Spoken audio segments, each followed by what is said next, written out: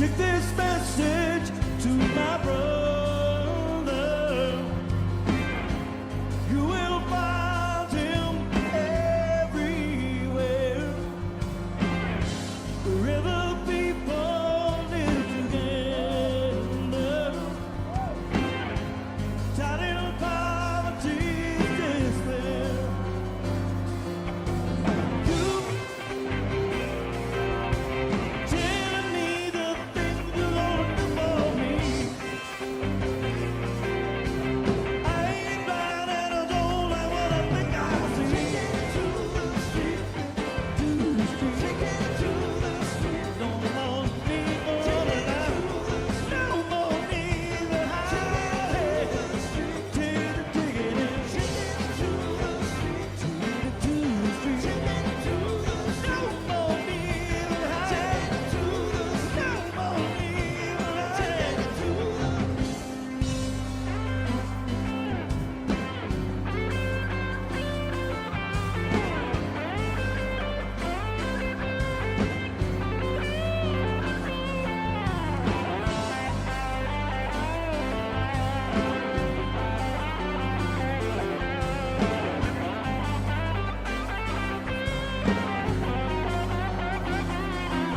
Oh, you telling me the things you're gonna do for me. I ain't blind and I don't like what I think I see. Take it to the street. Take it to the street. Take it to the street. No more need for the lie. No more need to hide. Take it to the street.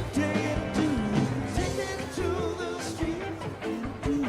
Take it to the street. No more need to hide. Take it to the street. No more need to hide. Take it to the street. Take it in. Take it into the street. No more need to hide. No more need to hide.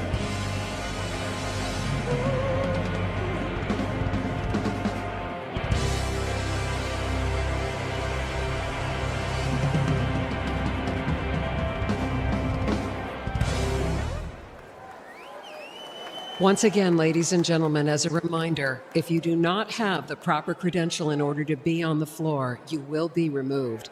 Escorts must remain with their guests at all times. Thank you.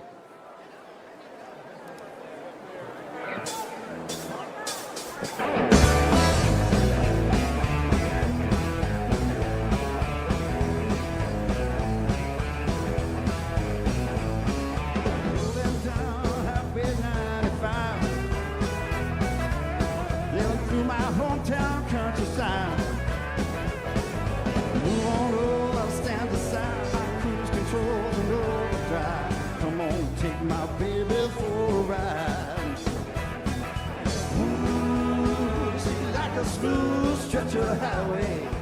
Ooh, she's like a cool summer breeze. If my motor's running right, we might lose control tonight. Got the shape, I love the squeeze. Looks that bring me to my knees. Oh, please, let it go tonight.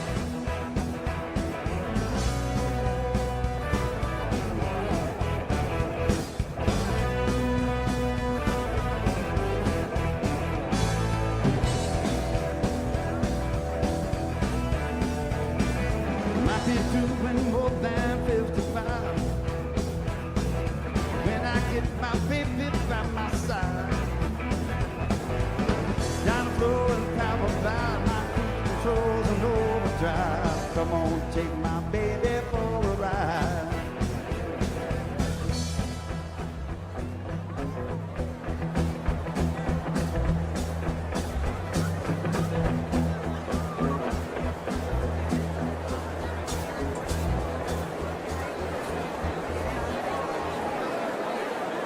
Delegates and alternate delegates, ladies and gentlemen, please take your seats.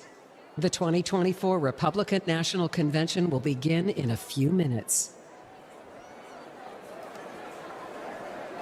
I've been doing more than 55 when I sit my baby by my side.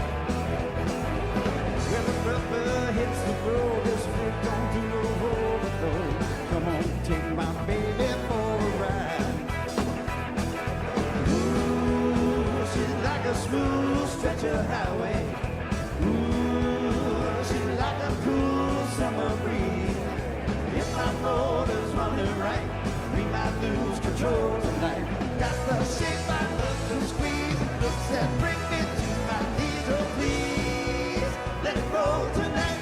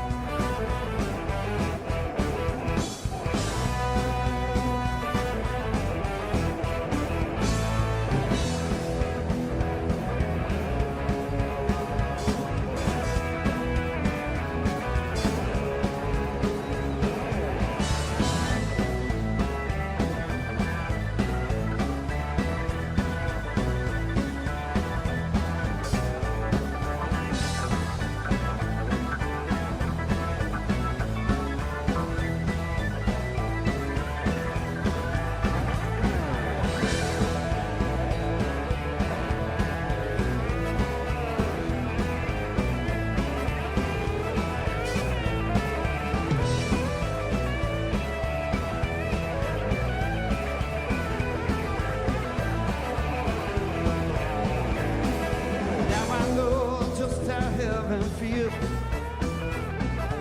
when I get behind that steering wheel. Down a flow and power fly, border stoked, I'm satisfied. Come on, take my baby for a ride. Ooh, she's like a smooth stretch of highway. Ooh, she's like a cool summer breeze.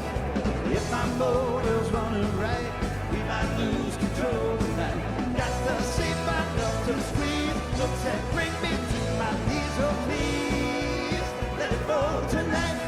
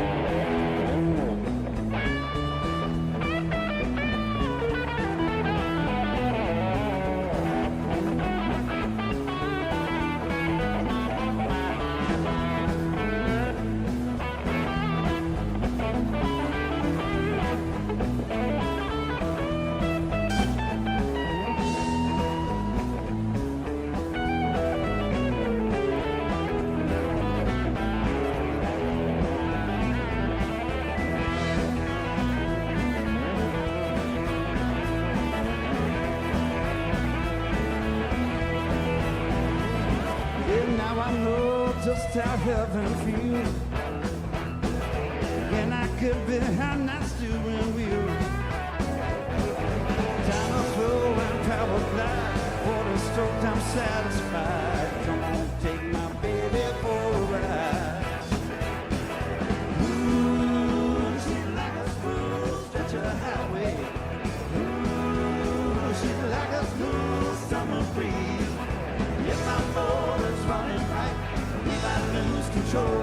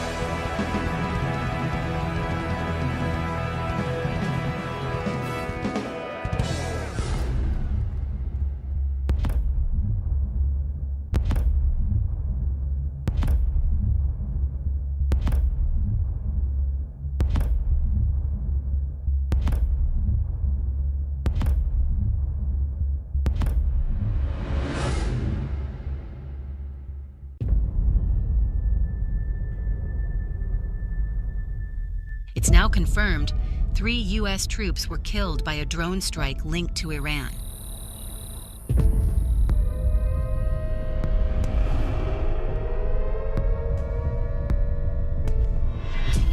"31 Americans died today in Israel after an attack by Hamas.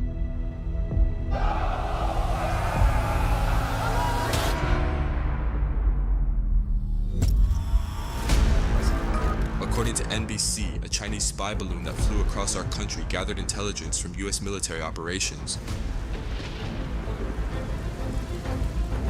13 American soldiers have been killed by a suicide bomber in Biden's failed pullout from Afghanistan.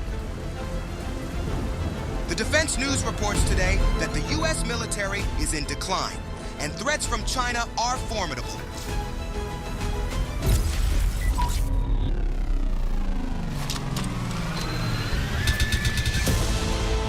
Prevailing view among Americans is that U.S. influence in the world is weakening, and China's is growing.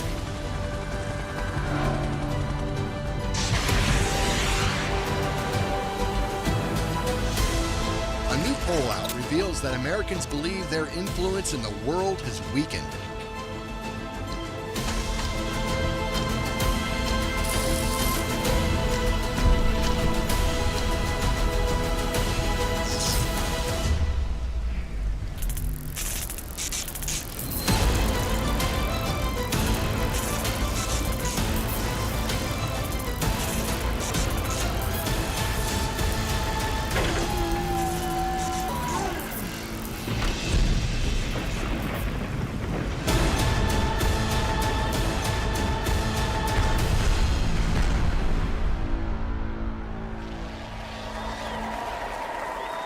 Ladies and gentlemen, the chairman of the Republican National Committee, Michael Whatley of North Carolina.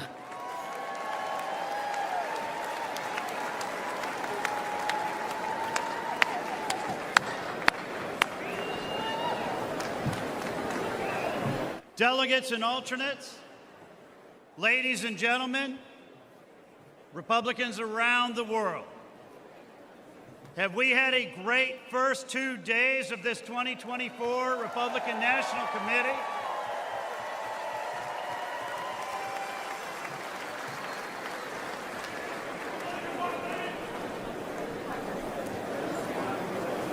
You know, when you think about where we are as a country today, you got to start by thinking about where we were 4 years ago. 4 years ago, Russia was in check. China was in check. Iran was in check. Our southern border was secure, and our economy was strong. Where are we today? Russia has invaded Ukraine.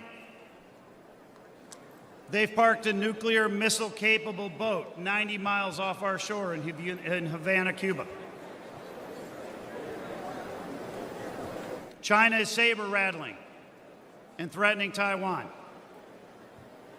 And Iran has openly attacked our ally, Israel, through its proxies and with its missiles.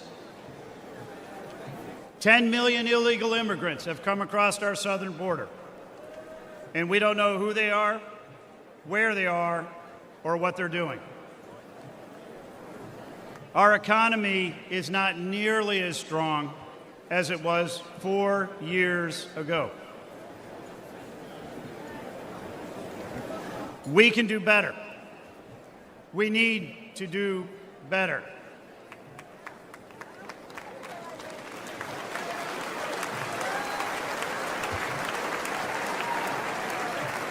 Tonight, we are going to hear from great speakers from across the Republican Party. We are going to hear from President Trump's son, Donald Jr.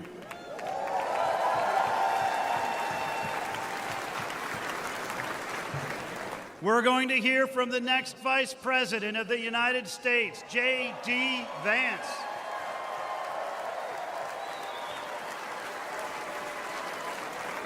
And we are going to hear from real Americans who are going to tell their stories about how we need to make America strong again.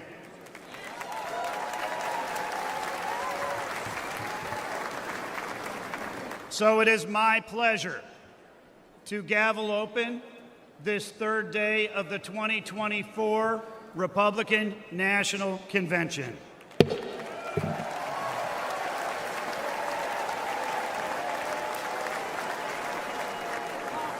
Offering today's invocation, please welcome Delegate Evelyn Nunez-Jones from California.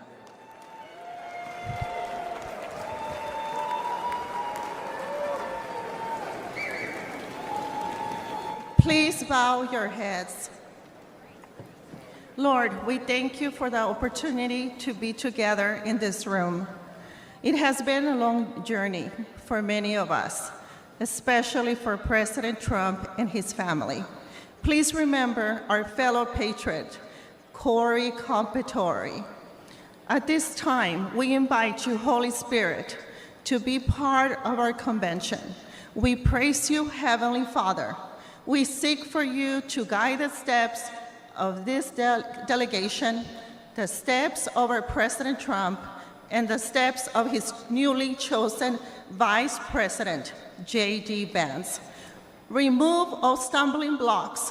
Jesus Christ, we ask for a new restoration of America, especially for our children. We pray for protection, divine wisdom, and revival for our country, for my state of California and our party. In the name of Jesus, we pray for victory in 2024. En el nombre de Dios, in the name of Jesus, amen. Let freedom reign. Woo! Please rise for the presentation of colors. The colors are presented by Scouts of America, Troop 222 of Racine, Wisconsin. Let's give them a warm welcome.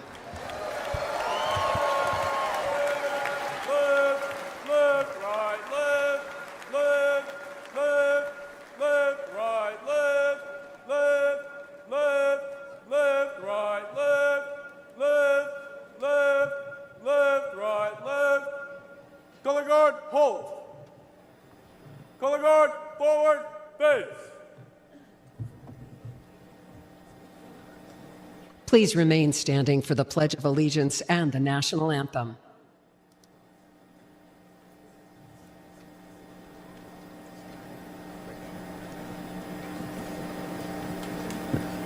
Ladies and gentlemen, please welcome John Coughlin from New Hampshire to lead us in the Pledge of Allegiance. I pledge allegiance to the flag of the United States of America and to the republic for which it stands, one nation, under God, indivisible, with liberty and justice for all. Thank you. Now, to perform the national anthem, please welcome Jenny Thiel.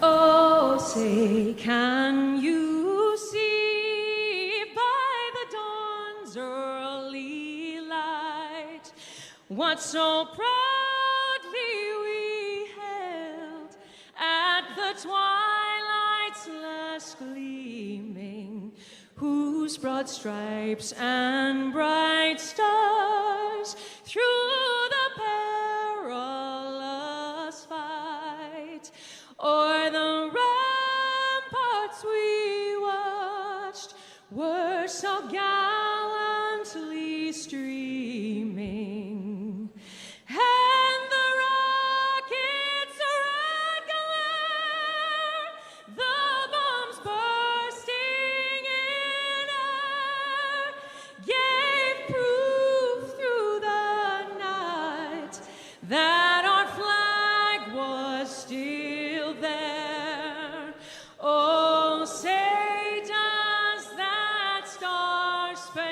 star-spangled banner yet wave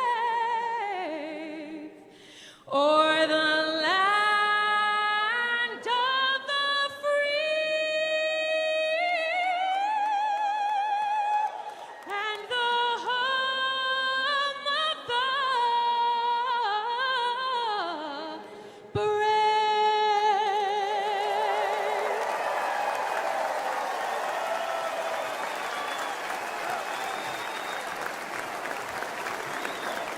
Please remain standing while the colors are retired. Color guard, right, base. Color guard, forward, march.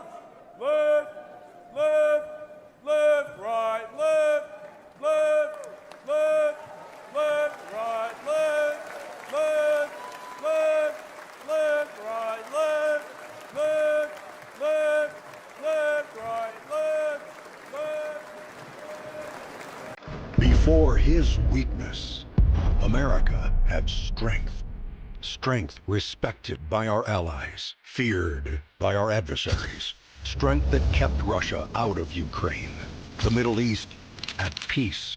Iran's nuclear efforts stalled. Our borders safe and secure. Terrorist ISIS destroyed. And American soldiers out of war. Because that's what a strong leader does. And our soldiers always knew this commander-in-chief had their backs. He was there with them on graduation day, visited with them here and around the world, gave them their largest pay raise in a decade, and he never forgot them after they served, and made sure every vet finally got the health care they deserved. President Trump, he's making America safe and strong again.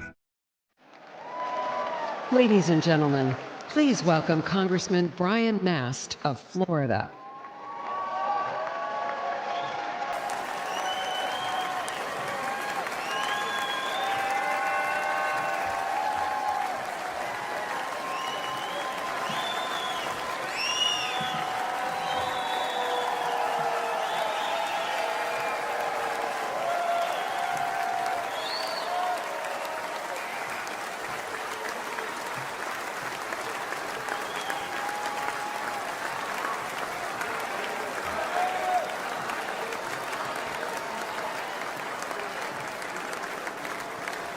Good evening, America.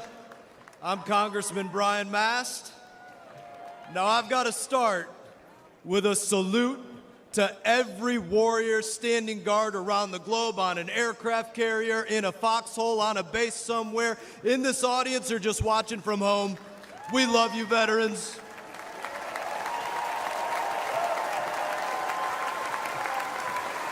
We love them. We love them. I too am an Army veteran, a husband, a father of 4. I lost 2 legs and a finger in the war in Afghanistan, but nothing could stop me from standing alongside Donald Trump and fighting for America.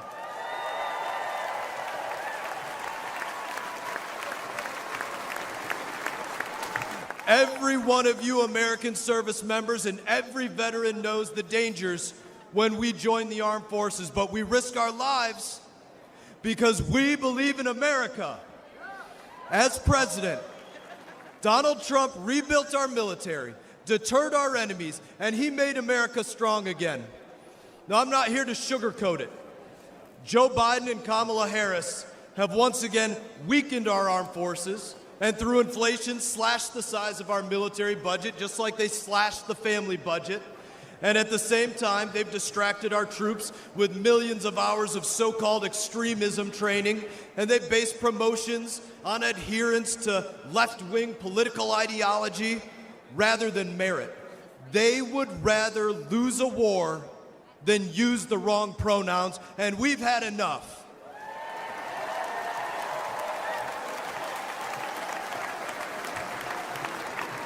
Donald Trump knows that our military needs warriors and not woke weaklings lecturing our warriors.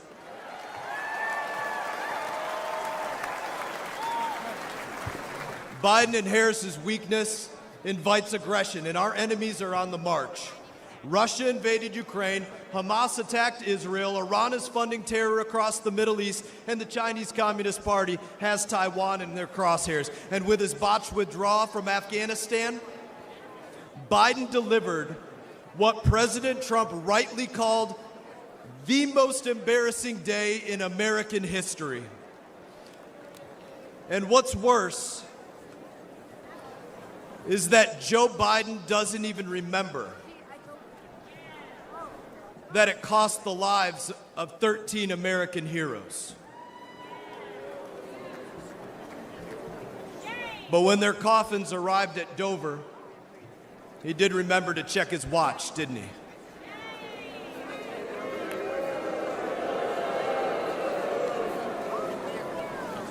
Nearly 2,500 of my brothers and sisters gave their lives in that war. Joe Biden disgraced their sacrifice and the sacrifice of all Afghanistan veterans. Kamala Harris stood with him when he did. Neither deserves to be saluted as commander-in-chief or to sit in the Oval Office.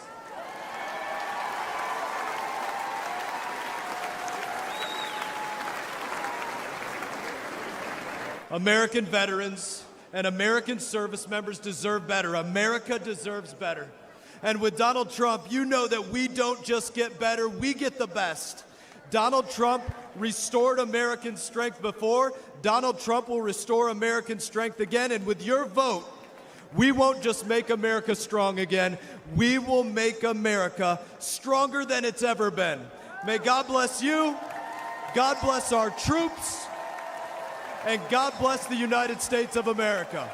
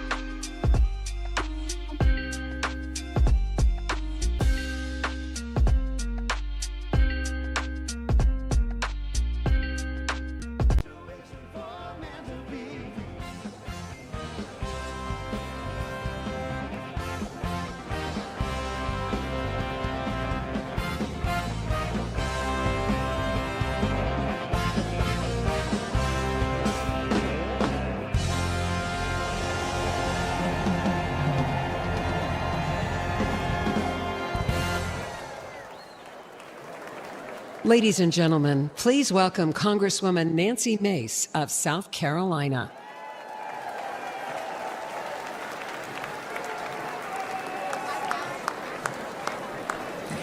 Good evening, America. My name is Nancy. Don't call me Pelosi. Josie Mace. I'm a congresswoman representing the great state of South Carolina.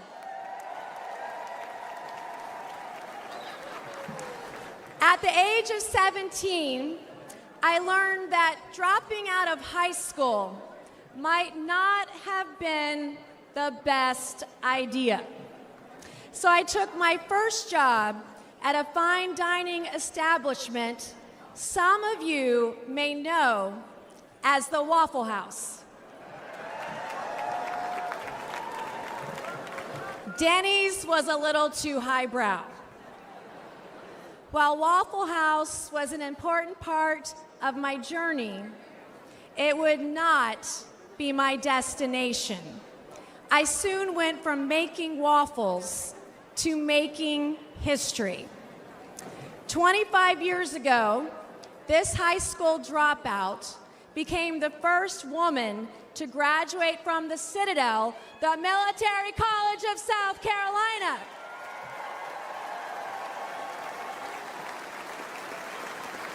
A college campus where we don't burn American flags, we salute them.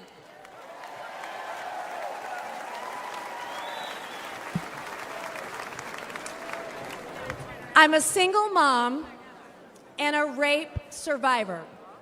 To women tonight who can relate, please know you have a friend and a sister in me. And I will fight like hell for you.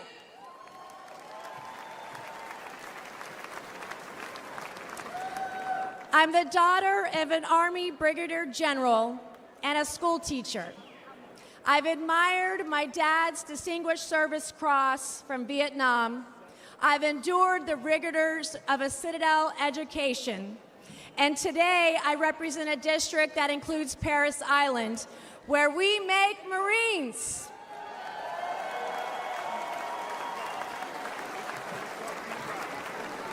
What we're witnessing today is proof that strength preserves peace and weakness invites war. We can never project strength around the world when weakness stands in the White House.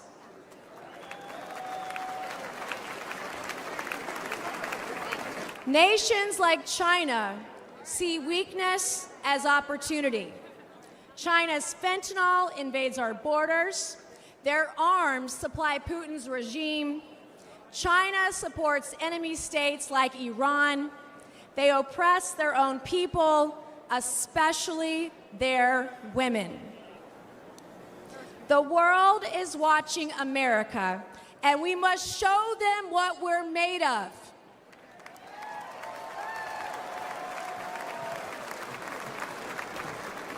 And I know a strong leader when I see one. Donald Trump stood up to China before, and he will do it again.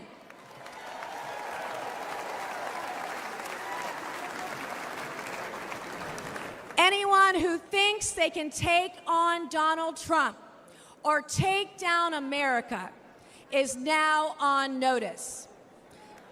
Just as Trump quickly rose to his feet with a defiant fist in the air in Butler Township, Pennsylvania, when we re-elect him as president in November, America will soon be back on hers.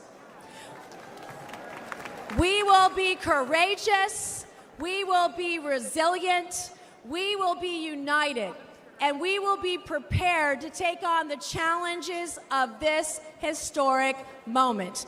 Thank you, God bless you, and God bless the United States of America, and God bless Donald J. Trump. Thank you. Ladies and gentlemen, please welcome Congressman Ronnie Jackson of Texas.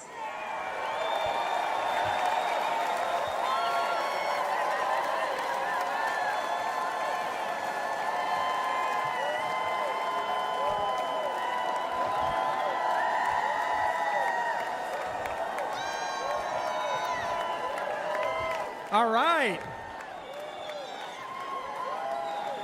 All right, all right. Good evening, everybody. Good evening, and good evening to my delegation from Texas.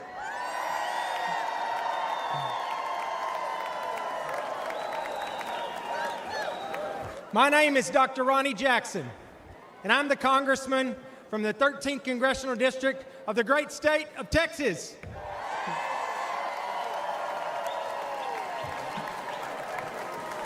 Prior to being in Congress, I served on active duty in the Navy for 25 years.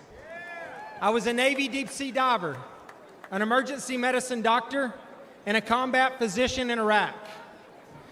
During that time, I also had the distinct privilege of serving for 14 years as White House physician. But most importantly, I served as the appointed physician to the greatest president that this country has ever had, Donald J. Trump.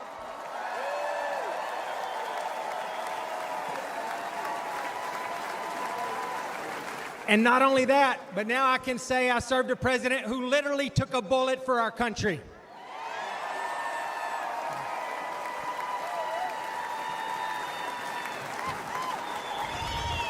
President Trump and I have been through a lot together over the years, but I have never, ever been prouder of his leadership than I was last Saturday. His warrior spirit and his display of will to keep fighting for our country, even after getting shot down, will go down as an all-time moment in American history. I know firsthand from my time at the White House that being a president is an unrelenting 24/7 job. Time off truly just doesn't exist. Our president needs to make clear and decisive decisions in a moment's notice. When the phone rings in the middle of the night, the president must be ready. Unfortunately, our current president is not ready for that call. Let's not kid ourselves. Father Time has not been kind to Joe Biden. And China, Russia, Iran, and North Korea, they do not respect Biden's 10 a.m. to 4 p.m. schedule.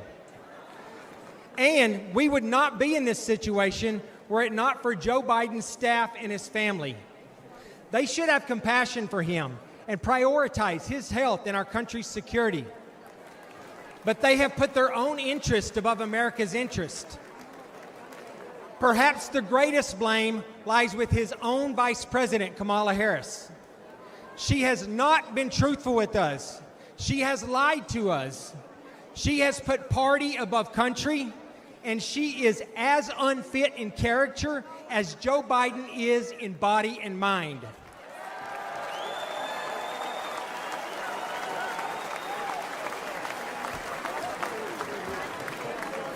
Between the wide open southern border, the botched Afghanistan withdrawal, record high inflation, and the devastating crime in our streets, this administration has now produced a legacy of failure, disappointment, and danger. There is simply too much at stake to have someone who can barely shuffle to a podium be the one that is responsible for the safety and the security of our country.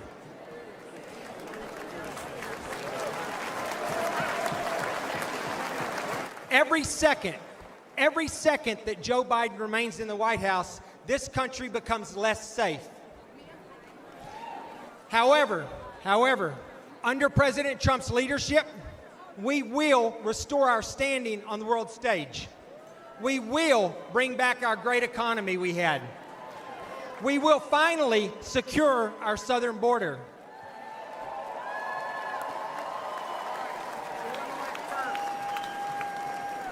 We will rebuild our great military. We will clean up crime in our streets. And most importantly,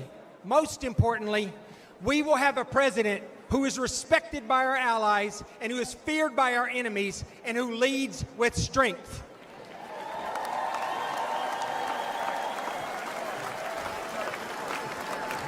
Let me close by saying the path forward is simple. It is very simple and straightforward. We need to make America great again, and we need to do everything we possibly can to re-elect Donald J. Trump as our president. Thank you all. God bless you. God bless America. And God bless Texas.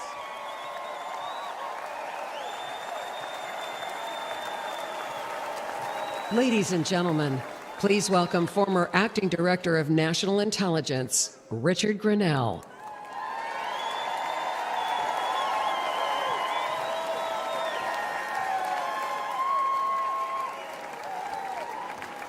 Hello, California.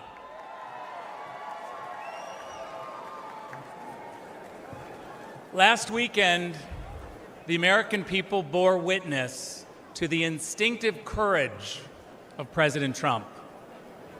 We all know the contrast to Joe Biden could not have been greater. Tonight, I want to talk to you about why President Trump's strength and grace, which now even his opponents struggle to deny, have consequences beyond American borders. From 2001 to 2008, I served as America's spokesman at the United Nations. Back then, Republicans believed America's duty was to spread democracy by military force. We were misled about weapons of mass destruction. We intervened in other countries' affairs and signed treaties that only benefited other nations. We spent too many years ignoring America's priorities. That's what happened when Washington stopped being the capital of the United States and started being the capital of the world. There was only one man with the strength to call out the lies and failures of both Democrats and Republicans: Donald Trump. Donald Trump doesn't care if you're gay or straight, black, brown, or white, or what gender you are. He knows that we are all Americans and that it's time to put America first. After 16 years of wars and chaos, the world looked different when President Trump was in the White House. Russia invaded Ukraine under both Obama and Biden, but Putin did not dare escalate under President Trump. Under Trump, China was challenged. Under Trump, the Balkans were more peaceful. Under Trump, the Middle East signed historic peace deals. Under Trump, Iran was broke. Under President Trump, we put American interests first. There were no new wars. Old wars ended, and America had the greatest economy in the world. But after 4 years of Joe Biden, wars are back, the Taliban is back, and members of ISIS have slipped through America's broken southern border. Russia is sailing warships off the coast of Florida. China is bullying its neighbors. Iran is waging a war in Israel and Gaza with help from Joe Biden.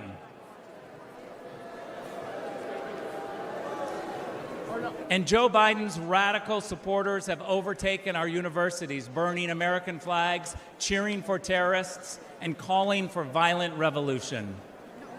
The reason the world is on fire is because President Biden is weak in more ways than one. But Donald Trump's opponents here and abroad now see clearly his incredible courage and resilience. They stand in fear and awe at the thought of his return. By voting for President Trump, you are casting a vote for the strength and grace that will bring peace and prosperity back to you, your family, America, and the world.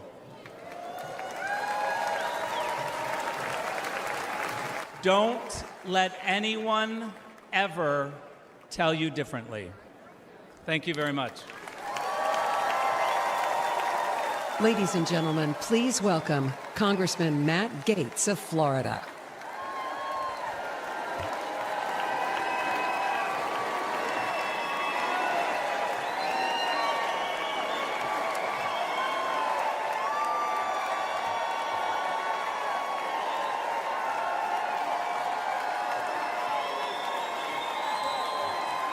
Donald Trump is unstoppable. Elect him president again, and America will be unstoppable too. Meanwhile, Joe Biden's been out of it. Democrats have been hiding the real Biden for years. We saw people in the witness protection program more often than we saw unscripted Biden. Under Biden-Harris, America has fallen sicker, lonelier, and poorer. Under Trump, we prospered, we were richer, inflation was low, and there were 2 genders. Under Biden-Harris, inflation has gotten so bad you can no longer bribe Democrat senators with cash alone. You have to use gold bars just so the bribes hold value. Oh, the swamp draining will recommence soon, and I will be President Trump's strongest ally in Congress to pass term limits, to stop taxpayer funding for political campaigns, to ban members of Congress for life from becoming lobbyists, and for the same reason you don't let the referee bet on the game, ban members of Congress from trading individual stocks. I am proud to stand before you, the only Republican in Congress who takes no lobbyist money, no PAC money. It's not good for me. I work for you, not them. President Trump, he'll never defund our police, but he will defund foreign aid to countries that hate us. And President Trump understands that if it isn't racist to check ID for a hunting license or welfare benefits or a fishing license, then it is okay to demand an ID to vote everywhere in this country in every election that's held.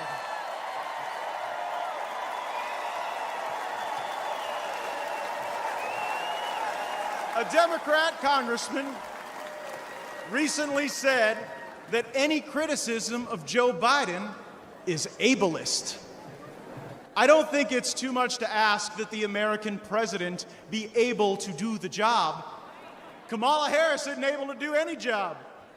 She was appointed border czar.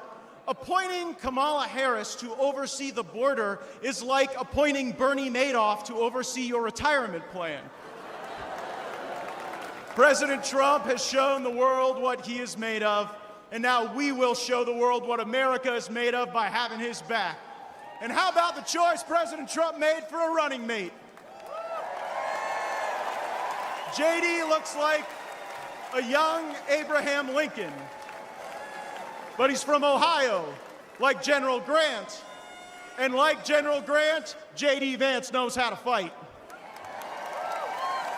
So they can run Biden from the nursing home, Harris, George Clooney, Robert De Niro, whoever they want to run. We are on a mission to rescue and save this country, and we ride or die with Donald John Trump to the end. Thank you all so much. Thank you for having my back. Let's go get him. Ladies and gentlemen, please welcome former United States Ambassador to the Holy See, the Vatican, Callista Gingrich.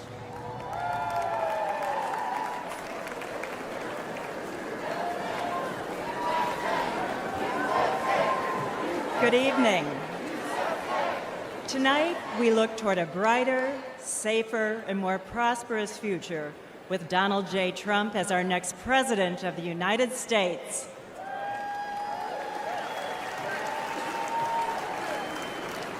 When I served as President Trump's ambassador to the Vatican, I witnessed the importance of having a president who stands up for religious freedom. Over the last 4 years, the failed policies of the Biden administration have jeopardized our right to worship freely and weakened our nation. Freedom of religion is one of our nation's most important foundational principles. Throughout our history, the right to practice our faith has been at the heart of the American experience. Today, this fundamental right is under attack. In recent years, the radical policies, rules, and regulations imposed by our own government have threatened people of faith. However, we have reason to hope. In our lifetime, no president has done more to advance and defend religious freedom than President Donald Trump.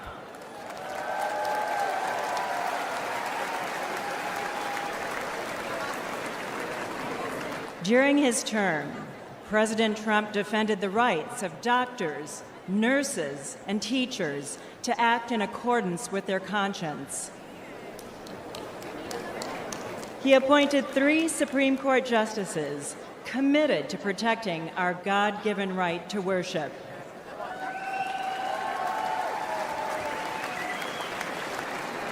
He expanded school choice and defended the First Amendment freedom of every student to practice their faith in public schools.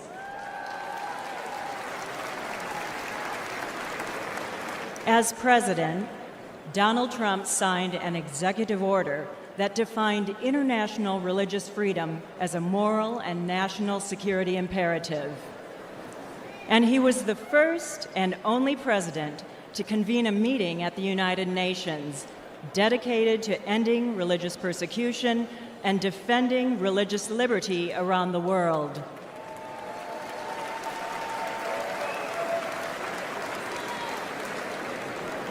Tragically, many of President Trump's policies have been replaced by the Biden administration's anti-faith agenda that uses the power of the government to impose its far-left ideology on religious believers.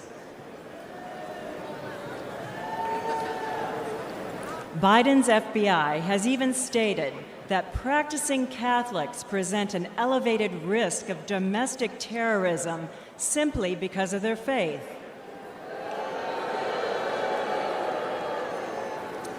Unlike President Biden, President Trump has a proven track record for promoting and protecting religious freedom at home and abroad.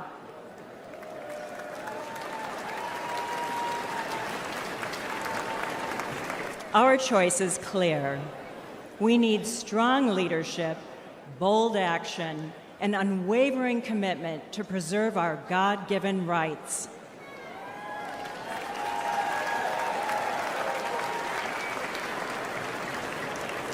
I am confident that President Trump will continue to fight for our founding principles and beliefs when he becomes the 47th President of the United States. Thank you. Please welcome Newt Gingrich.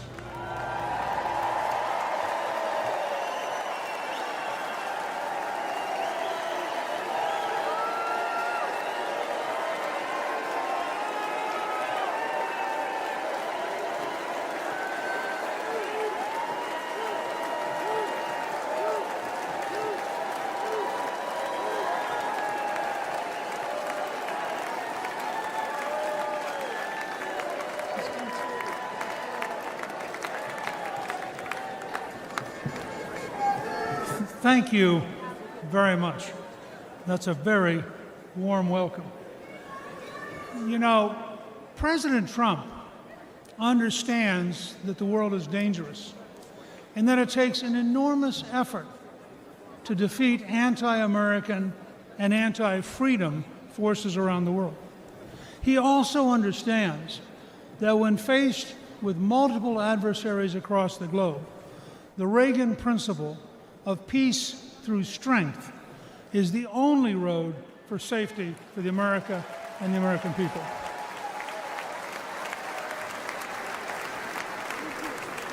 The contrast between President Trump's realistic policy of resolute strength in a dangerous world and President Biden's policies of appeasement, weakness, and self-delusion may be the biggest difference between the Make America Great Again movement and the Make America Weak ideology of the left.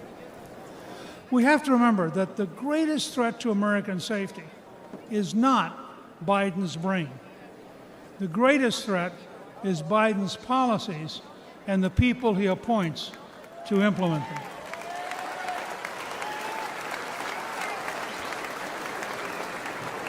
He is working towards appeasement when the world today is incredibly dangerous. A growing coalition of dictatorships is actively trying to undermine American power and conquer America's allies.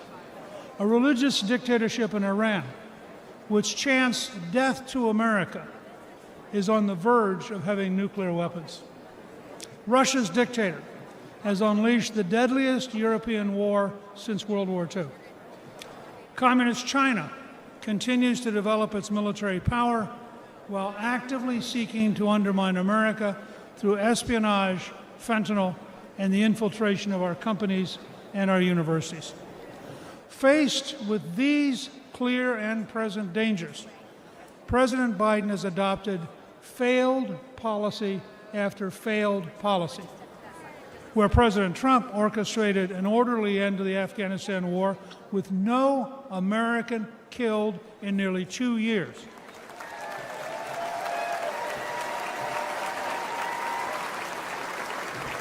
Biden ordered a chaotic, panic-filled withdrawal that left 13 American troops and hundreds of Afghans dead.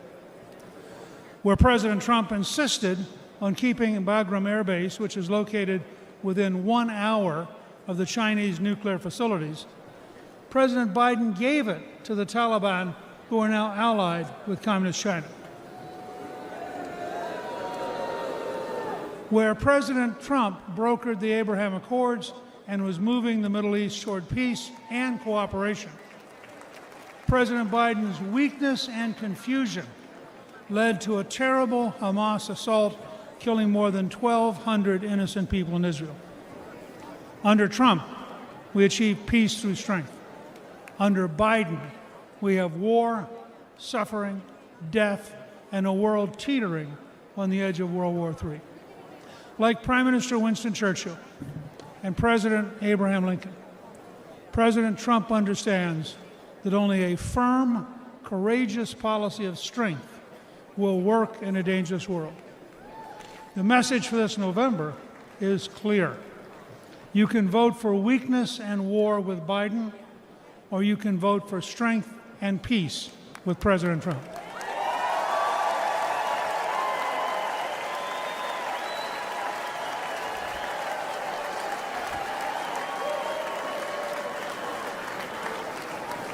Let's dedicate ourselves to making America safe, strong, and proud again with President Trump. Thank you very much. Ladies and gentlemen, please welcome former Director of the United States Office of Trade and Manufacturing Policy, Peter Navarro.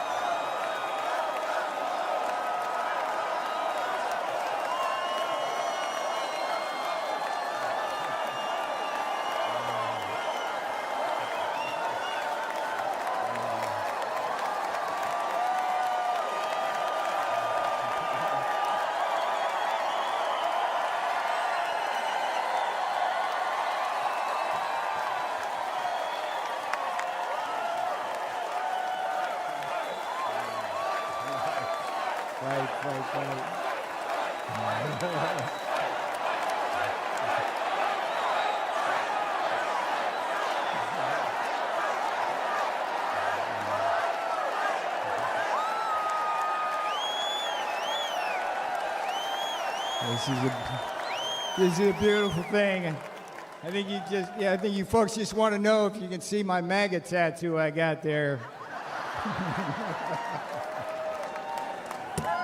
Yes, indeed. This morning I did walk out of a federal prison. in Miami. Joe Biden and his Department of Injustice put me there. Tonight I'm here with you in this beautiful city of Milwaukee. I've got a very simple message for you. If they can come for me, and if they can come for Donald Trump, be careful, they will come for you. If we don't control our government, their government will control us. If we don't control all three branches of our government, legislative, executive, and judicial, their government will put some of us, like me and Steve Bannon, in prison and control the rest of us. Here's how it went. Here's how I got in prison. The legislative branch came for me first. Your favorite Democrat, Nancy Pelosi, created your favorite committee, the sham January 6th committee, which demanded that I violate executive privilege. What did I do? I refused. The J6 committee demanded that I betray Donald John Trump to save my own skin. I refused.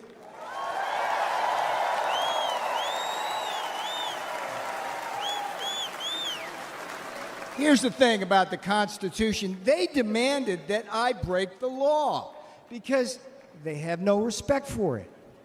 I refused. And a Democrat majority in the House then voted to hold me in contempt.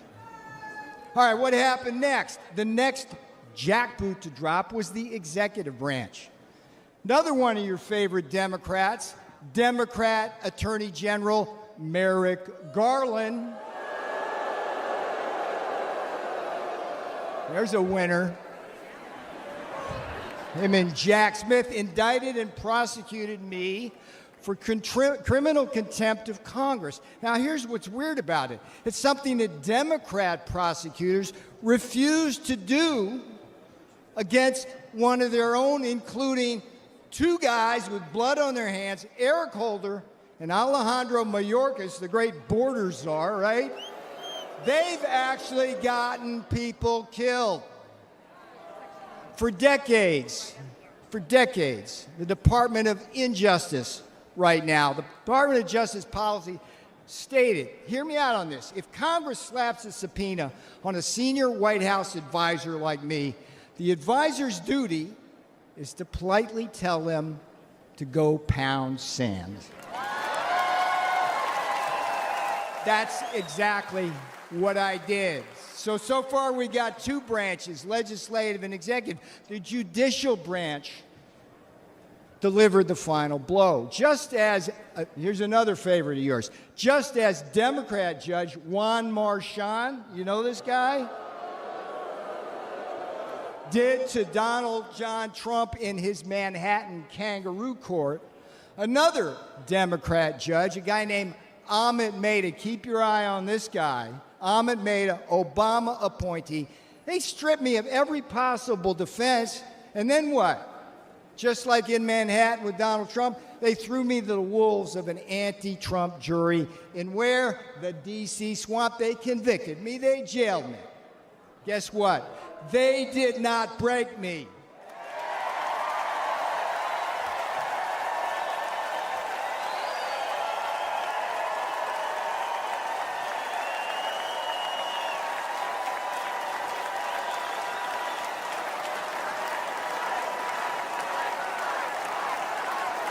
And they will never break Donald Trump.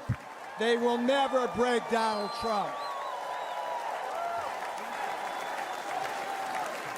All right, now here's the most important thing I'm going to tell you. You may be thinking this couldn't happen to you.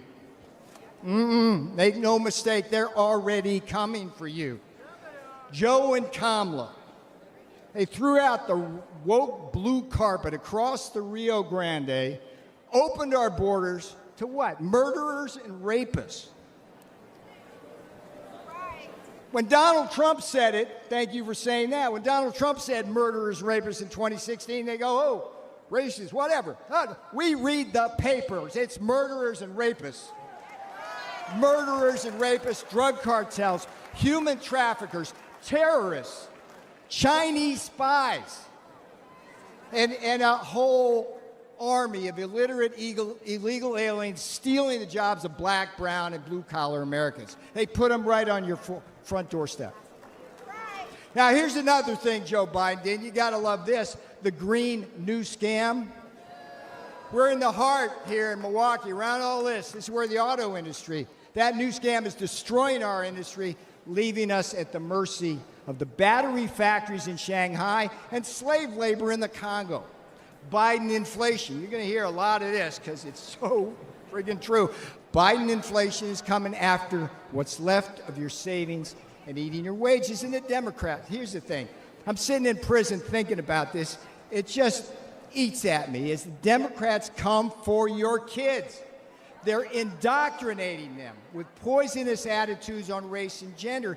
And here's the thing, when politics fails, the investigations and prosecutions begin. They did it to me. They're going to do it to Trump. But hear me out. They've also done it to Catholics, pro-life activists, and parents who are just standing up for the kids at school board meetings. This is a tale of two Americas, and you know it wasn't this way when Donald Trump was president. I remember the days I was there. In Trump's America, you were safe and our borders were secure. In Trump's America, you were more prosperous, and you didn't have to choose between what? Food on the table, medicine in the cabinet, and a roof over your head. And in Trump's America, you didn't have to worry about being locked up for disagreeing with the government.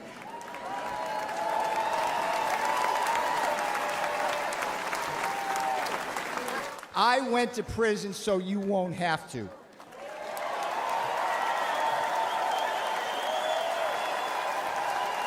I am your wake-up call.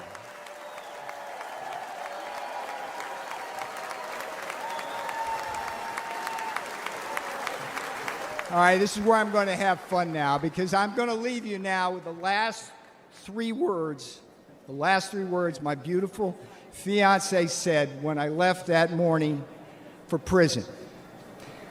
They weren't, "I love you." That was a given. She simply said, "We got this. We got this."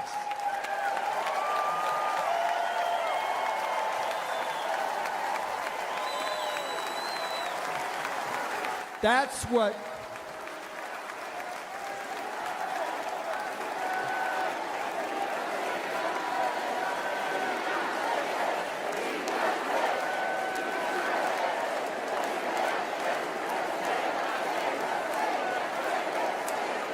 bring my girl out now.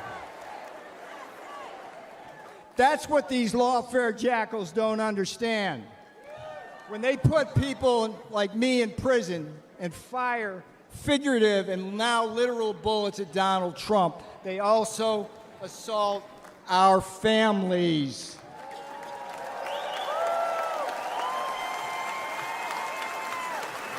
On Election Day, America will hold these lawfare jackals accountable.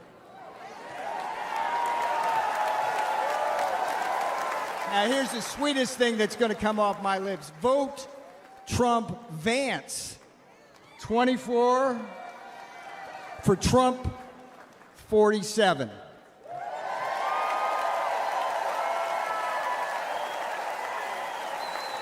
I'm Peter Navarro. I went to prison so you won't have to. This is my beautiful girl. She did the time with me. That's what these friggin' Democrats don't understand. They do this to our families. She's my girl. Yeah. I love you. Let's win. Do not let up. Do not let up. Pedal to the metal till November.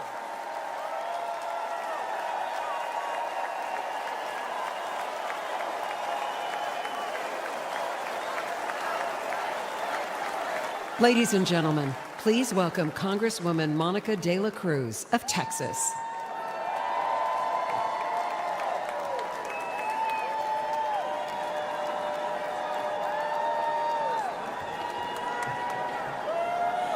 Hello, Milwaukee. On behalf of the great state of Texas, it is an honor to be with you tonight.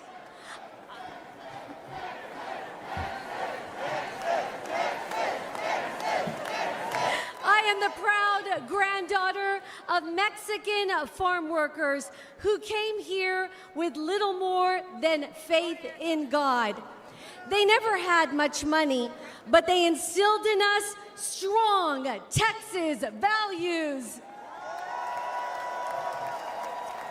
They taught me that through hard work, anything is possible in America.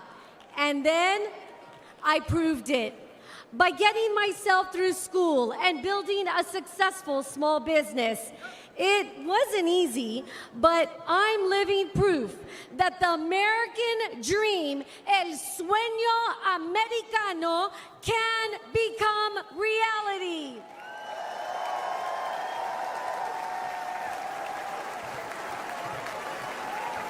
Only in America can a little girl from South Texas go from watching her abuelo pick watermelons to serving in the people's house.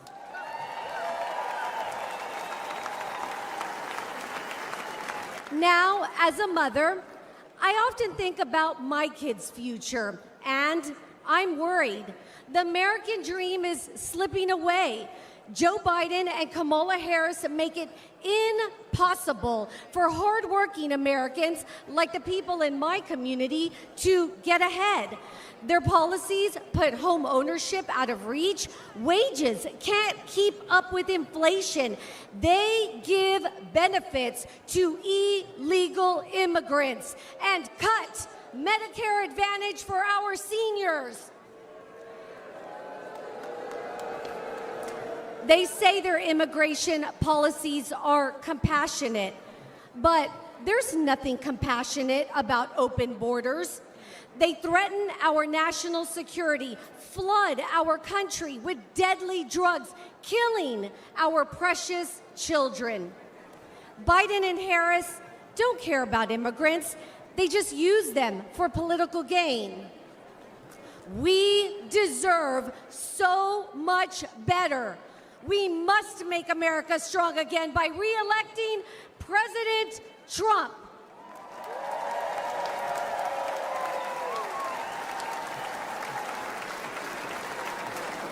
Under his leadership, we can put hardworking Americans first again, end this border crisis. We can restore peace and prosperity, creating an amazing future with endless possibilities. And we can rebuild the most vital institution of all, the American family.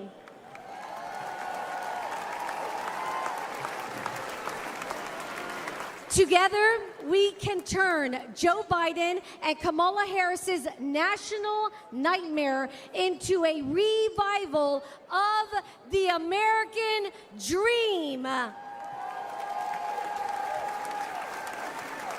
Thank you, Milwaukee. Good night. Ladies and gentlemen, please welcome former Acting Director of Immigration and Customs Enforcement, Tom Homan.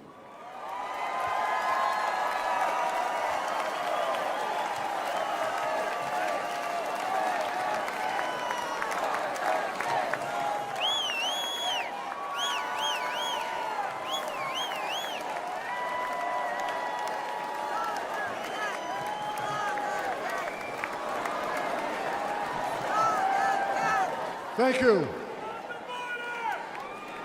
How you doing?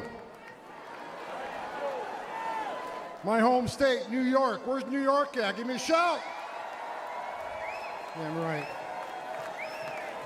Look, for those who don't know me, my name is Tom Homan. I began my career as a Border Patrol agent in 1984.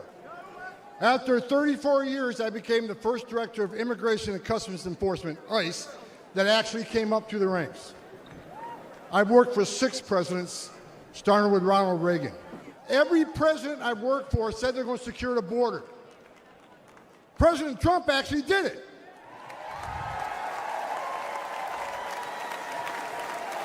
He created the most secure border in our history, and that's a stone cold fact. The data proves it, and guess what? He's going to do it again.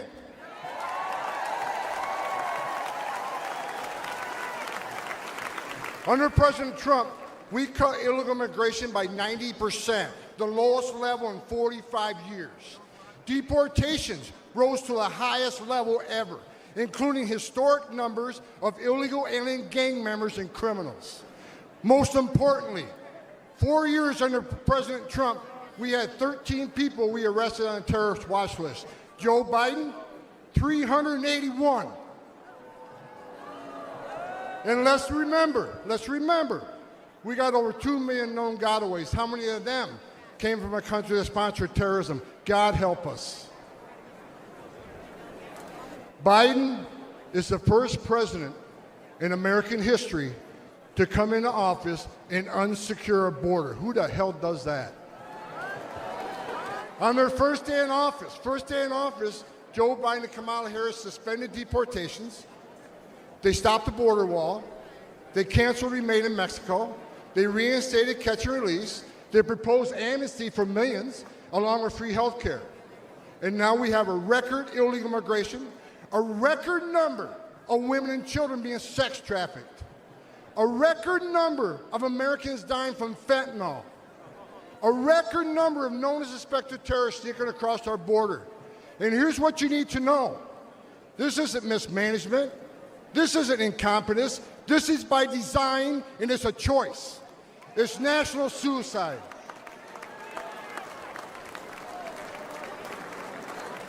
But you know what? On November 5th, the American people do have a choice, and they're going to stop this madness. I got a message. As a guy who spent 34 years deporting illegal aliens, I got a message to the millions of illegal aliens that Joe Biden's releasing our country in violation of federal law. You better start packing now.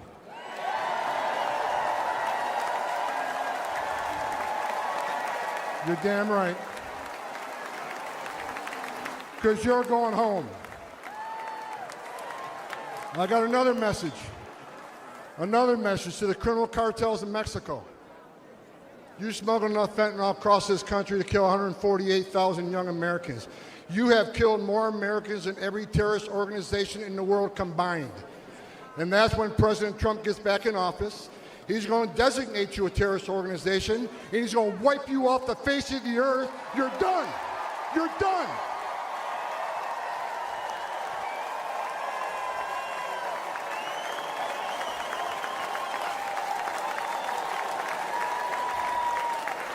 President Trump is going to end the Biden-Harris open border madness. We will stop the drugs and the crime from pouring in your neighborhoods. President Trump has proven to the American people that he's a warrior. And he's going to make America safe again, and you can take that to the bank.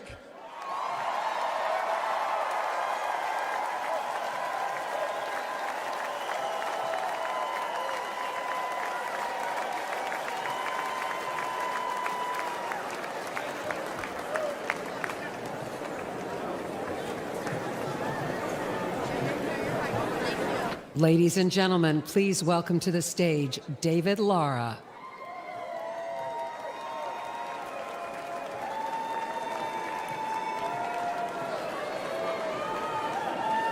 Hello, Milwaukee. Quiero dar un saludo a toda la comunidad y audiencia hispana. I am a proud husband and father of a small business in San Luis, Arizona, a town that sits directly on the U.S.-Mexico border. We are the front line of the Biden's border crisis. Small towns like mine bear the brunt of the chaos. Imagine crowds rushing the port, overwhelming Border Patrol when they know they don't have enough agents to detain everyone. Imagine strangers terrorizing your homes, your neighbors, your yards, and local schools going fearful to let children walk home. Imagine the fire department using off-road vehicles to bring your neighbors to the hospital because the ambulances are taken by so-called asylum seekers. Imagine being treated as second-class citizens, as chaos and crime overwhelm your streets. I don't have to imagine this. I've watched it with my own eyes. I've seen my town suffer because Biden and Kamala Harris want the illegal immigration crisis to continue. And no amount of suffering has changed their mind or convinced them to finally put Americans first. In San Luis, Mexican drug cartels use school children as mules. Let that sink in. Deadly drugs flow through our town, bringing crime and violence. San Luis wasn't always this way, and Joe Biden and Kamala Harris do not care. In fact, they seem satisfied. They have done nothing to stop it and everything to make it worse. They have never set foot on my border town. 4 years ago, president who believed in borders, and we have a president who traveled all the way to San Luis. We had a president who cared, and we can have that president again. We must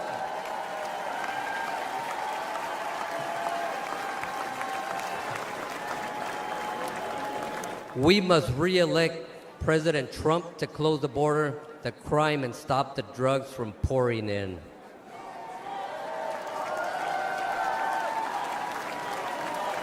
We must re-elect President Trump to imprison and deport violent gang members instead of coddling them, terrorize our nation. We must re-elect President Trump to put our citizens first and make America strong again.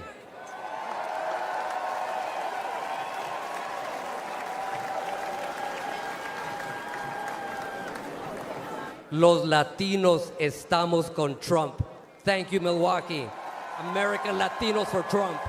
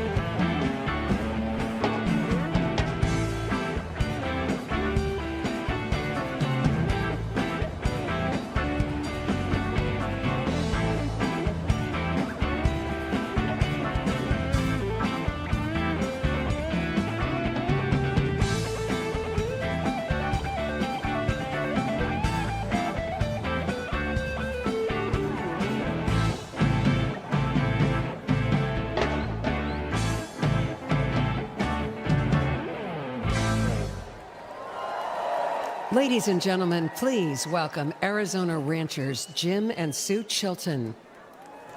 My name is Jim Chilton, and this is my beautiful wife, Sue. We've been married for 60 years.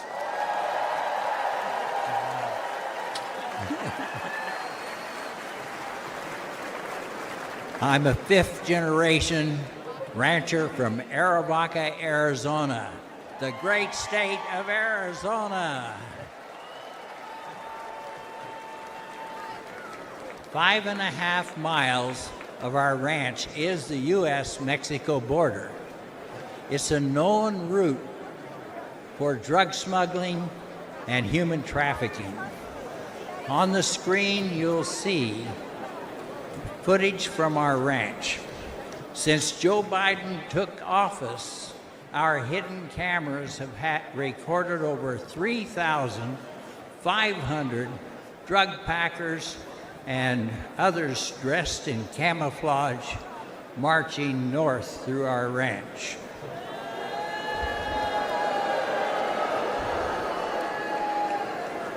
These are not asylum seekers. It looks like and it feels like an invasion because it is.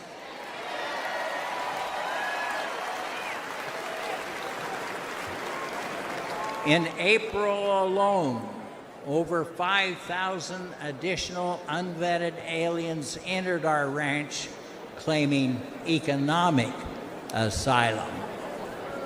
We know firsthand that Biden's open border is our nation's greatest national security threat.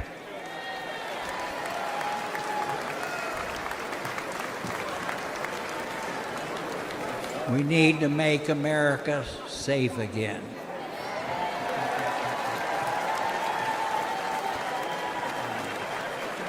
Every time Jim leaves the ranch house, I have to worry that he won't come back alive.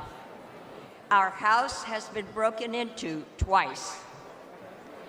A Border Patrol agent was shot 5 times by drug smugglers on our ranch.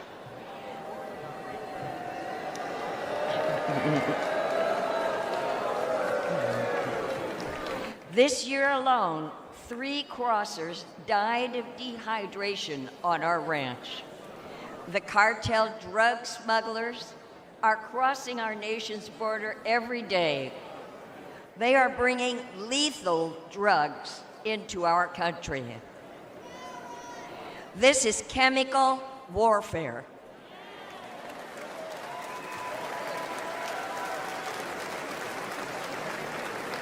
It's killing Americans. Under President Donald Trump, it wasn't like this. And if we bring him back, I know he'll stop it again.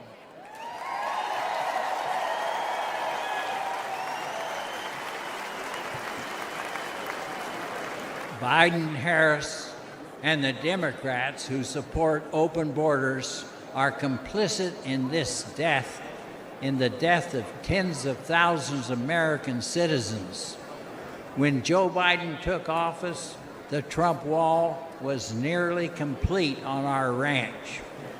But Biden halted the construction and stopped the installation of all the planned electronics.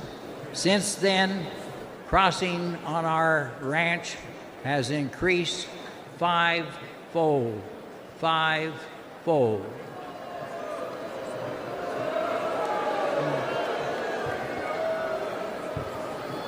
It's like Biden and Harris want the lawlessness. The fact is that walls work. We must elect Donald Trump to finish the wall.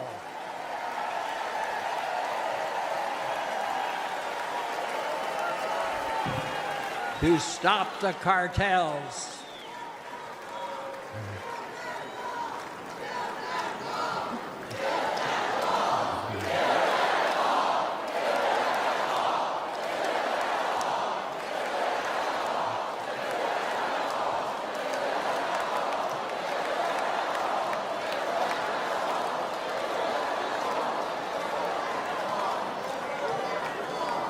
and we must keep America safe and strong. Thank you. Thank you. God bless all of you.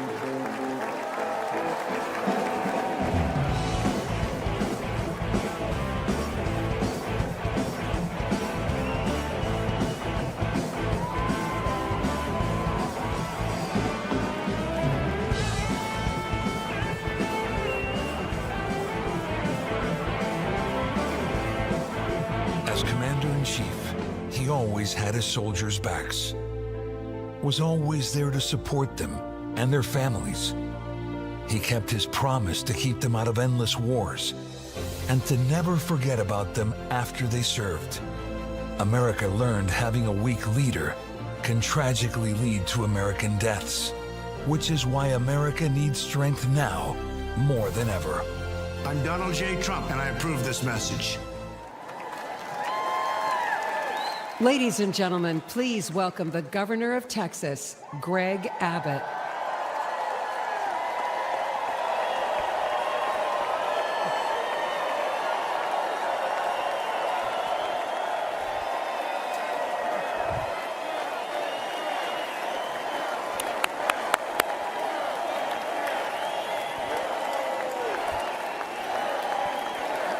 Thank you all very much. Thank you all very much. Thank you all very much.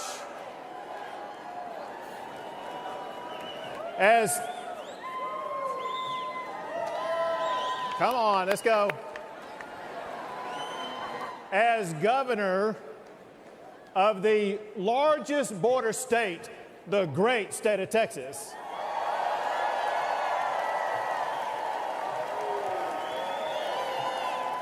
I can tell you, America needs a president who will secure our border. America needs Donald J. Trump.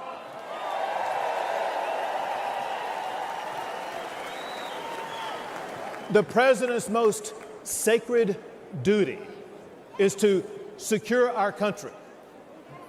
Donald Trump fulfilled that duty by eliminating illegal immigration. Under President Trump, we had the lowest illegal border crossings in about 4 decades. By contrast, however, Joe Biden deserted his duty. On his first day in office, he gutted President Trump's policies. And the result has been catastrophic. Under Joe Biden, illegal immigration has skyrocketed. Under his watch, around 11 million immigrants have crossed our border illegally. That's more than the entire population of Michigan. It's twice the population of Wisconsin. Biden has welcomed into our country rapists, murderers, even terrorists, and the price that we have paid has been deadly. Among the many victims was 12-year-old Jocelyn from Houston, Texas, raped and murdered by 2 illegal immigrants. She's one of thousands whose lives have been destroyed by Joe Biden's open border policies. To make matters even worse, Biden is even fighting tooth and nail to stop Texas and other Republican states from securing our own borders. I deployed thousands of National Guard soldiers to build hundreds of miles of razor wire barriers. Give it up for our National Guard.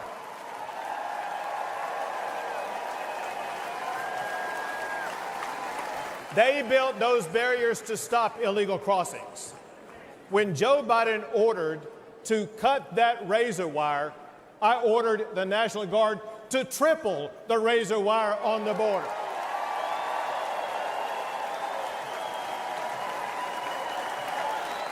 When Biden took 50 acres of Texas border property to illegally process up to 5,000 illegal immigrants a day, I directed the Texas National Guard to take back our land and wire it shut.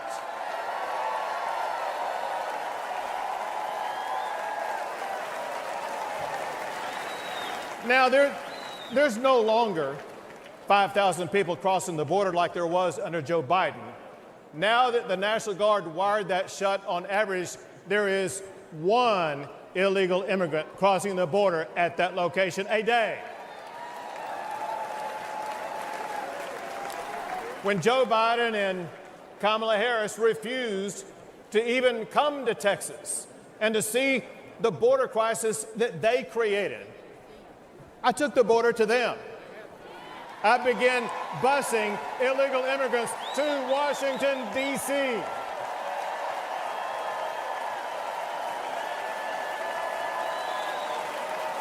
And we have continued busing migrants to sanctuary cities across the entire country.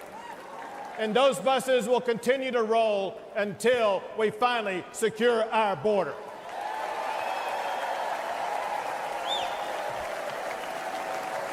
Fortunately, I see hope on the horizon, because on November the 5th, Joe Biden will be fired.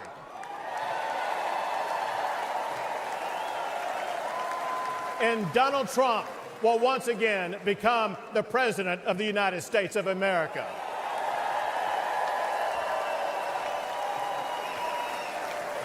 He will enforce the immigration laws.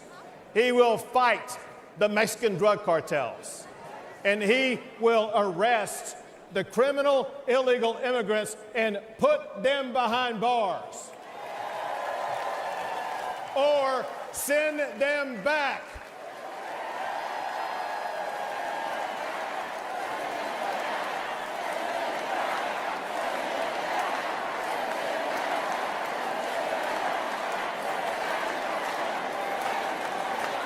It is time to restore order at the border.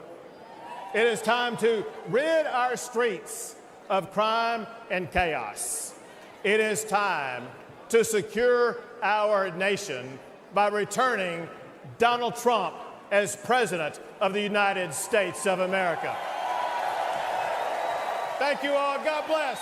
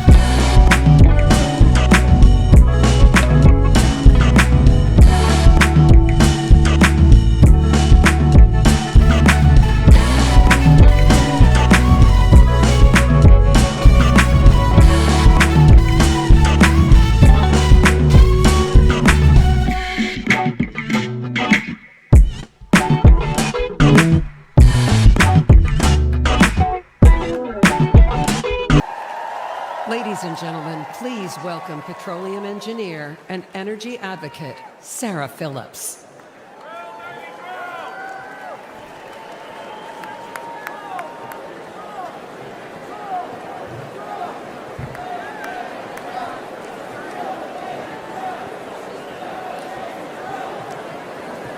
Good evening, Milwaukee. This past Saturday, I was at the Trump rally in Butler.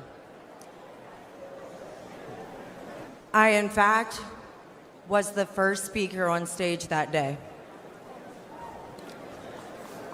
As you can imagine, it was a terrifying experience, but nothing was going to stop me from being here to support President Trump.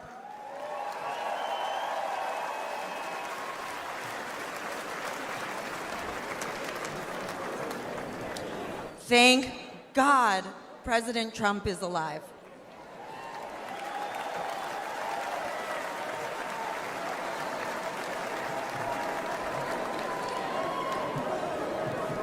I'm Sarah Phillips, and I'm honored to speak to you about one of the most important issues in this campaign, energy.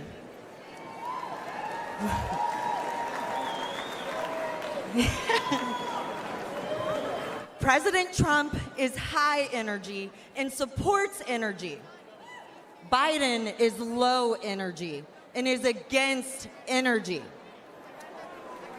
The difference is significant for you and significant for our country. President Trump understands that abundant, affordable energy is vital to our economy and to our national security.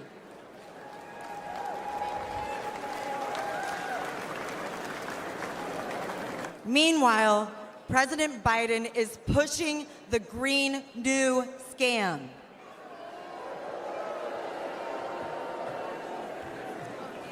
President Biden declared war on the oil and gas industry since day one. He canceled the Keystone Pipeline, overrode congressionally directed oil lease sales in Alaska, and has proposed massive tax hikes on oil and gas. His campaign against responsible development of oil and gas is crushing everyday Americans like you and me.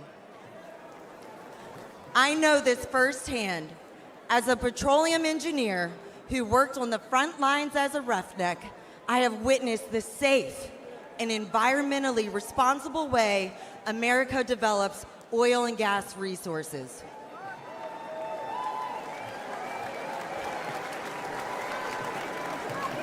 And I have worked side by side with those in the field who I consider family and who are dedicated and hardworking.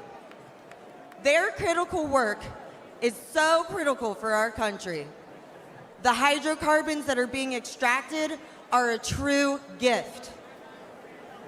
From powering our cars and heating our homes to being a building block for fertilizer, plastic, and many other products, our society and our standard of living could not exist without fossil fuels.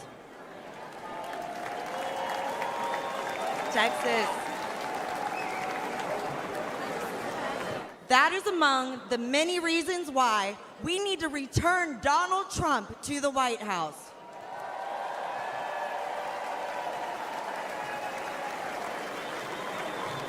With President Trump back in charge, we'll not only be energy independent, we'll be energy dominant.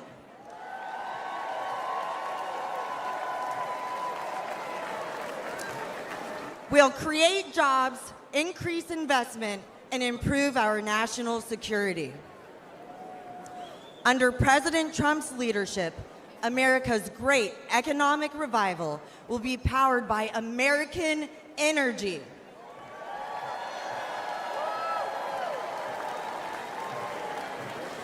He did it before, and he will do it again.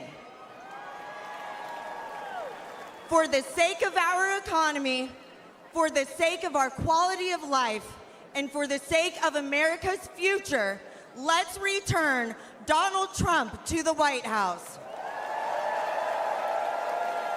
Texas.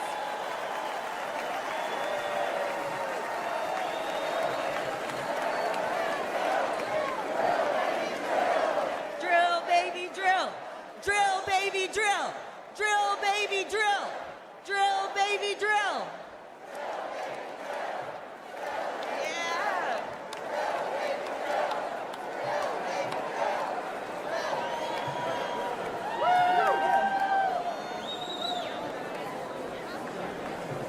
Ladies and gentlemen, please welcome the mayor of East Palestine, Ohio, Trent Conaway.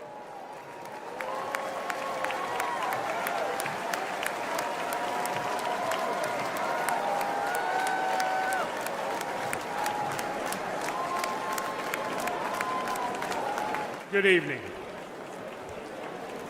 February 3rd, 2023 began like any other Midwestern day, but in a heartbeat, everything changed. I'm Trent Conaway, the proud mayor of East Palestine, Ohio.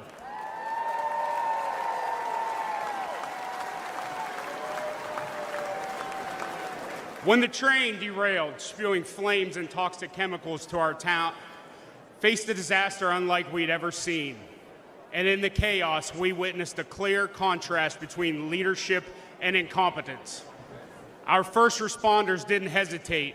They raced to the scene, they battled the flames, and evacuated our citizens. And for that, I want to thank every one of them tonight.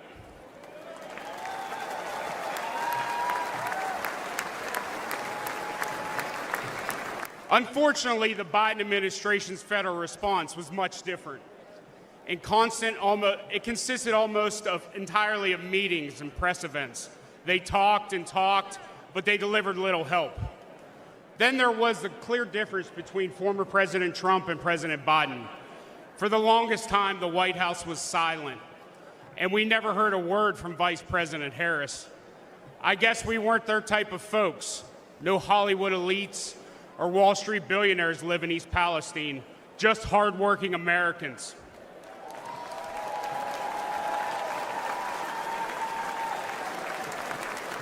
But Donald Trump cared. First, he called to ask permission to visit, not wanting to intrude, and then he asked how he could help. When he arrived with fresh pallets of drinking water, he met with everyone, from first responders to local officials and residents. He toured the derailment site.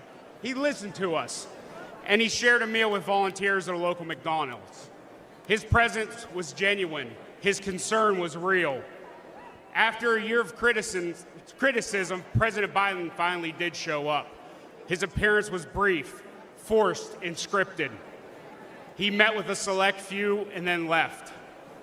We needed so much, and he delivered so little. I know a thing or two about train wrecks now, and let me tell you, that's what the Biden administration has been.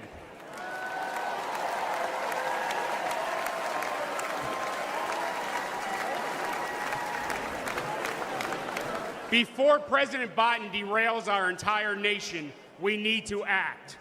We need a leader who values small-town communities as much as big cities. We need a president who loves all Americans.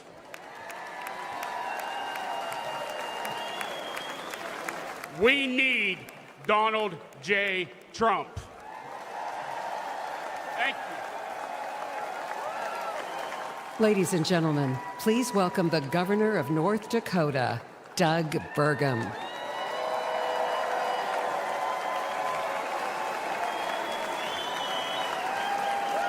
Hello, Milwaukee.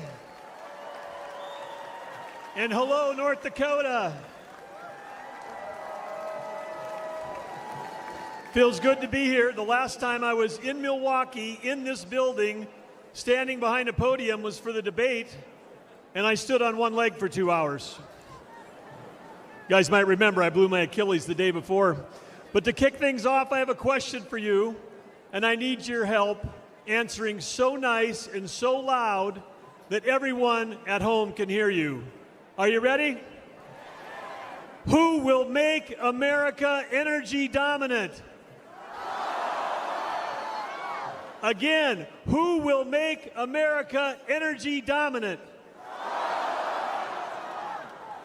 Well, that's pretty good, but it's after 4 p.m. in D.C., so how about one more time loud enough to wake up Joe Biden? Who will make America energy dominant? That's right, because when President Trump unleashes American energy, we unleash American prosperity, and we ensure our national security.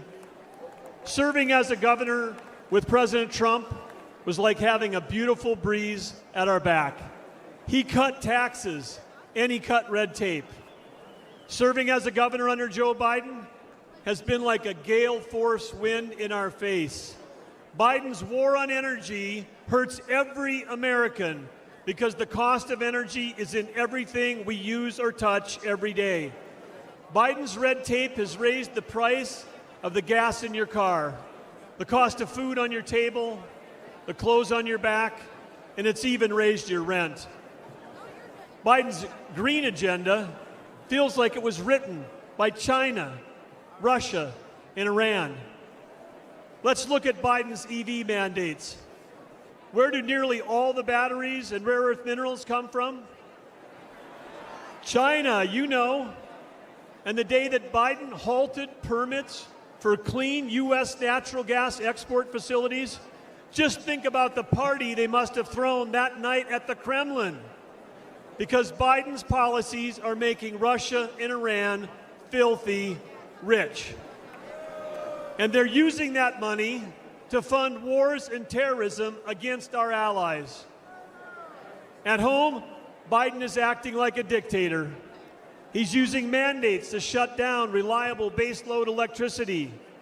That's why your electric bills have soared upwards as our nation's electric grid reliability spirals downward. 4 more years of Joe will usher an era of Biden brownouts and blackouts. Imagine no electricity for your fridge, your lights, or air conditioning. President Trump will ensure that there is power for you, and importantly, that we have the power as the United States to beat China in the AI arms race.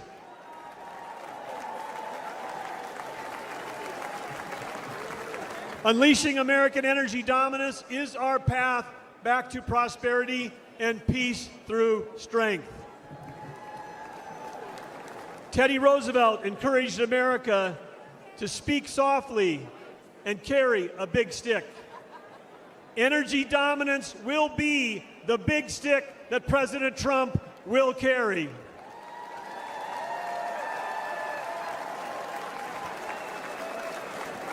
Yes, President Trump will make sure that America is selling energy to our allies versus buying it from our adversaries.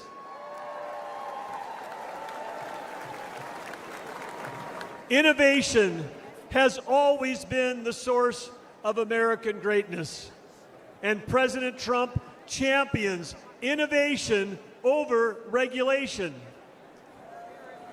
Last year, over that whole year, my wife Catherine and I traveled all across America. As all of you know, it's rural America that feeds the world, that fuels the world, and defends the world. Small towns with a huge impact, and rural America is Trump country.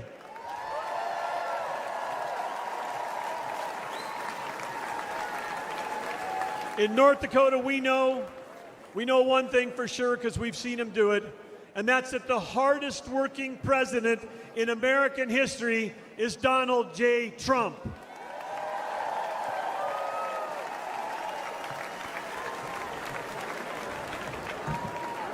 President Trump cares deeply about every American, rig workers, truck drivers, roughnecks, and yes, America's great farmers and ranchers.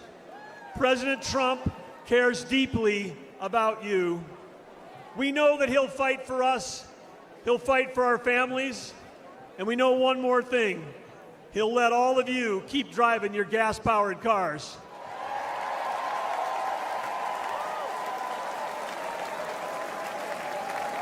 When President Trump unleashes energy dominance, he will make America affordable again. He will make America strong again. And when President Donald J. Trump and J.D. Vance together, they will make America great again.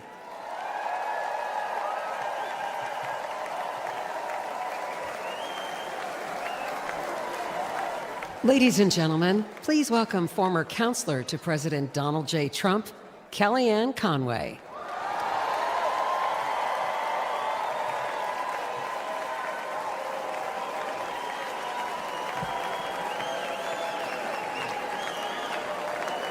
Good evening, Patriots.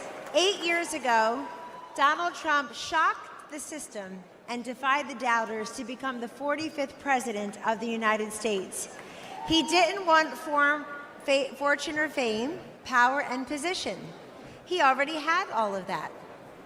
Donald Trump and his family made enormous sacrifices to run and to serve as president. He didn't need to do it. He wanted to do it.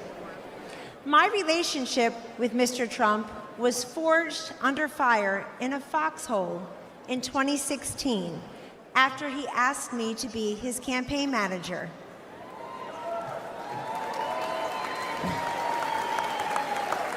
We had no idea that he was making history as the first successful presidential nominee ever to tap a woman to lead a campaign.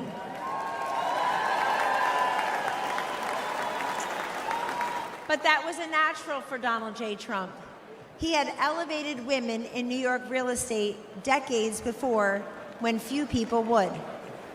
One morning, I was in an early senior staff meeting in the White House, and as I glanced around the table, something caught my eye. In that meeting were Sarah Huckabee Sanders, Mercedes Schlapp, Brooke Rollins, Ivanka Trump, and me. I soon realized that among us, we have 19 children. At the time, ages 2 through 16.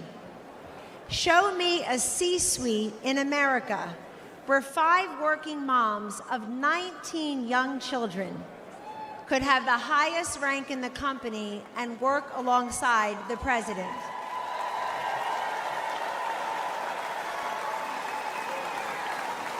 In the Trump White House, we lived it. Sure, he saw something in me and the other working moms that perhaps we did not see in ourselves. But more importantly, he sees what's best and what's possible for millions of decent, hardworking Americans. Now, 8 years later, he and his family have made the sacrifice again for him to run and serve as president. Donald Trump could be the envy of former presidents. He's a billionaire who could play golf every day at his own golf courses. He can enjoy a magnificent life with his incredible 5 children, his 10 amazing grandchildren, and that extraordinary, elegant, beautiful, brilliant wife. The former and future First Lady, Melania Trump.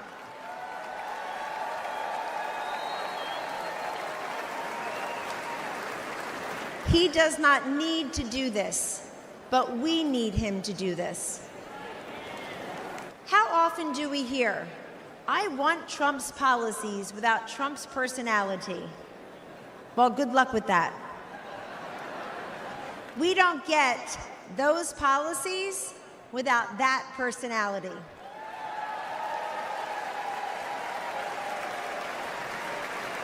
Taking out al-Baghdadi and Soleimani, ending the ISIS caliphate, recalibrating trade deals, restoring sanity, growth, and fairness in our economy, making our southern border more secure and sovereign, supporting school choice, protecting life, respecting workers, backing our blue, our military, and our border patrol.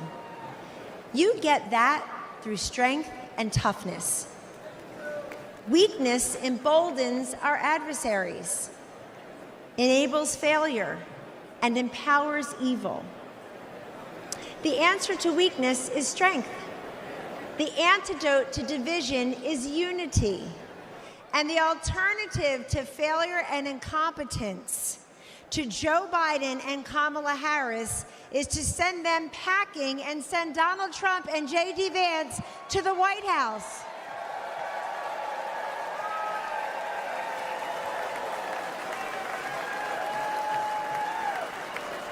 If you know someone who is skeptical about the Republican Party or who is cynical about politics, don't dismiss them. Talk to them. We win through addition, not division. In Donald Trump's Republican Party, everyone is welcome. Yes. We have been called deplorable, irredeemable, MAGA extremists, and worse. But Donald Trump sees you for who you are. You love your God, you love your family, and you love your country. In 2024, there should be no more hidden, undercover Trump voters. It's time to put that flag on your front porch, that red hat on your head, because we don't cave and we don't cower and we do not capitulate. Instead, we get up, we show up, we stand up, and we speak up. Ladies and gentlemen, this is your movement. This is your moment. And this is the man I know and the president we need for 4 more years. He picks the toughest fights and wins. He has stood by me, and he will always stand up for you. Thank you, God bless you, and God bless the United States of America.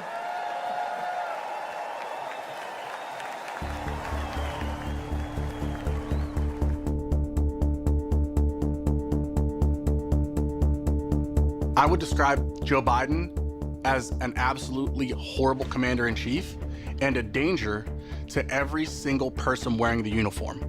We don't have that sense of leadership. We don't have that sense of trust. I think it's absolutely unforgivable that a commander-in-chief would leave people behind. The military has been unfortunately demoralized. You've seen the enrollment drop precipitously under this administration. They don't feel like they have a leader, somebody that they can follow.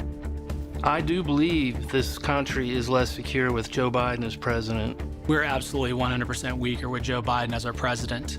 We are far less secure today under Joe Biden's watch than we've probably ever been. Our enemies see Joe Biden as a weak president. Our enemies have taken full advantage of Joe Biden's weakness as commander-in-chief. The weakness of President Biden has strengthened our enemies. All you have to do is take a look at the border. Even in America, we're scared. It's not safe to walk our streets here in the United States of America because of President Biden. Well, I served under every president from Ronald Reagan when I first enlisted, all the way through Joe Biden. And by far, Donald Trump was the most respected and best commander-in-chief that we had. Donald Trump is a strong leader. He cared about the troops. He showed in his actions that he put us first. I have the utmost confidence in President Trump as our commander-in-chief. He will stand up for the American service member. Under Donald Trump, that military can be brought back to as strong as it was. We were absolutely more respected under President Trump from all countries, even if it was ones that were adversaries. Leaders across the world knew that if he said something, that he would act. Under President Trump, in 4 years, there was no foreign war to be fought. There was no invasion of Ukraine. If President Trump was still president, we wouldn't have had the attacks in Israel. We wouldn't have a lot of these foreign issues that we're seeing right now. He was respected on the world stage. When President Trump was president, these people all stayed in their place. They understood we had a strong leader. We are definitely more secure with Donald Trump as the President of the United States. Joe Biden puts veterans last. President Trump is the only president that's actually cared about the veterans. President Trump was led from the front, not the rear. I'm a proud Democrat, but I'm more proud to say that I'm a veteran, and I do wish that all Democrats, all people would vote for President Trump.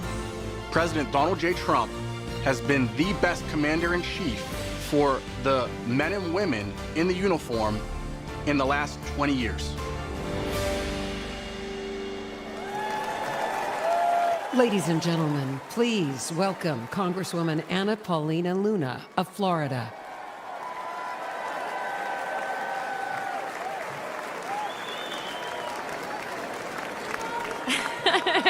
Thank you. Thank you. I'm Congresswoman Luna, and I represent the great people of Florida. The greatness and strength of America are beacons of hope for countless lives around the world. Our strength ensures our safety and security. My husband and I knew this when we joined the Air Force. But we don't preserve peace and stability by policing the world or by involving ourselves in every foreign conflict. We preserve peace by commanding the world's respect, a respect that is earned through unparalleled military strength and firm, decisive leadership. Over the past 4 years, the Biden administration has failed to uphold this standard. They have misused our resources in foreign wars contrary to our national interests, and they have eroded the lethality and fighting culture of our armed forces. The leadership that we need, that respects our military and understands the true cost of war, is only found in Donald Trump.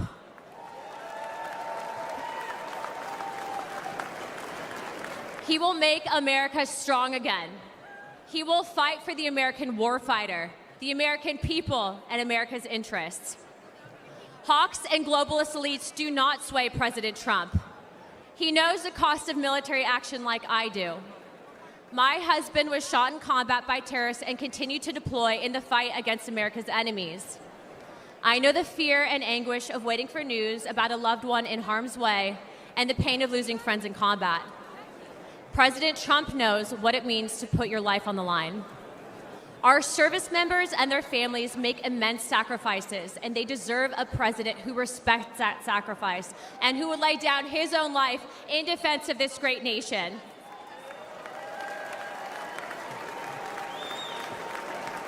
President Trump has demonstrated he's ready to do just that. It is time that we all rise to his stature.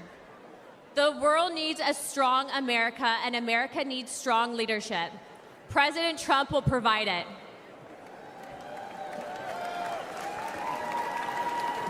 Regardless of race, gender, color, or creed, I urge you to vote for Donald Trump and J.D. Vance on November 5th.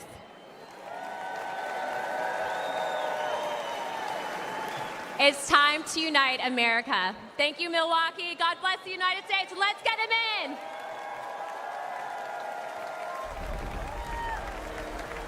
It was Christmas Day. We boarded Air Force One in complete and total darkness, in the pitch black of night. We landed in war-torn western Iraq. No lights on the runway. There were hundreds of troops packed into a dining hall. They had absolutely no idea that the president and first lady were about to walk into that room. And when they did, it was a sight and a sound and a scene that I hope I never forget. That room absolutely erupted. That was the kind of patriotism President Trump brought back to our country. One of the young soldiers yelled from the back of the room, "Mr. President, I re-enlisted in the military because of you." And without missing a beat, the president said, "And son, I am here because of you." Ladies and gentlemen, please welcome Medal of Honor recipient David Bellavia.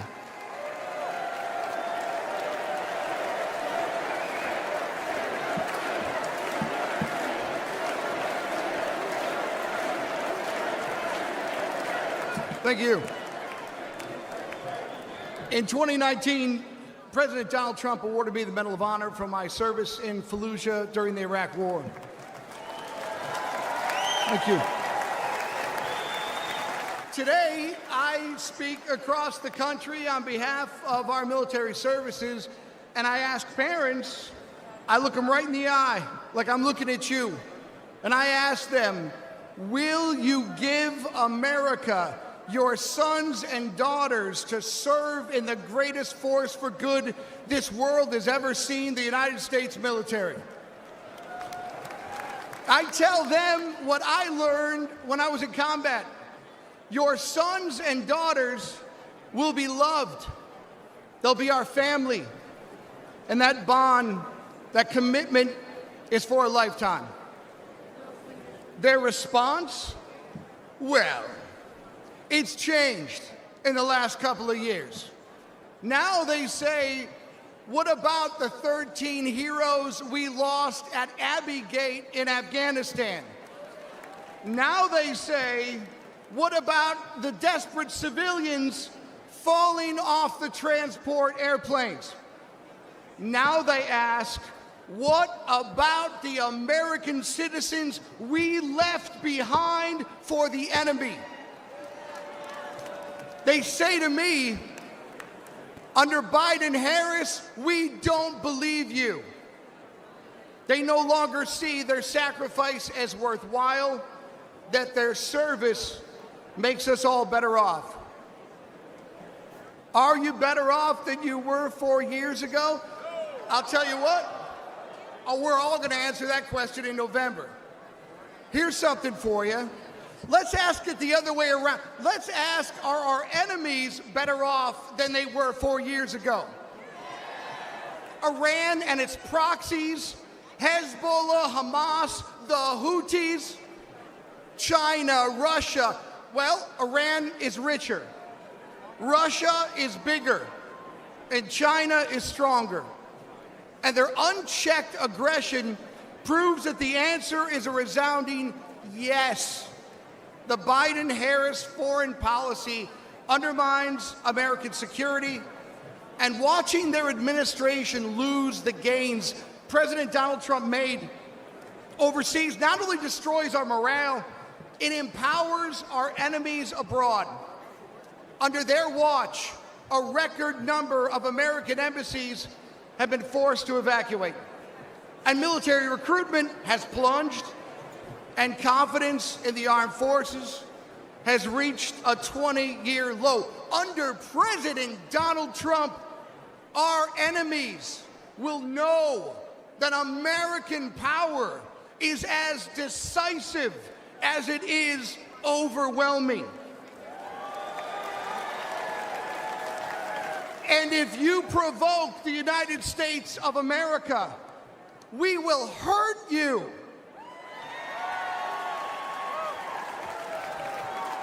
And if you threaten citizens of the United States of America, we will hurt you for generations to come, so help me God.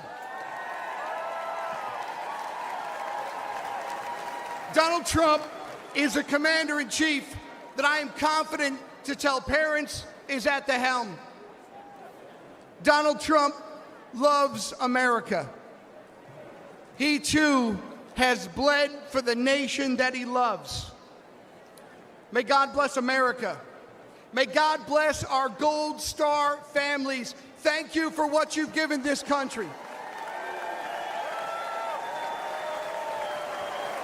And may God keep President Donald Trump safe and in his hands.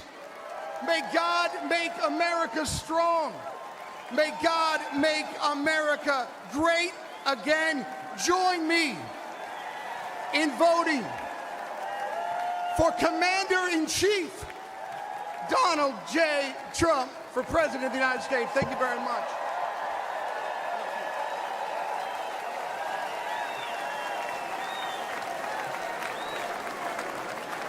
Ladies and gentlemen, please welcome Afghanistan war veteran, Scott Neal.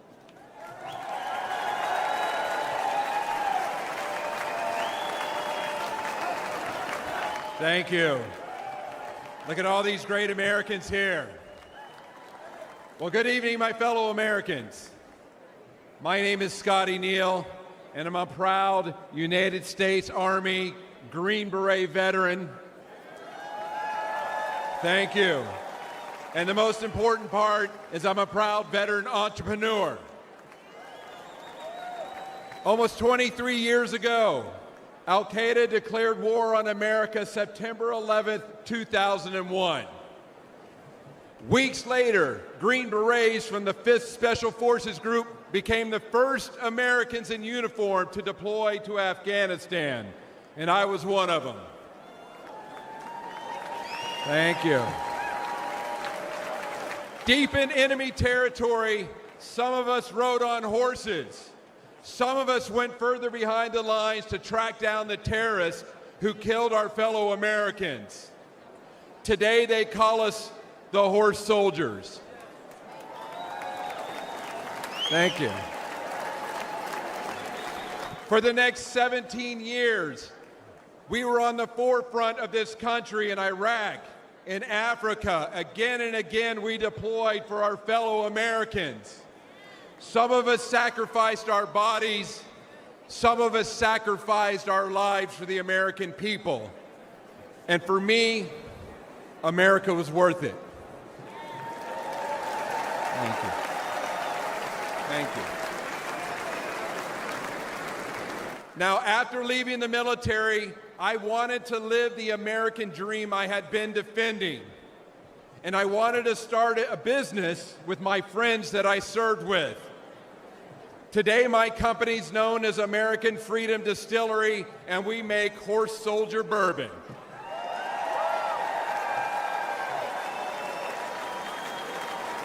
We are building our forever home in the great Commonwealth of Kentucky. That's right, where true bourbon comes from, in a little small town called Somerset. Please come visit us. All of our ingredients are made here in the United States of America. We ensure we hire veterans. We want to prove that America remains the land of opportunity for those brave enough to reach out and grab it. But tragically, almost 3 years ago, my fellow veterans and I recoiled at the bloody anarchy of President Biden's withdrawal from Afghanistan. We saw weakness and chaos. We saw 13 of our brothers and sisters lose their lives. Most of us veterans who served got phone calls for those courageous Afghanistans that we fought with in the mountains as they were pleading with us not to leave them behind. Throughout our careers, we never had regrets about our service. But this moral injury caused many of us to ask, why did we serve if this was the outcome?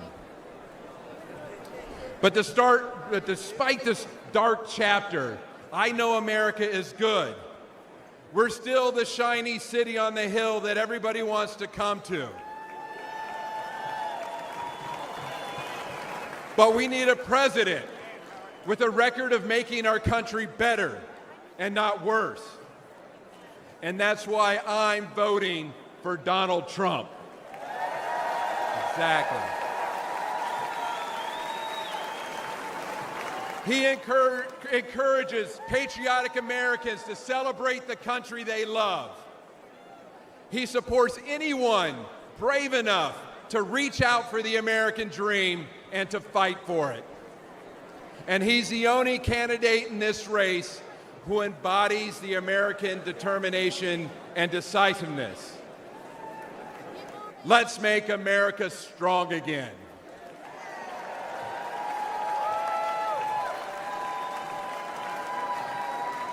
Let's vote for Donald Trump. Thank you. Dio presso liber. God bless America.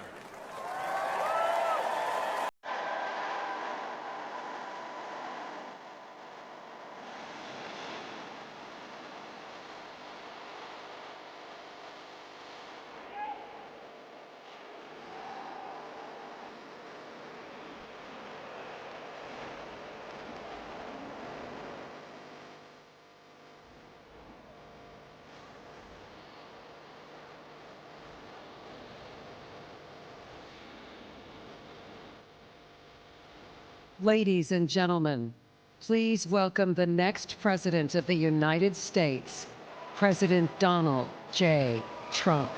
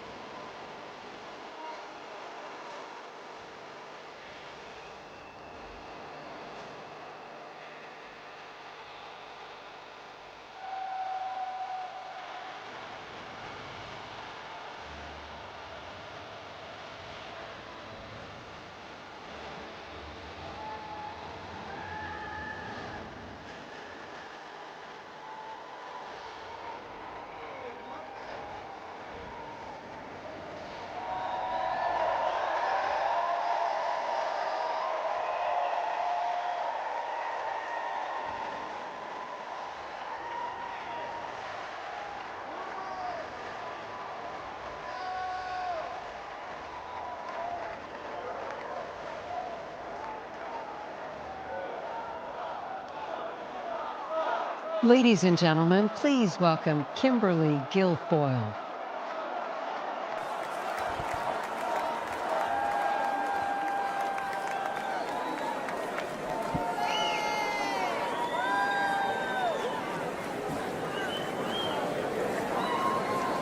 Good evening, ladies and gentlemen. Like you, I have spent much of my time the last few days in prayer. And I know that God has put an armor of protection over Donald Trump.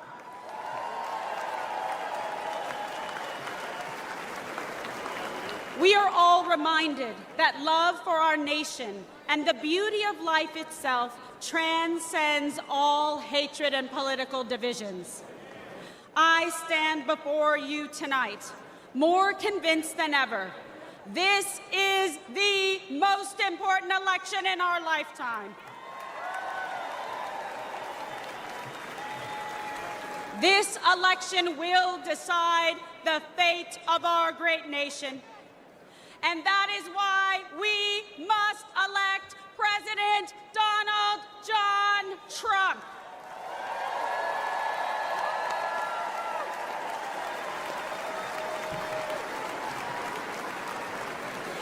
This is not just a choice between Republicans and Democrats.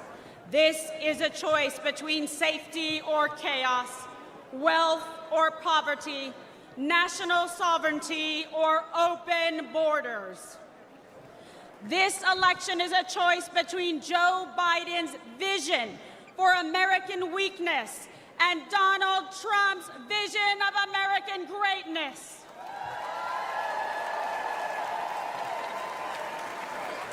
Donald Trump will once again make our country strong, safe, and prosperous. He will make America feared by our adversaries and respected by our friends. And most importantly, he will always put America first.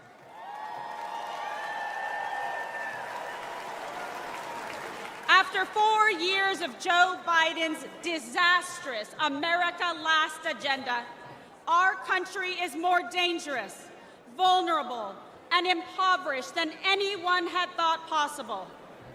President Trump handed Biden a booming economy and a strong nation. All Joe had to do was leave it alone and take a nap.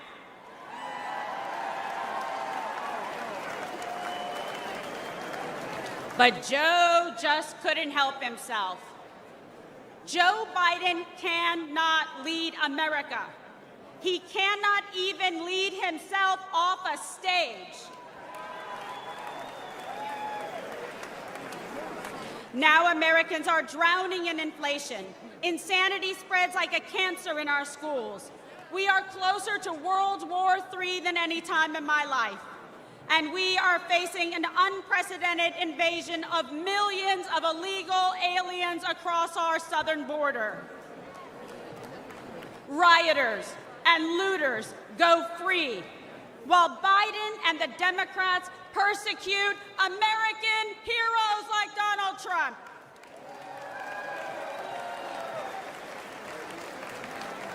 Tens of millions of Americans are made to feel like enemies in our own country. An enemy for wanting to defend our border, for not wanting our children indoctrinated in school, for not wanting to erase our history, for praying to our God, saying what we think, and fighting for what we believe. It is no wonder that the heroes who stormed the beaches of Normandy and faced down communism sadly say they don't recognize our country anymore. This is not an accident. The powerful elites in the swamp will say anything to crush and destroy the America First movement. But we will never give up, and neither will Donald J. Trump.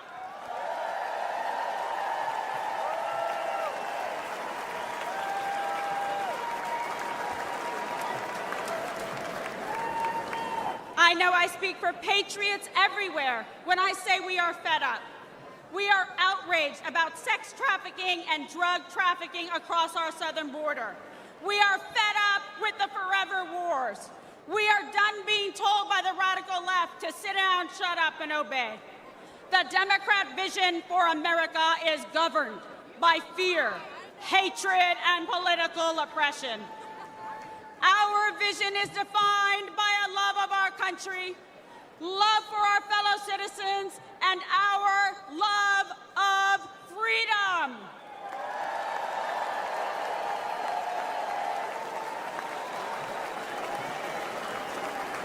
In our vision, we will secure the southern border and deport the violent criminal aliens once and for all.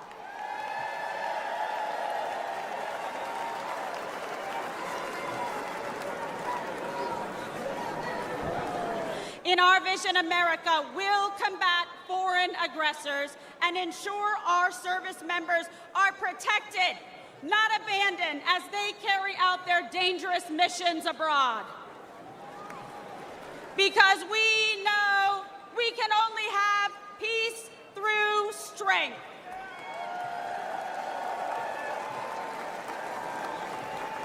We will restore an era of national pride where freedom of speech is respected and cancel culture is ended.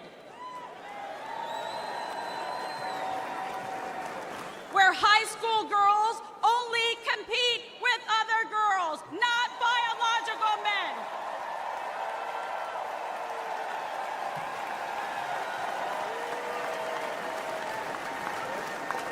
Where struggling cities never put criminal illegal aliens above our heroic veterans and brave law enforcement.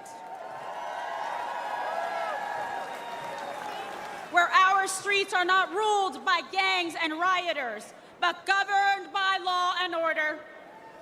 Where students are freed from failing schools and corrupt teachers' unions through universal school choice.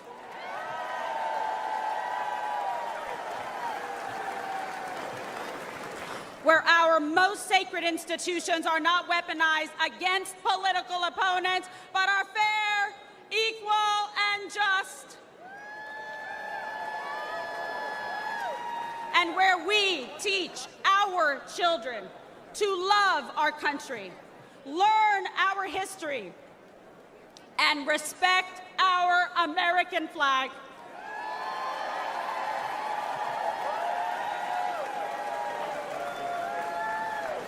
I believe in America.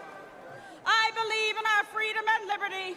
And I believe in Donald John Trump.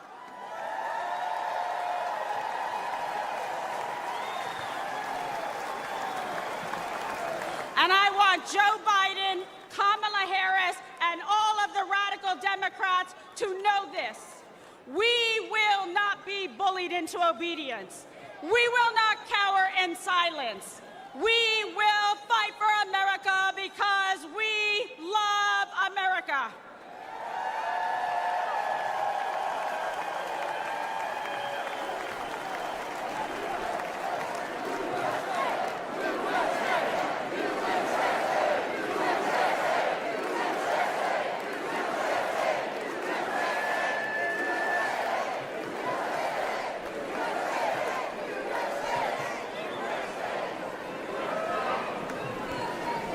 I stand before you as a working mother, a former prosecutor, a Catholic, and a proud Latina.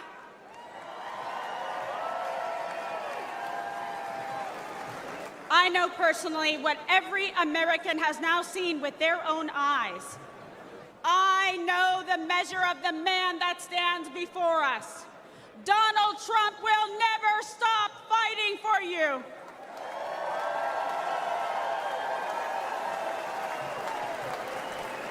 So join me in voting for Donald J. Trump for president again.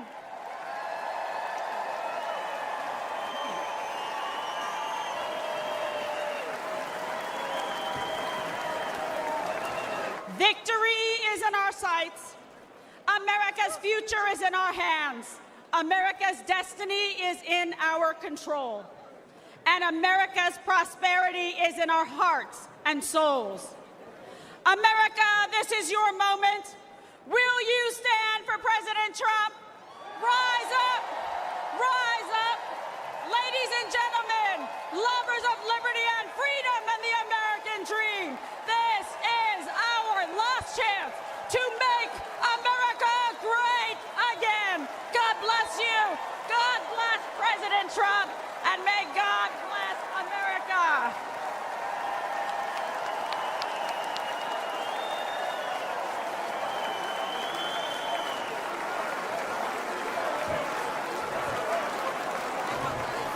Ladies and gentlemen, please welcome Congressman Michael Waltz of Florida.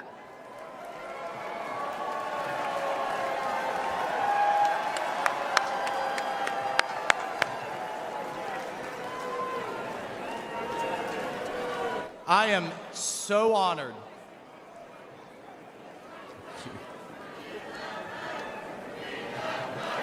Thank you. Thank you. Thank you. Hello, Patriots.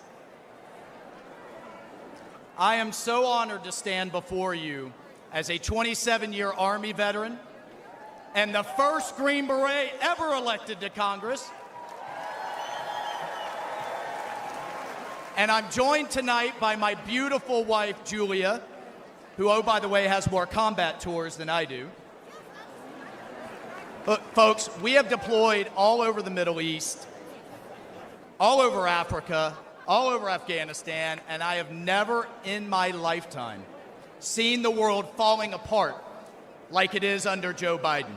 And that's because under President Trump, we had a president who defeated ISIS, broke Iran, stood with Israel, always stood with our allies, made China pay. You didn't see any spy balloons under President Trump, did you? He deterred Russia. You know what he told Putin? You try anything, and I'll take the tops off the Kremlin. And he didn't dare, did he? He did under Obama, he did under Biden, but not under Donald J. Trump. He diffused North Korea. And importantly, he got our hostages home and didn't pay billions of dollars to get our Americans back. And here's my favorite part about Donald Trump, the commander-in-chief. He sat across the table from the bureaucrats and the generals and said, if you don't give our troops what they need, you know what he told the generals? You're fired. You're out of here.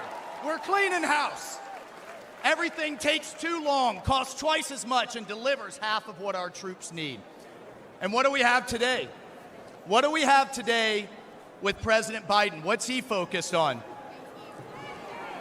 He's focused on pronouns. He's focused on renaming bases. He's focused on DEI, and here's my favorite. He's focused on building electric tanks. Has anybody seen any charging stations in the Middle East for the Biden's electric tanks? And here's what I can tell you straight up in combat. Our enemy's bullets, listen to me folks, our enemy's bullets could give a damn about black, white, or brown, or about religion, or about gender, or about anything else. The only colors that matter in the foxhole are the red, white, and blue, baby. That's the only thing that matters. That's the only thing our military should care about. And that's the only thing our fellow soldiers care about. And that's the only thing President Trump cares about. Now, I want to tell you a story about the man, the leader, the commander-in-chief, that is Donald J. Trump. We all remember Biden's disgraceful withdrawal from Afghanistan, the debacle and the stain on our national conscience that was. The 13 Gold Star families have to relive it every day the ones that lost their sons and daughters that disgraceful day. Biden won't even take their calls. He calls it an outstanding success. He won't even take a meeting with him. Well, I called President Trump. We talked about it, and he said, Michael, I would love to meet them. Get him up here. Get him up here to Bedminster. He was scheduled, folks, hear me on this. He was scheduled to spend an hour with them. You know how long he spent? He spent 6 hours with them. He met each one. He listened. He cared. One of the moms kind of leaned over to me and she said, do you think he'll sign a picture of my son? I said, oh, hell yeah, he will. Please ask. He would be happy to. And he spent hours more. And if that wasn't enough, he then has them up to dinner. And at the start of the dinner, he promised them this. When he gets back in the White House, he will release all the tapes, all the videos, all the records, all the emails, and give these families the accountability and the transparency that they deserve and that they will never get from Joe Biden.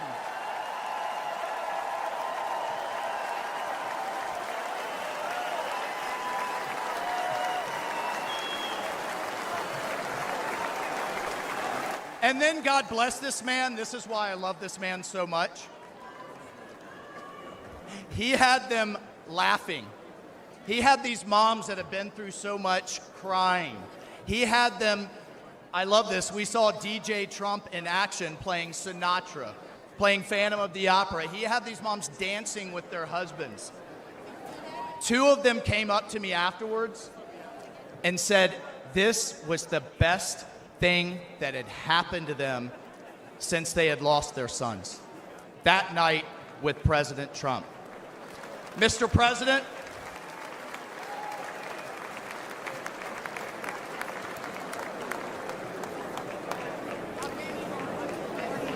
Mr. President, you helped them heal. And I will forever, and they will be forever, and America will forever be grateful to you for that.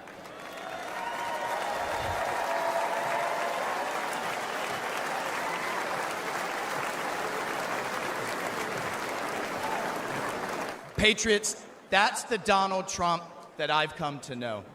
That's the Donald Trump and the Commander-in-Chief we all know. That's the Donald Trump the media never wants you to see. That is the Donald Trump we must have as Commander-in-Chief back in the White House this November. We need it, the country needs it, the world needs it, because we will once again have peace through America's strength. God bless you. I salute you. Let's go fight, fight, fight, and let's win.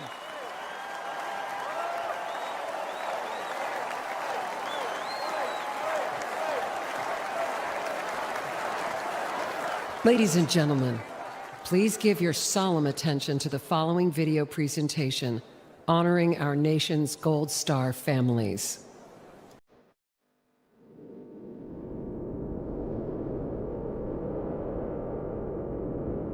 I'm Jim McCollum. I'm the father of Marine Lance Corporal Riley James McCollum, and I'm here to speak for him. My name's Alicia Lopez. I'm Herman Lopez, and we're the parents of our son, Hunter Lopez, a U.S. Marine stationed in Camp Pendleton, San Diego, California, who passed away on August 26, 2021 in Kabul, Afghanistan.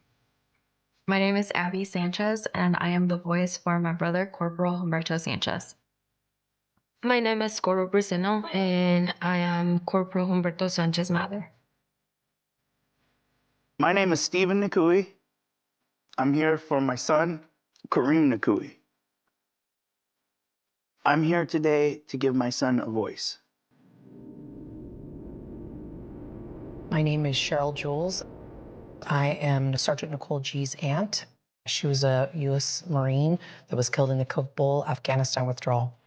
My name is Christy Shamblin, and I'm here for Sergeant Nicole G. United States Marine who was killed in the Afghanistan exit. My name's Kelly Barnett. I'm here to give a voice to my son, my best friend, Staff Sergeant Taylor Hoover. And my name's Darren Hoover, and I'm here to give voice as well for our son, Staff Sergeant Taylor Hoover. When we started hearing that the Taliban was moving in, that there wasn't more military being deployed, and that they had decided that the Taliban was our security, that was when I became terrified. They were just kind of left there, hung out to dry. For you from Afghanistan, where there are significant casualties, including some Americans from a I was at work and heard about it.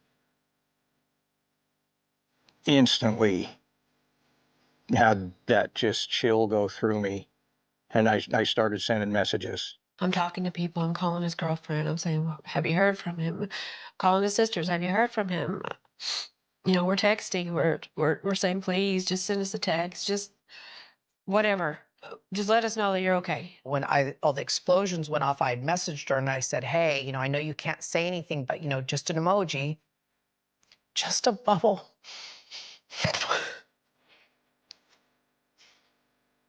And then 3:30 in the morning that night, I got the knock on the door.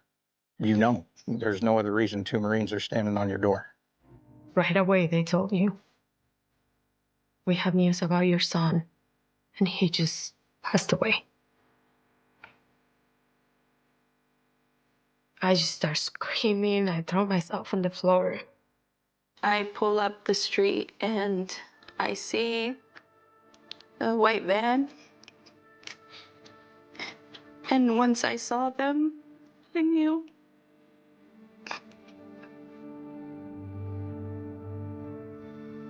It's surreal. Seeing all those flag-draped coffins in the back of a C-17 is something you'll never forget. And it really drives home that, you know, these young men and women gave the ultimate sacrifice. They had all the families within this large room. The president showed up and that was, it wasn't what I was expecting. You know, this guy's sitting across from me on that tarmac, and he keeps looking at his watch. Biden did not want to be there. I don't know what he wanted to do, but he did not want to be there. He looked at his watch multiple times. I saw it 3 times. He didn't say anything about Riley. And to this day, he has yet to say those 13 kids' names. And that makes me so upset because those kids were serving their country. Those kids, they were giving their life for this country. And I always said they were thinking that their commander-in-chief was gonna have their back because they were fighting for this country, and that didn't happen. The administration, the White House, our president has never once mentioned their names, not one of them. Honestly, I don't feel like Joe Biden cared. He just had no empathy for us at all. I do think incompetence played a huge factor in what happened. Bad decision, bad leadership, and it all starts at the top. Joe Biden should not be leading this country. There was no point in making that hard deadline August 31st. It was 100% a political stunt. He let my son down. He let the 13 down. He let the 45 wounded down. He let those 174 civilians down. He let our country down. And then what it hurts the most is that they could be here.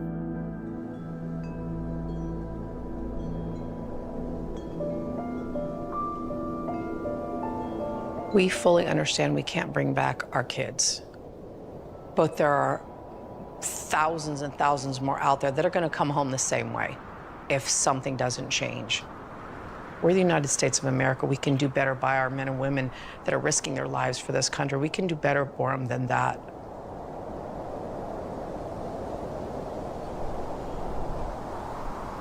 To this day, Joe Biden and Kamala Harris have never mentioned these fallen soldiers' names. President Trump will never forget them.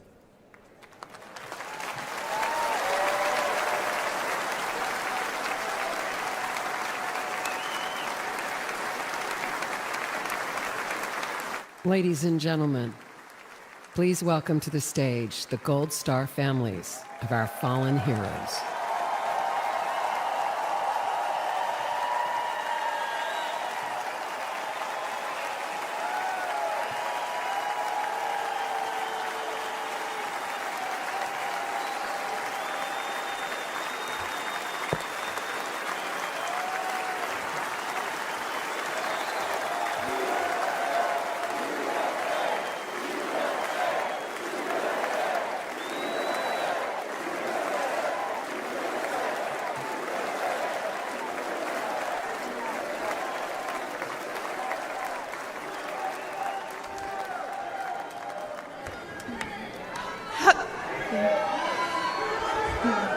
Hello, America.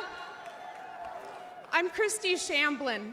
My daughter-in-law, Sergeant Nicole Leanne G.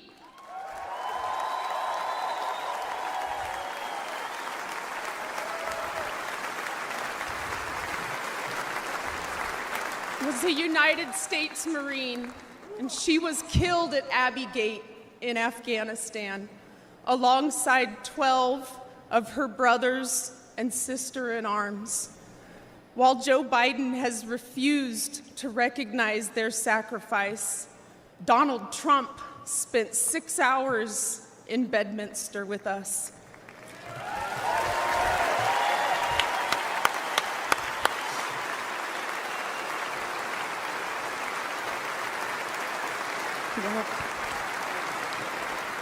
He allowed us to grieve. He allowed us to remember our heroes. Donald Trump knew all of our children's names. He knew their stories, and he spoke to us in a way that made us feel understood, like he knew our kids.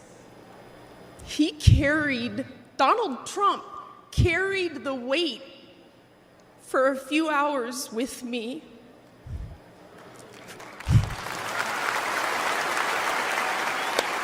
Yeah.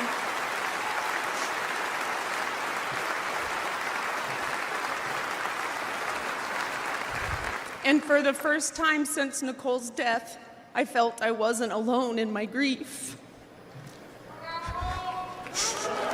Thank you.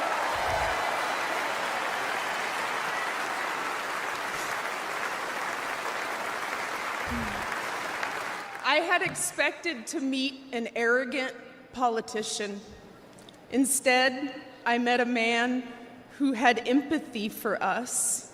He was compassionate, and he spent time with us because he knew it would make us feel better. Thank you, President Trump.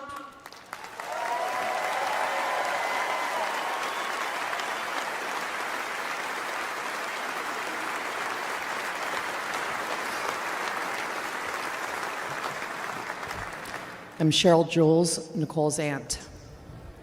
Joe Biden said the withdrawal from Afghanistan was an extraordinary success. An extraordinary success. Look at our faces. Look at our pain and our heartbreak. And look at our rage. That was not an extraordinary success. The humiliation of our nation was not an extraordinary success.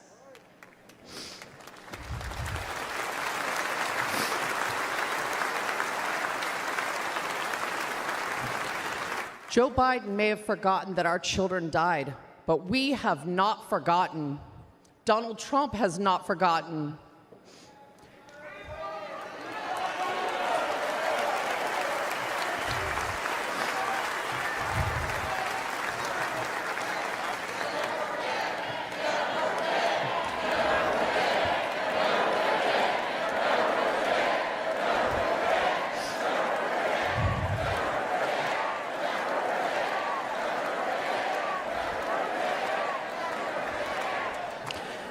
Joe Biden owes the men and women that served in Afghanistan a debt of gratitude and an apology.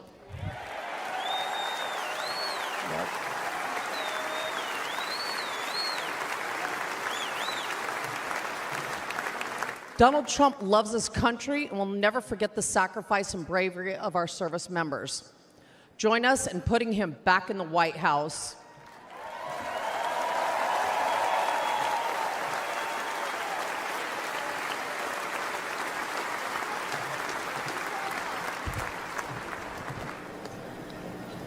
I'm Alicia Lopez, and this is my husband, Herman. Our son, Corporal Hunter Lopez, whose name Joe Biden has refused to say out loud, was killed on August 26, 2021. He died during Joe Biden's disastrous withdrawal from Afghanistan. Hunter was 22 years old and planned to come home to California after his tour to follow in our footsteps. Herman and I work for the Riverside County Sheriff's Office.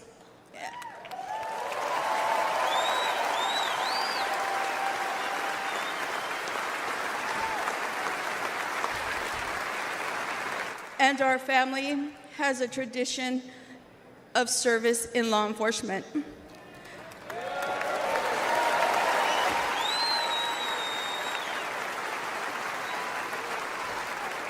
Hunter was excited to carry it on. Instead, in the nearly 3 years since Hunter's been gone, there has been silence. Silence from that empty space at the dinner table, where Hunter would have joined his brothers and sister and us for family gatherings. And there has been a deafening silence from the Biden and Harris administration.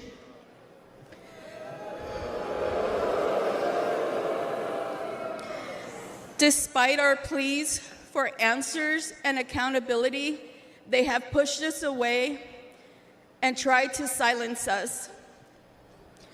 The Biden administration has not owned up to the bad decisions.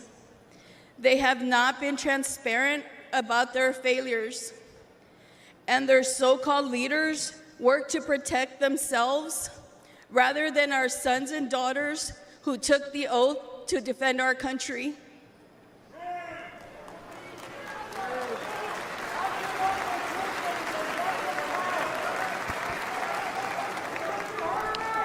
Thank you. When Hunter and the other service members' bodies were returned to the U.S. in Dover, Delaware, Joe Biden met the plane.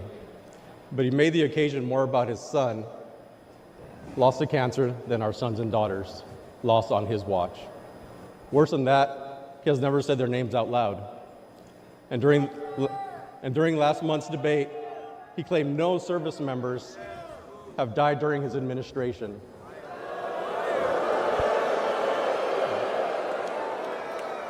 None. That hurt us all deeply. So Alicia and I are here to say the names of all 13 service members who lost their lives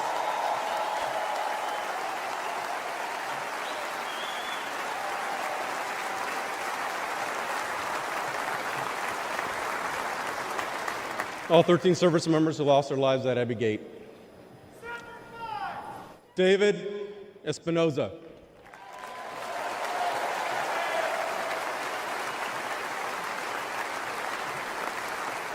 Nicole G.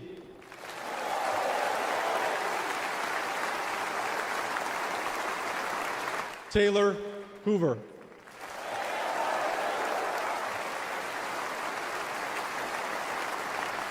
Ryan C. Knaus.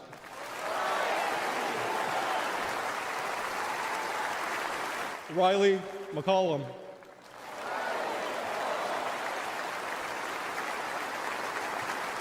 Dylan Marola.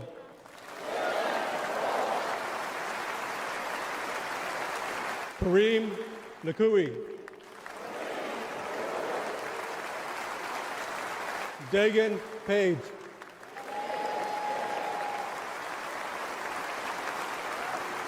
Johanny Pichardo.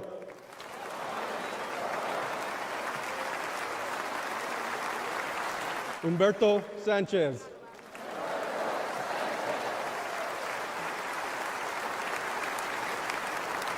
Jared Schmitz.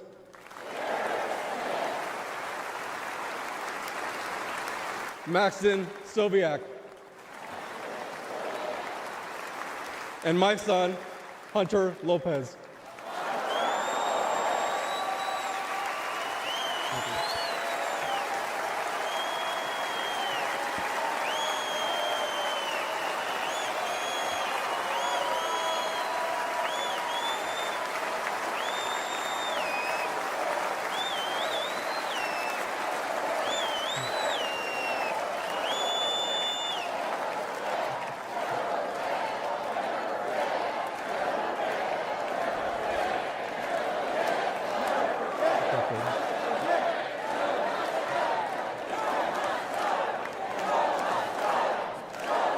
Joe Biden has to go. He failed the American people. He failed the Afghan people and our military service members. He failed our family, and he failed Hunter. Donald Trump has a proven record of keeping the peace and honoring those in uniform.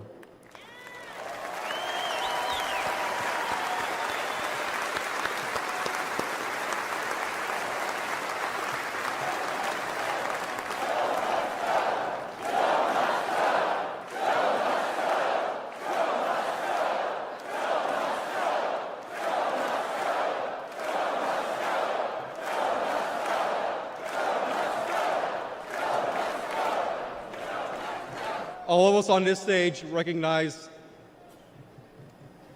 the efforts of Mr. Trump. We know this firsthand. We've experienced it. Whenever we've met with him, he has demonstrated compassion. He has joined us on our mission for answers, and he has given hope to our extended Gold Star family.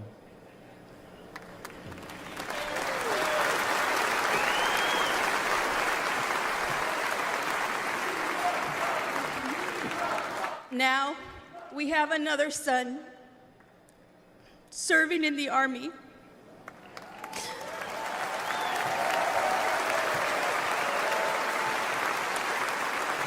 And we do not trust Joe Biden with his life. We have faith that Donald Trump to lead our military. Please join us in supporting Donald Trump for President and Commander-in-Chief.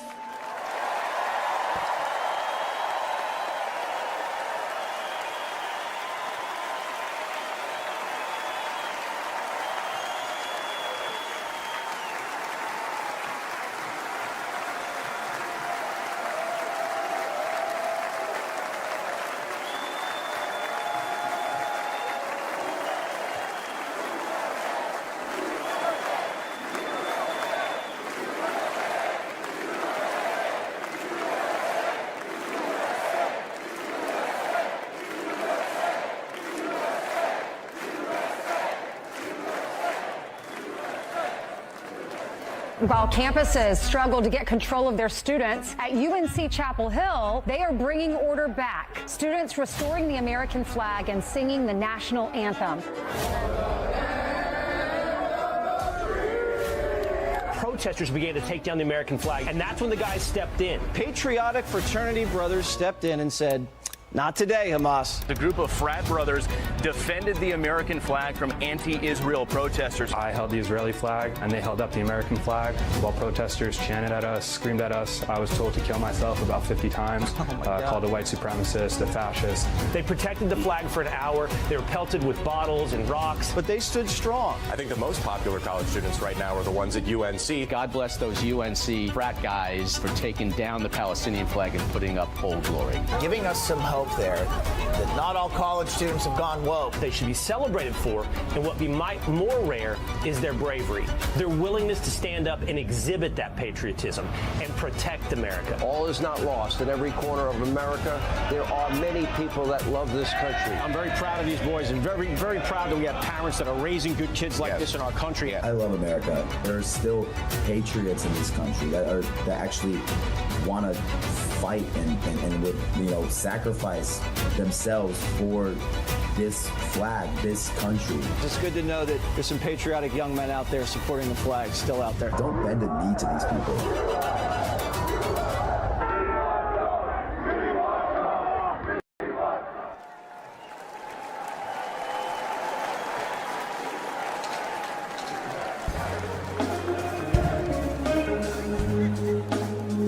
Ladies and gentlemen, please welcome country music star Brian Kelly and Anthony McGahee and Praise Motivated Choir. Granddaddy came back from war with a purple heart and a couple scars. A lot more like him out there never made it home, but they ain't gone. And old Glory don't ever get old. She's the greatest story's ever been told. You can try, but you can't take it, can't break this American spirit, that red, white, and blue. It's flying for freedom, for me and for you. It's what I believe in, this country I love. That American spirit runs in our blood. That American spirit.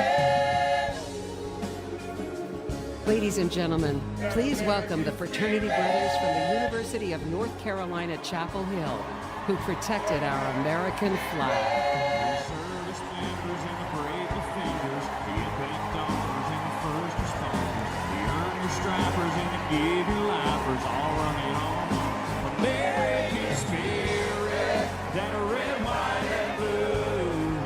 It's flying for freedom, for me and for you. It's what I believe in, this country I love.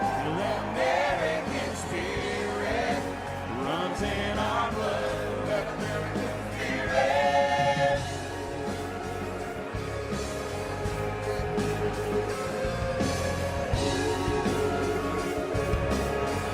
That American spirit. Oh, in every big city and all the small towns, hats come off when the flags come out. Every mom and pop shop flying them proud. You can't take down American spirit, that red, white, and blue. It's flying for freedom, for me and for you. It's what I believe in, this country I love. The American spirit runs in our blood. Come on. Oh, in every big city and all the small towns, hats come off when the flags come out. Every mom and pop shop flying them proud. You can't take down American spirit. Oh, American spirit.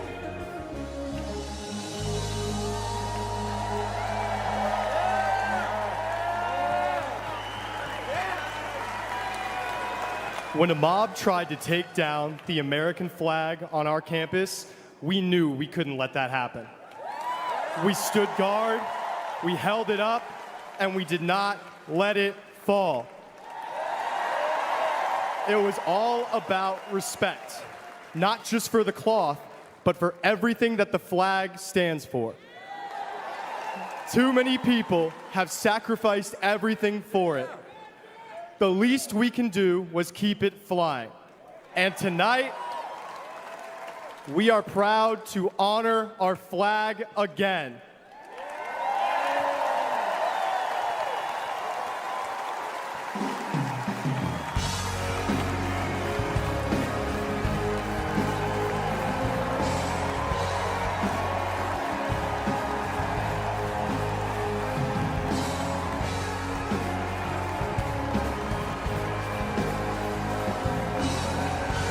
First day that we take back the White House from crooked Joe Biden, the worst president in the history of our country, I believe that we're going to have 4 of the greatest years in the history of our country. I will once and for all secure our elections. We're going to go to paper ballots. We're going to have same-day voting, voter ID. We're going to do it properly. We're going to have good, secure, beautiful elections. We never want what happened in 2020 to happen again. But until then, Republicans must win. And we must use every appropriate tool available to beat the Democrats. They are destroying our country.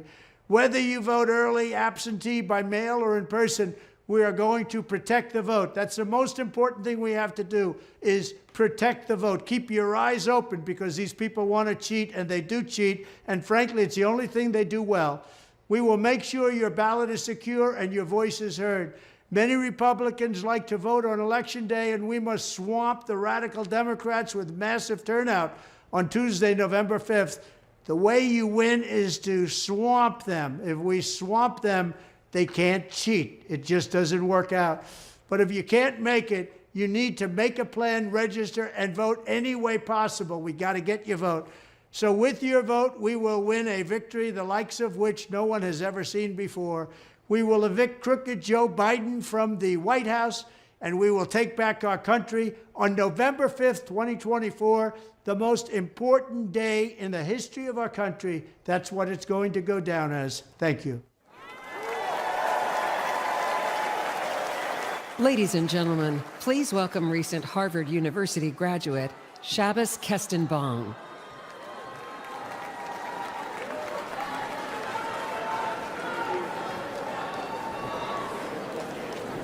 My name is Shabbos Kestenbaum.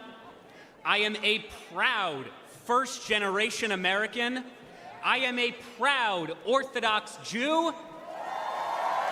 And as of 5 months ago, I am the proud plaintiff suing Harvard University for its failure to combat anti-Semitism.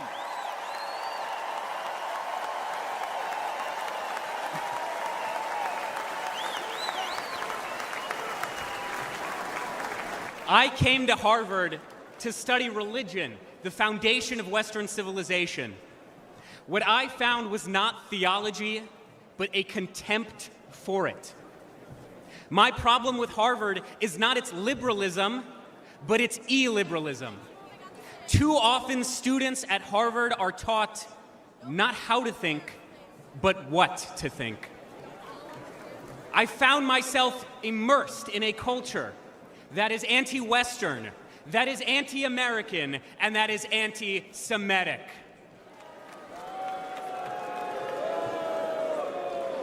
After October 7th, the world finally saw what I and so many Jewish students across this country experienced almost every day.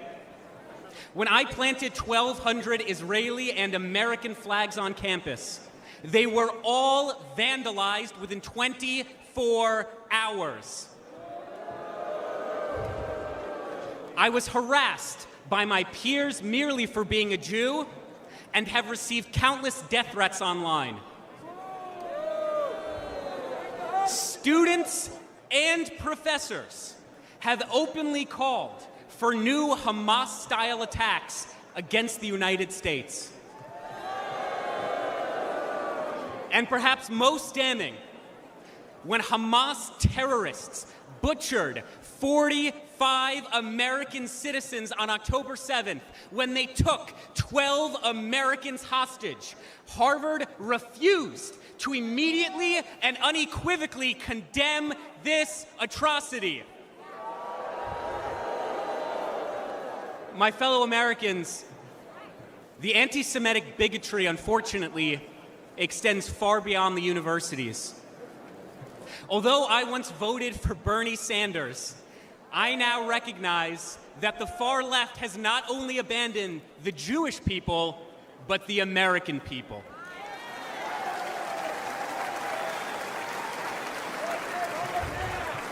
The Democratic Party, the party I registered to vote for the day I turned 18, has become ideologically poisoned. And it is this poison, it is this corruption that is infecting far too many young American students. Let's be clear. The far left's anti-Semitic extremism has no virtue, and the radicalism on our campuses and on our streets has no moral legitimacy.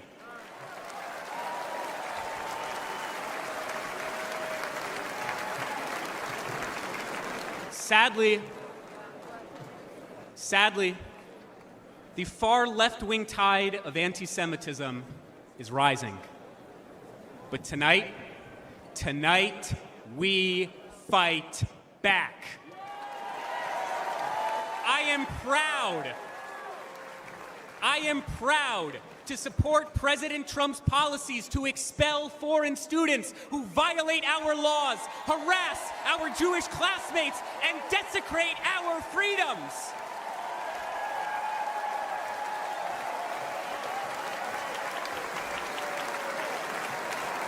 Let's elect a president who will instill patriotism in our school once again. Let's elect a president who will confront terrorism and its supporters once again.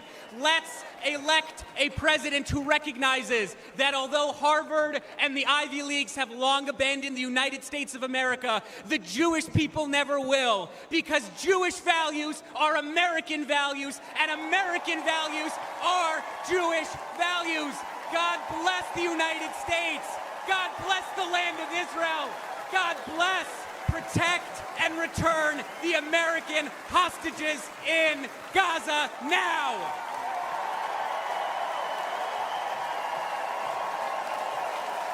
Ladies and gentlemen, please welcome the parents of an American hostage held in Gaza, Orna and Ronan Nutra.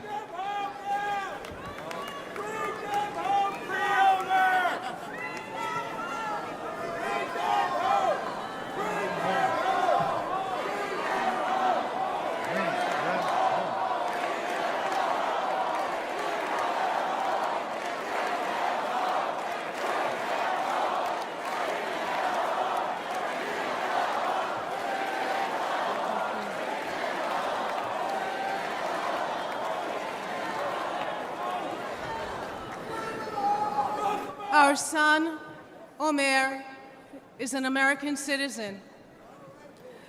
For 285 long days and nights, Hamas terrorists have been holding Omer imprisoned in tunnels underneath Gaza.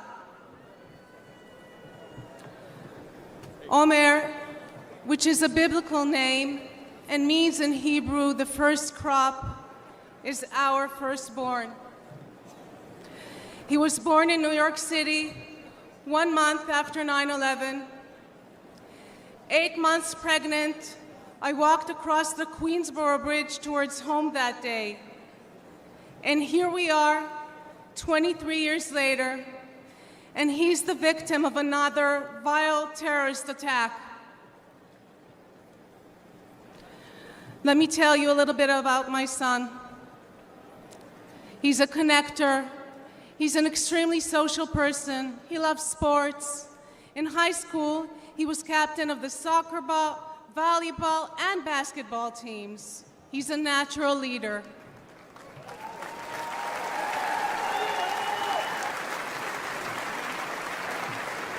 And he cares deeply about others and about helping them grow. He turned 22 on October 14th, 2023. And instead of celebrating with us and with his friends, he spent his birthday as a hostage of Hamas terrorists.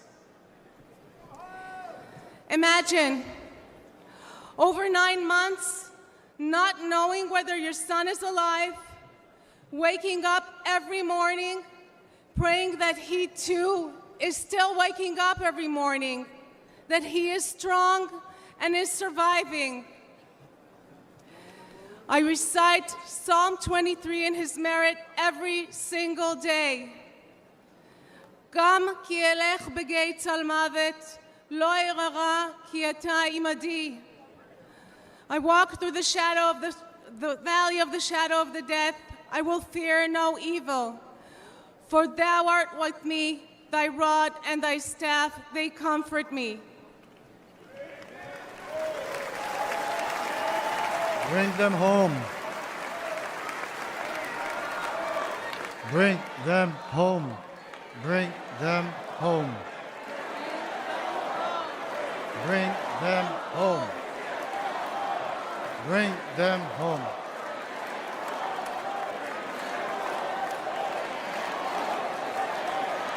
During the brutal October 7 attack on Israel, over 1,200 people were slaughtered. Of them, 45 were American citizens. Where is the outrage? Where is it? This was not merely an attack on Israel. This was and remains an attack on Americans. Omer is one of 8 American hostages and one of 120 hostages still left in Gaza. Citizens of 24 countries and 5 different religions, still held by Hamas, denied basic human needs, their lives threatened every day. President Trump called us personally right after the attack when Omer was taken captive. We know he stands with the American hostages. We need our beautiful son back. And we need your support. We need your support to end this crisis and bring all the hostages back home.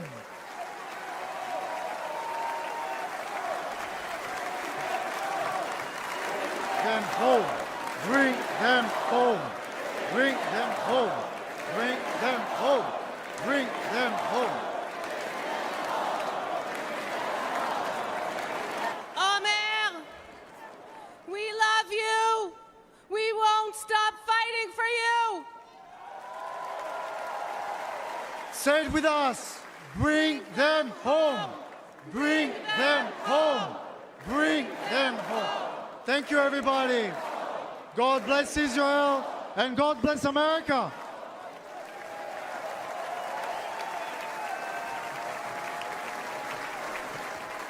Ladies and gentlemen, former paratrooper, congressman, and New York State gubernatorial candidate, Lee Zeldin.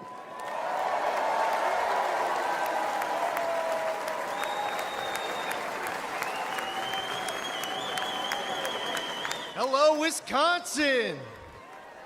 I'm Lee Zeldin from New York.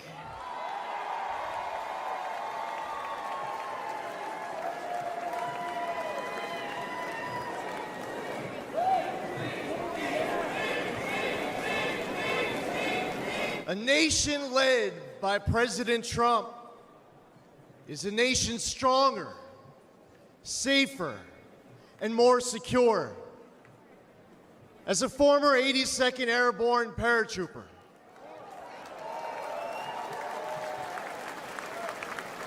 I want a military focused on being the world's greatest fighting force, not its biggest social experiment.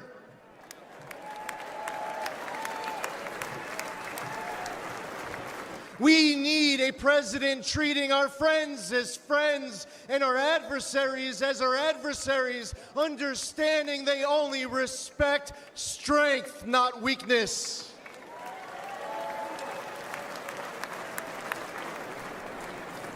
I was on the House Foreign Affairs Committee under 3 presidents, but only one ended wars without starting new ones. President Donald Trump.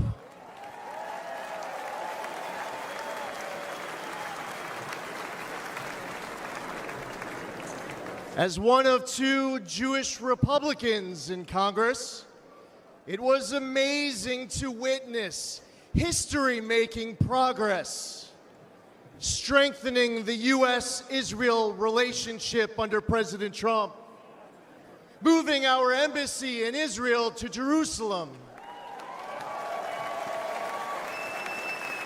recognizing Israel's sovereignty over the Golan Heights, and launching the Abraham Accords, which no one said was possible.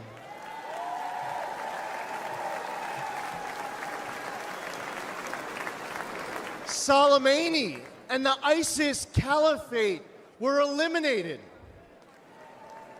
President Trump withdrew from the Iran deal, stopped those insane ransom payments, and crippled Iran with maximum pressure.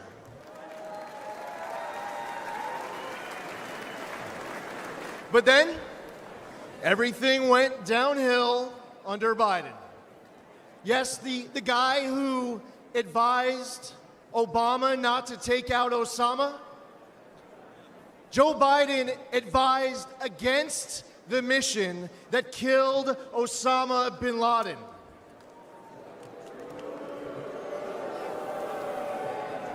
As an American, and especially as a New Yorker, that's unforgivable. Even in his prime, he had bad judgment. And it's only gotten worse with age. We cannot count on Biden to make this kind of crucial 3 a.m. decision. Heck, we can't rely on him at 3 in the afternoon.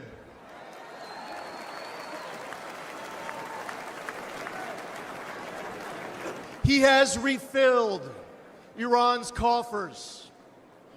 Since October 7th, Biden has pandered to anti-Semites who cheer Hamas's attack. All while Americans are still being held hostage in Gaza.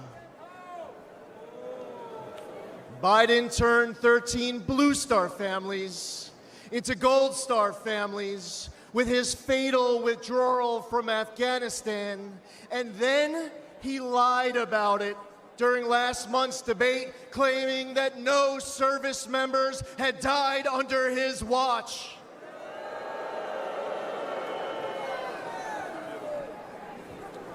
We must elect President Trump.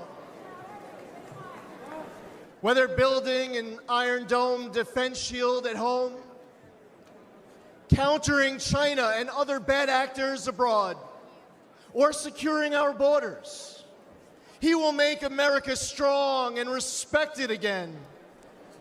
President Trump risks everything for us.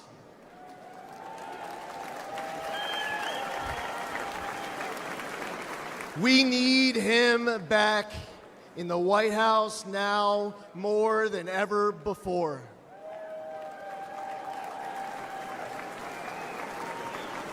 To make America great again, we must first, and God willing, we will expand the Republican majority in the United States House of Representatives.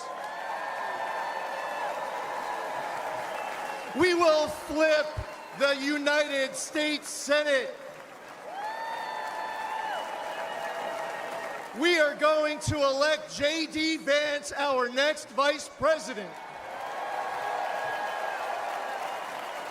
And we will make Donald J. Trump the 47th president of these United States.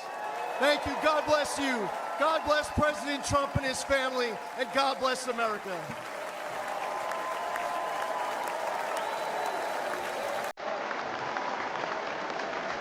We are gathered here on freedom's altar, on these shores, on these bluffs, on this day 75 years ago. 10,000 men shed their blood and thousands sacrificed their lives for their brothers, for their countries, and for the survival of liberty. Those who fought here won a future for our nation. They won the survival of our civilization. These men ran through the fires of hell, moved by a force no weapon could destroy. The fierce patriotism of a free, proud, and sovereign people. And they showed us the way to love, cherish, and defend our way of life for many centuries to come.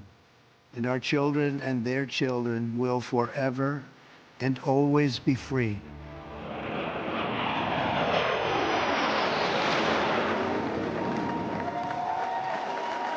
Ladies and gentlemen, please welcome World War II hero, William Peckrell.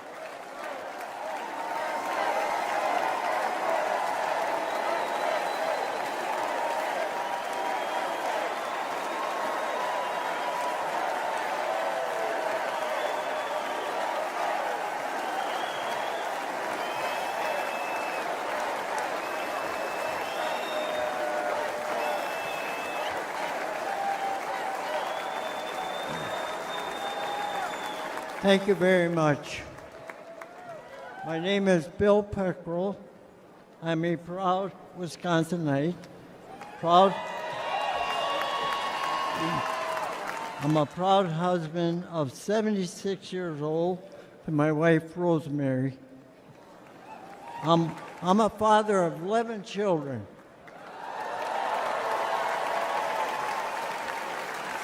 6 girls, 5 boys. Our family across 5 generations and a proud World War II veteran.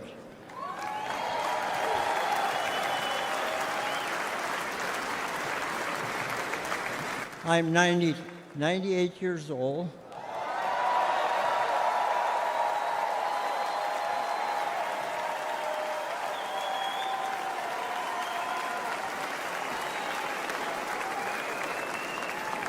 Some call us the greatest generation.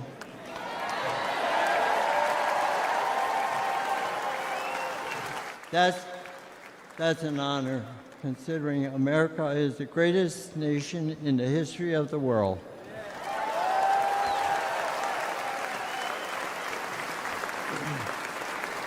I will never forget and witness the horror of the Nazis' war camps.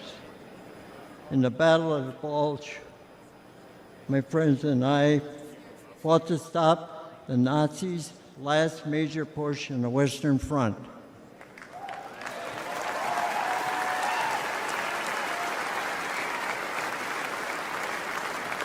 A few months later, Hitler was dead. The Nazis were defeated.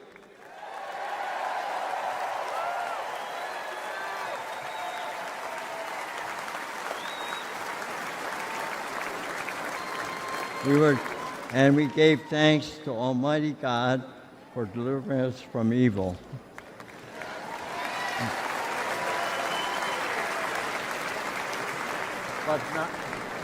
But not many of us came home.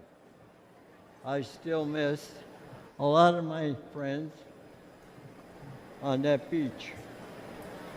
And there were many of us left. There aren't many of us left today.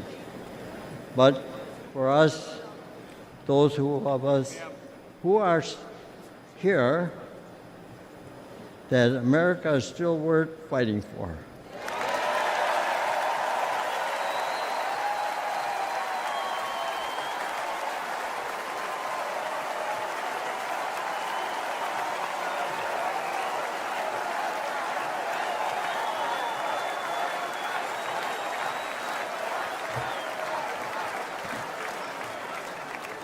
It hurts my heart to see what our current president and vice president have done to the country I love so well.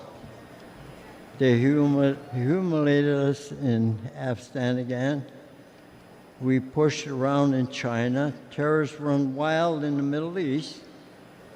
And they let our own southern border get overrun.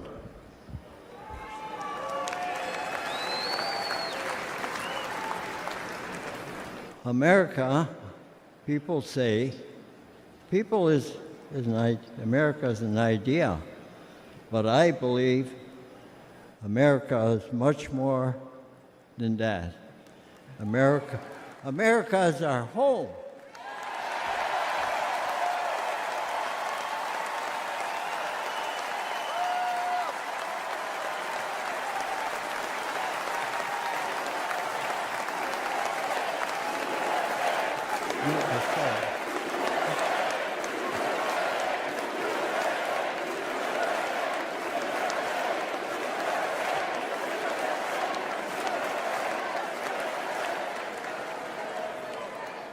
You know, and I was fighting in Europe,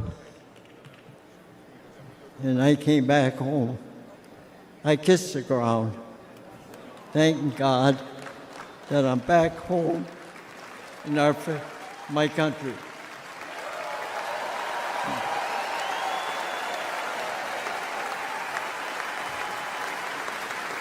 And where I come from, when somebody comes for me or my home, you dig in your boots in the ground and never look back.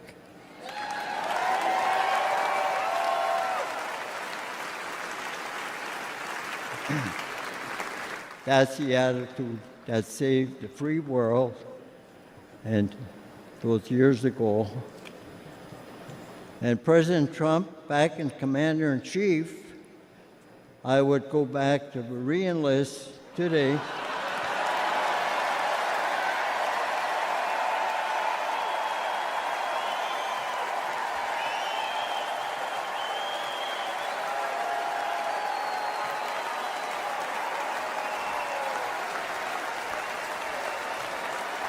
And I would storm whatever beach my country needs me to fight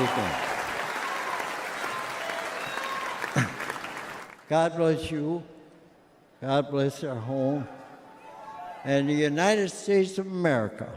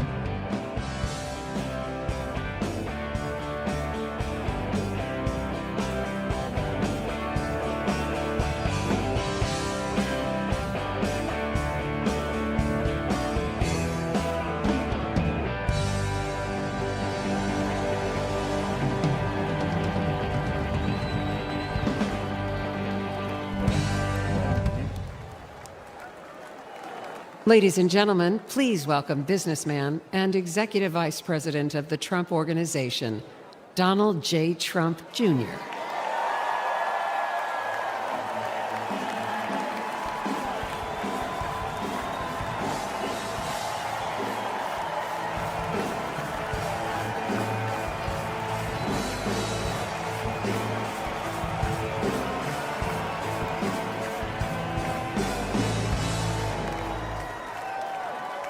Good evening, America. Before I begin my remarks, I'm going to do something a little uncharacteristic. A Trump is going to give up the microphone. Doesn't happen often. You may never see it again. But I got a call on Monday morning from a young lady who said, "Dad, I want to speak at the RNC.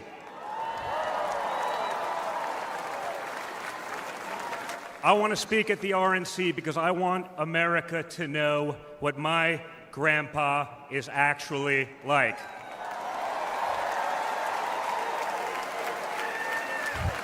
So for the first time ever on a stage, first time ever giving a speech, I want to bring out my eldest daughter and the eldest granddaughter of the President of the United States, your favorite president, Kai Madison Trump.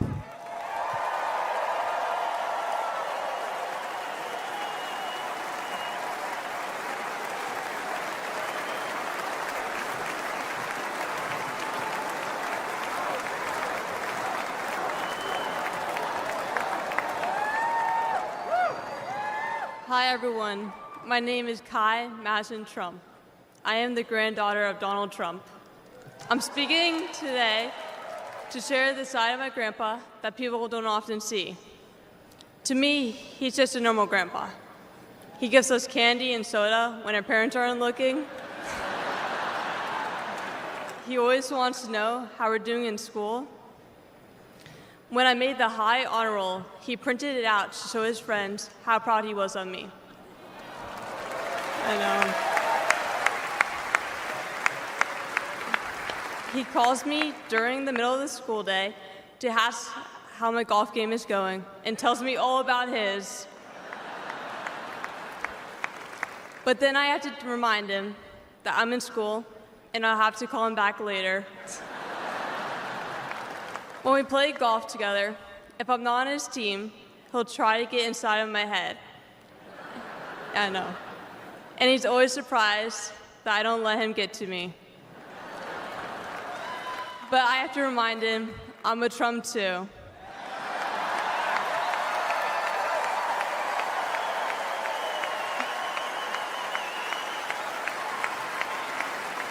Even when he's going through all these court cases, he always asks me how I'm doing. He always encourages me to push myself to be the most successful person I can be. Obviously, he sets the bar pretty high, but who knows, maybe one day I'll catch him. On Saturday, I was shocked when I heard that he has been shot, and I just wanted to know if he was okay. It was heartbreaking that someone would do that to another person. A lot of people have put my grandpa through hell, and he's still standing.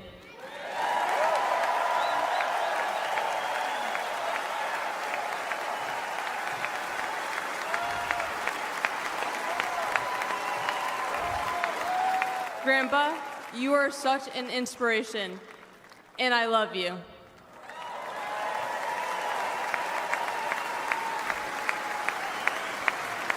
The media makes my grandpa seem like a different person, but I know him for who he is. He's very caring and loving. He truly wants the best for this country, and he will fight every single day to make America great again. Thank you very much.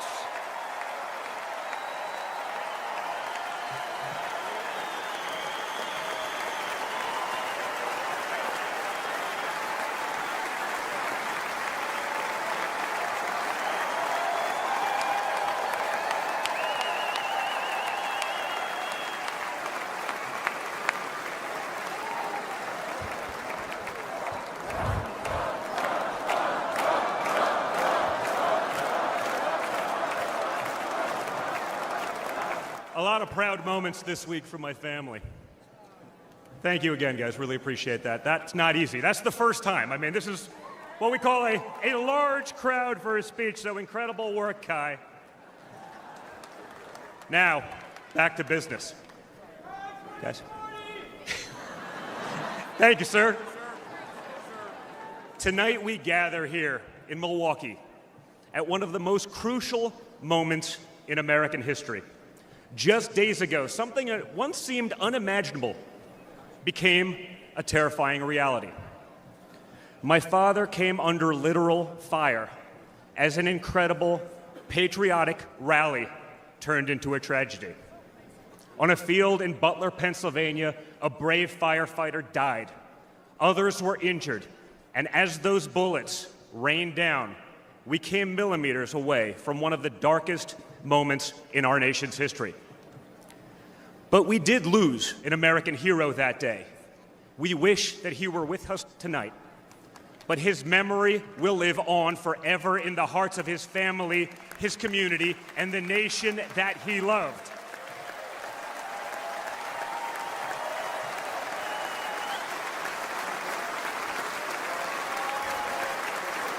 So I would like to take just a moment tonight to express our gratitude for the life and service of American hero Corey Comparator.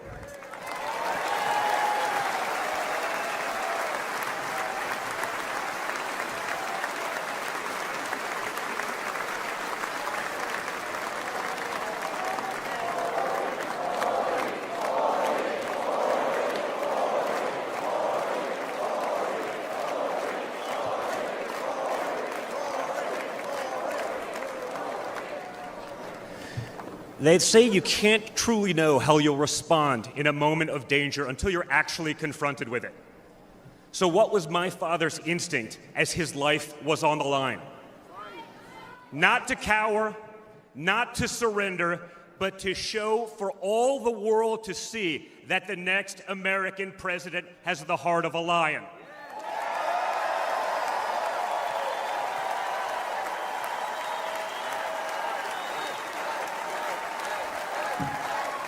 That the next American president has the courage to put the American people first once again.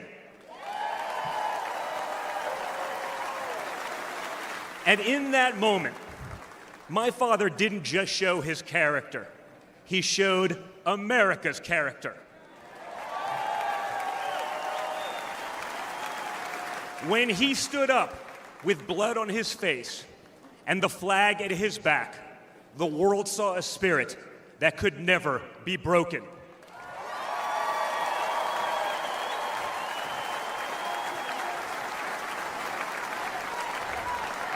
And that is the true spirit of America. America knows what it's like to be down. We know what it's like to be confused and to be afraid. Long before the attempt on my father's life, every American I met was filled with fear and anxiety. They were afraid our country was being torn apart. They were anxious about the massive and chaotic invasion of illegal aliens across our border. They were deeply concerned about partisan lawfare, education indoctrination, and attacks on freedom of speech. Most terrifying of all, they saw that our leaders didn't care, or worse, that they joyfully aided and abetted the erosion of our rights. And the lies. Oh yeah, the lies. We won't ever forget the lies. From left-wing politicians, from their allies in the media, when you hear them in a row, you fully understand the extent they have gone to divide this great nation. They lied about Russia collusion. They lied about Hunter's laptop. They lied about Joe Biden's fitness for office. They lied about the border being secure. They lied about inflation being transitory. They lied about how they would safely withdraw from Afghanistan. They lied about Biden being a, quote, moderate. And they told one nonstop lie after another about my father. But they could only run away from reality for so long. All hell has broken loose in America, and it's impossible to hide anymore.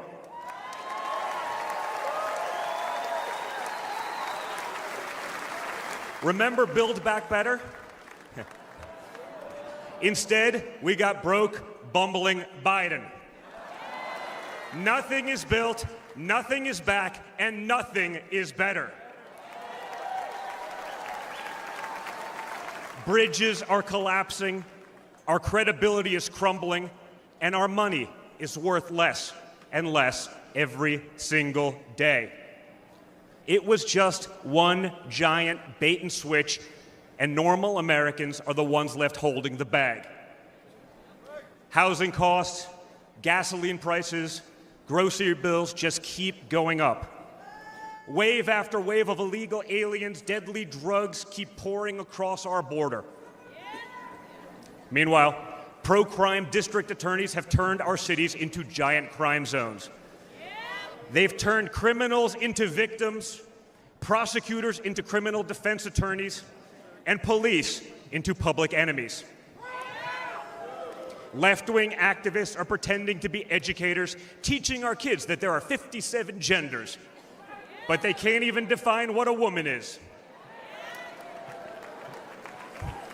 On one hand, they think free speech protects their right to expose your children to explicit drag shows.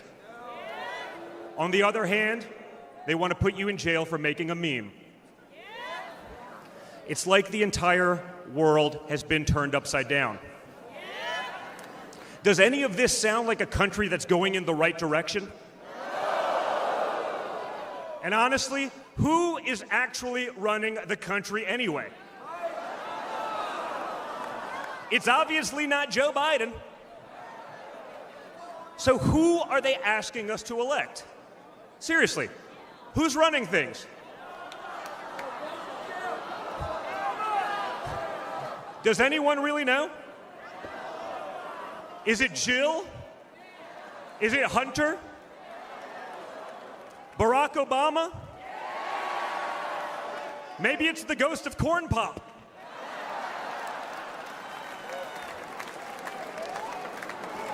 Whoever is running the show, the only thing they are effective at is persecuting my father. They twisted, contorted, and corrupted the criminal code to turn bookkeeping errors into felonies. They concocted new legal theories out of thin air. They imposed gag orders on my father because the last thing a defendant should be able to do is defend himself, right? They punished him for merely speaking the truth. They say they hate Vladimir Putin, but it sure seems like they've spent a lot of time copying his playbook.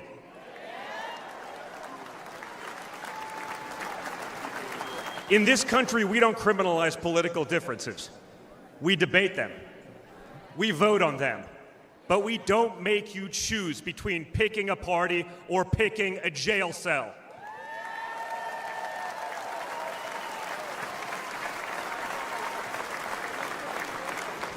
There was a time when the Democrats really wanted what was best for America, even if they had a different way of getting there. It was the party of Franklin Roosevelt, John F. Kennedy, Martin Luther King Jr. You may have disagreed with that party, but at least you could respect it. But this new extreme Democrat Party, they want us to somehow believe that the only way forward is going backwards, where hiring decisions are based solely on race, where justice is only for those with the right opinions, where streets are a luxury only for the elite, where economic opportunity exists only when you know the right people. Right now, the America we all grew up with, the America that we love, feels like an old photograph where you sit down with your children and tell them what life used to be like. You look back at that America and remember a country that was confident and proud, an America that knew who it was and what it stood for. And it could all feel like a distant memory. Somewhere along the way we stumbled. Somewhere along the way we lost ourselves. But we can't live on nostalgia. Yes, America was great, but our greatest days are yet to come.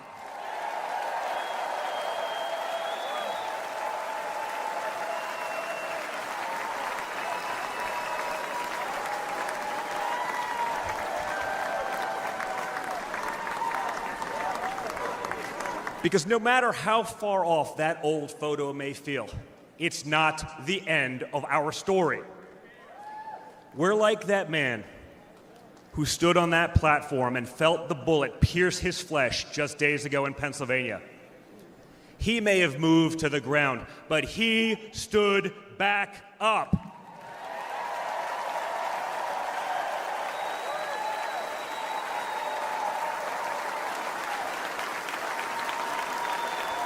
And when he did, my father raised his fist into the air.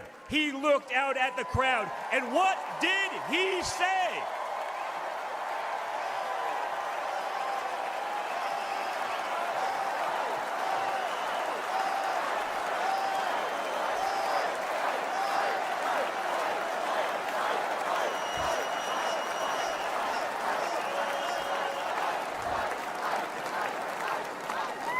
And we will fight. We will fight. We will fight with our voices. We will fight with our ideas. And on November 5th, we will fight with our vote.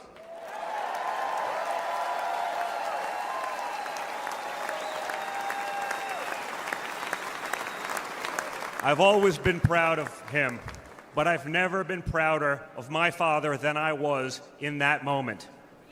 That's when the world found out that there is tough, and then there's Trump tough.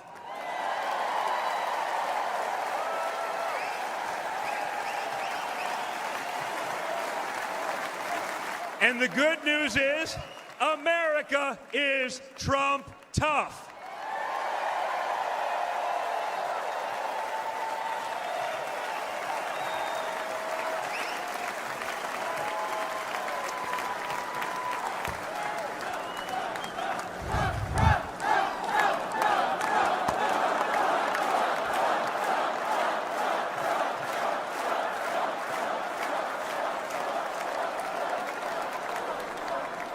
In 1912, more than a century ago, another legendary Republican president came right here to Milwaukee.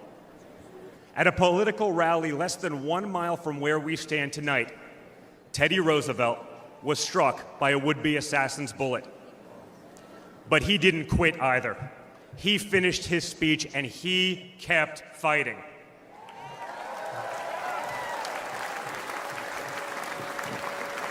My friends, I don't believe in coincidences, but I do believe in God's plan.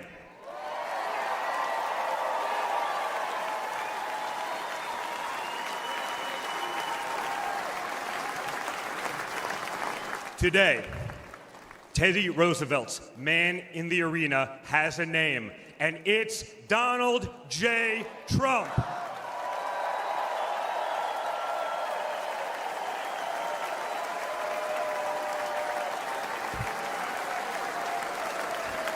Remember, my father didn't have to run for re-election this year.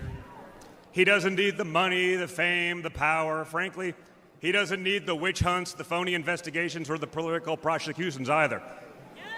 But he knew he had to run if there was any chance at saving America.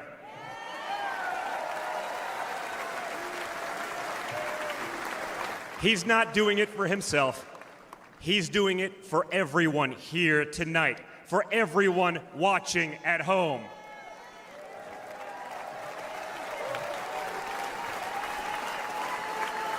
No matter who you are, you can be a part of this movement to make America great again. Look at me and my friend J.D. Vance, a kid from Appalachia and a kid from Trump Tower in Manhattan. We grew up worlds apart, yet now we're both fighting side by side to save the country we love. And by the way, J.D. Vance is going to make one hell of a vice president.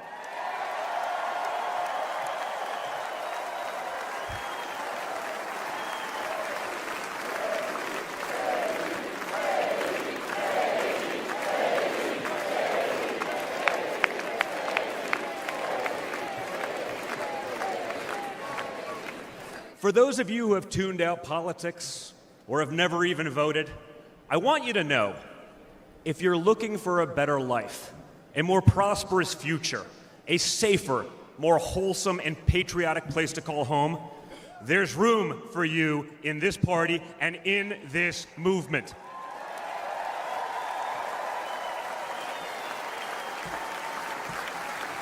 In fact, you're the ones who matter most of all. My father has always said that the people he gets along with best are the people who really work for a living.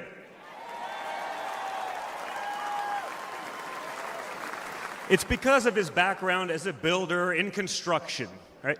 In construction, it doesn't matter how smart your architect is if you don't have the best guys laying the bricks. People with grit, people who get their hands dirty. That's a big problem with Washington, D.C. Most of the bureaucrats who rule over us have never built anything in their lives. It's time to build something real, something tangible, something that will last and leave this country better off for our children. That's my father's mission.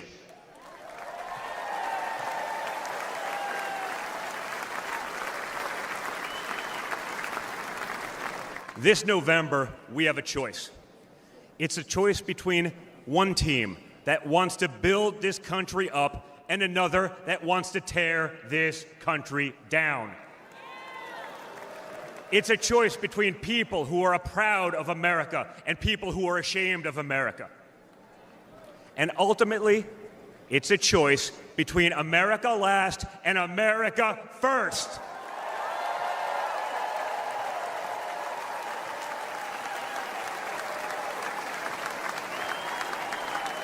So if you love this country from the bottom of your heart, if you want to bring back common sense, if you want to save the American dream, if you want to stand up and fight for the future of our nation, you must re-elect my father, Donald J. Trump.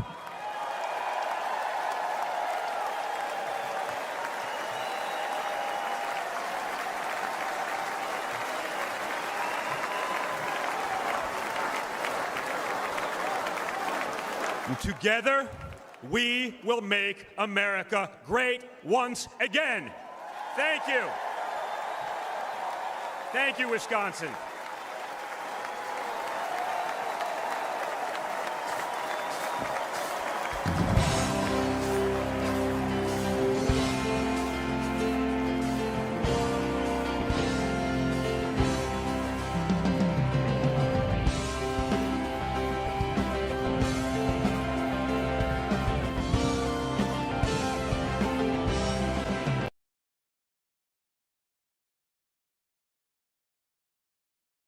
Hi everyone, Eric Trump. I'm so honored to be here. I'm so honored to be a delegate. I am so honored to be speaking at this convention for a third time. We are going to send my father back to the White House. We are going to win on November 5th. But I ask one thing of each and every one of you. Text donate to 88022. Anything helps, even $1 helps tremendously. We're going to win in November. We're going to make America great again. We're going to make our country strong again. And I'm so proud to be here with each and every one of you. Thank you.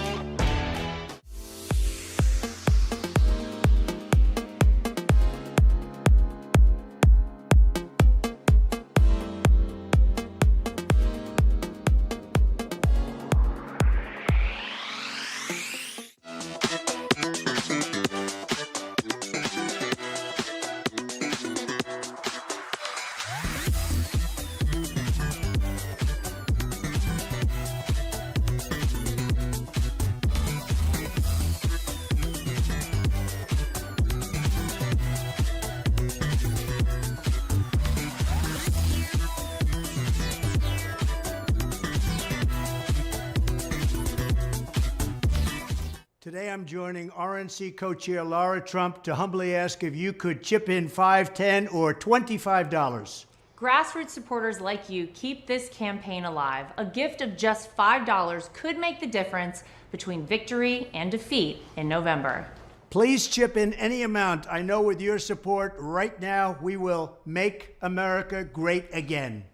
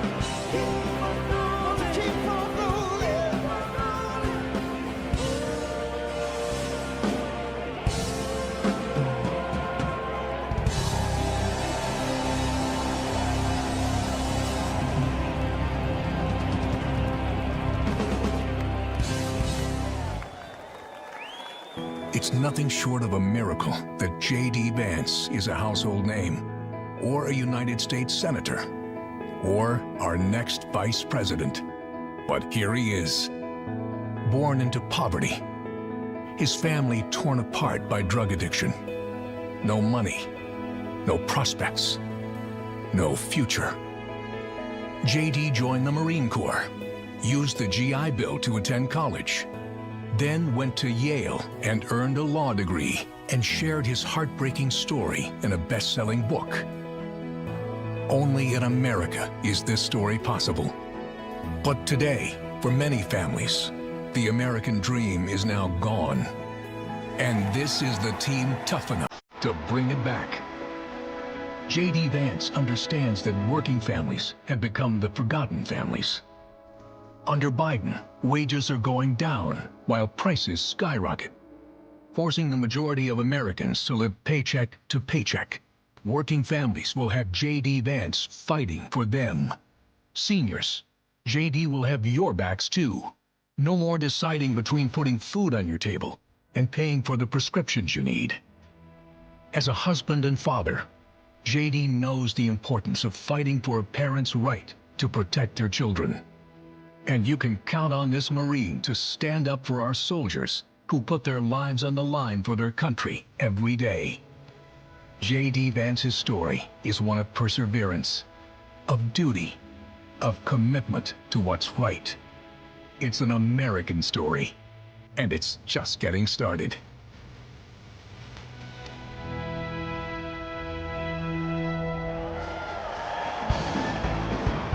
Ladies and gentlemen, please welcome Usha Vance.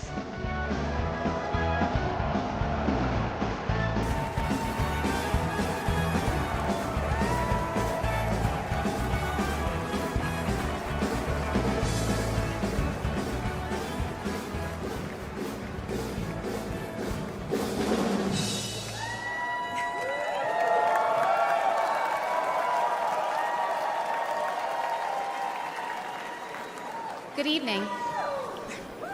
Good evening. When I was asked to introduce my husband, J.D. Vance, to all of you, I was at a loss. What could I say that hasn't already been said before? After all, the man was already the subject of a Ron Howard movie. J.D. has shared much of his life through his own eloquent words. In his book, Hillbilly Elegy, during his Senate campaign, and now as a sitting United States Senator, it occurred to me that there was only one thing to do: to explain from the heart why I love and admire J.D. and stand here beside him today, and why he will make a great Vice President of the United States.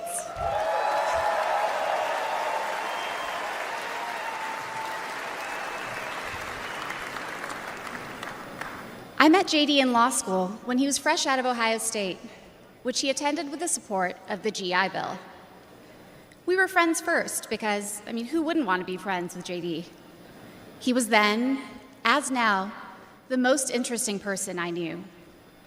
A working-class guy who had overcome childhood traumas that I could barely fathom to end up at Yale Law School.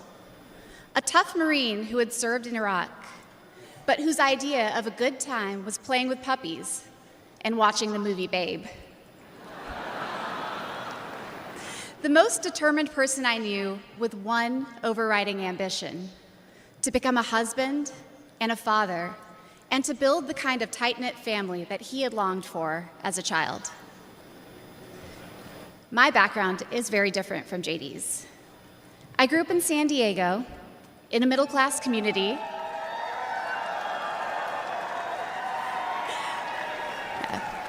with two loving parents, both immigrants from India, and a wonderful sister. That JD and I could meet at all, let alone fall in love and marry, is a testament to this great country.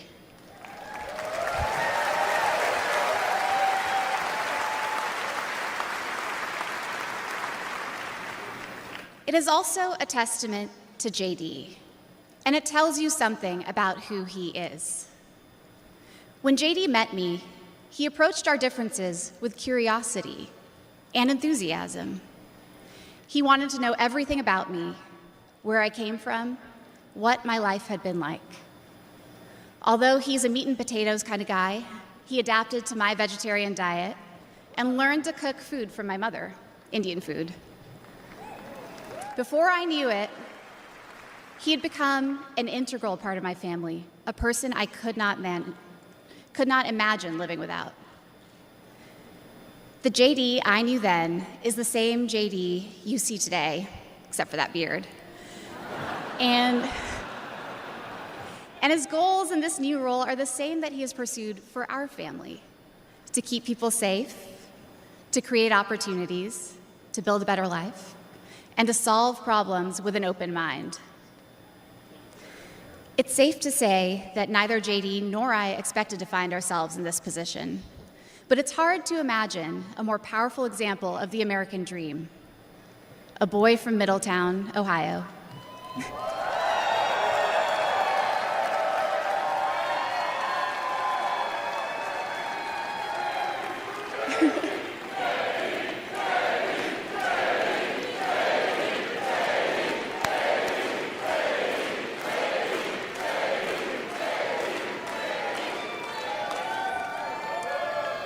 Raised by his grandmother through tough times, chosen to help lead our country through some of its greatest challenges. I am grateful to all of you for the trust you have placed in him and in our family. And with that, it is my great privilege to introduce my husband and the next Vice President of the United States, J.D. Vance.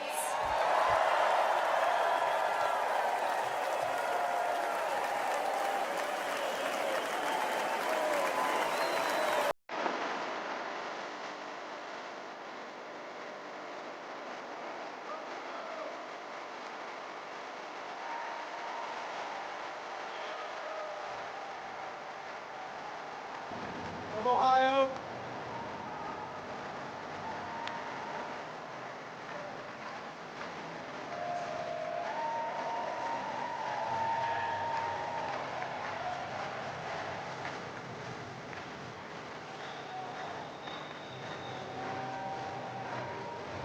Thank you.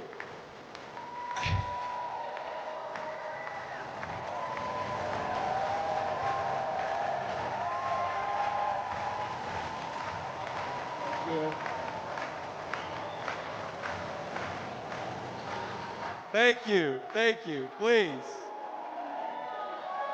Wow, wow.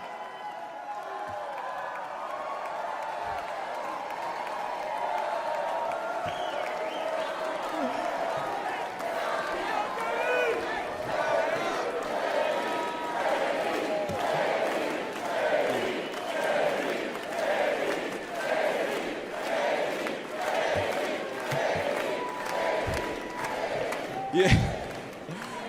First of all, aren't I a lucky guy? Isn't she lovely? Isn't it amazing?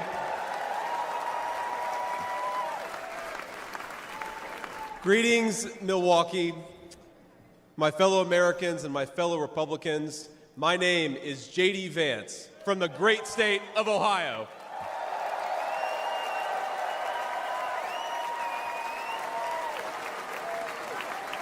Tonight,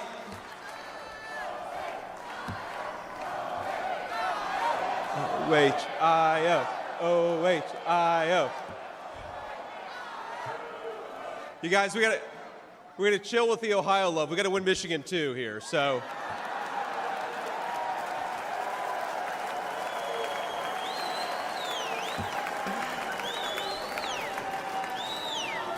My friends, tonight is a night of hope, a celebration of what America once was, and with God's grace, what it will soon be again.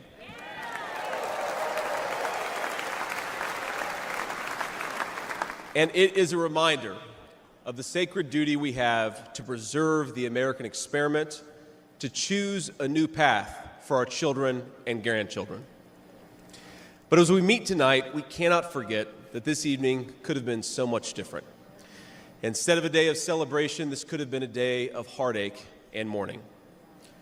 For the last 8 years, President Trump has given everything he has to fight for the people of our country.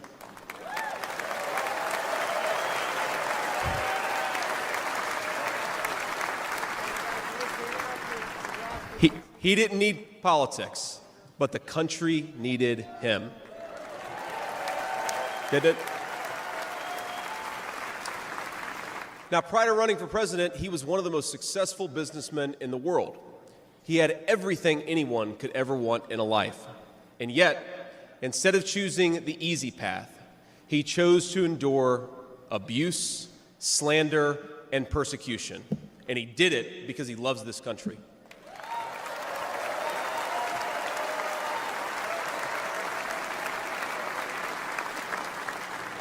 I want all Americans to go and watch the video of a would-be assassin coming a quarter of an inch from taking his life.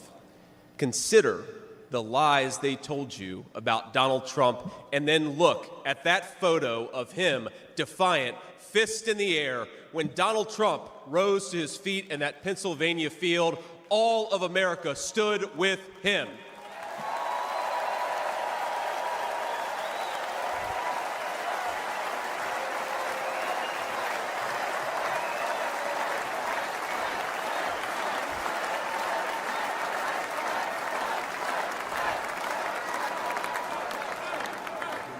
And what did he call us to do for our country? To fight for America. Even in his most perilous moment, we were on his mind. His instinct was for us, for our country, to call us to something higher, to something greater, to once again be citizens who ask what our country needs of us. Now consider what they said. They said he was a tyrant. They said he must be stopped at all costs. But how did he respond? He called for national unity, for national calm, literally right after an assassin nearly took his life.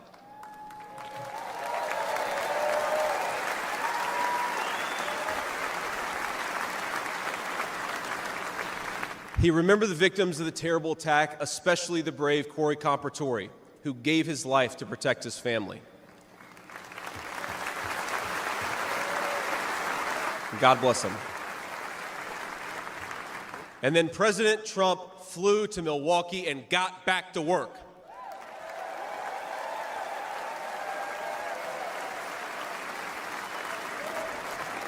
Now that's the man I've gotten to know personally over the last few years. He is tough, and he is, but he cares about people. He can stand defiant against an assassin one moment and call for national healing the next. He is a beloved father and grandfather, and of course, a once-in-a-generation business leader. He's the man who is feared by America's adversaries, but 2 nights ago, and I'll share a moment, said goodnight to his 2 boys, told them he loved them, and made sure to give each of them a kiss on the cheek. And I will say, Don and Eric squirmed the same way my 4-year-old does when his daddy tries to give him a kiss on the cheek. Sorry, guys.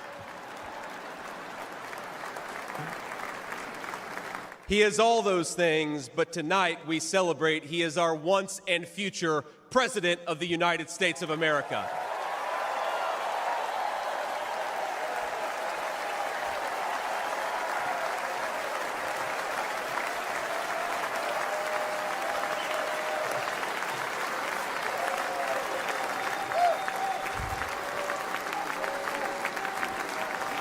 Now, I want to respond to his call for unity myself. We have a big tent in this party on everything from national security to economic policy. But my message to you, my fellow Republicans, is we love this country and we are united to win.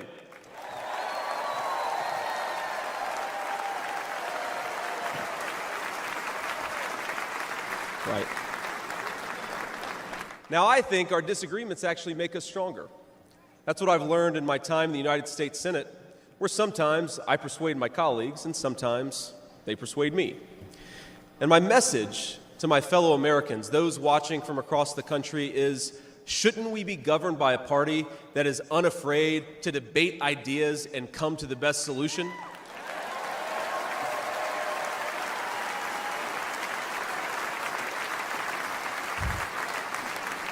That's the Republican Party of the next 4 years, united in our love for this country and committed to free speech and the open exchange of ideas.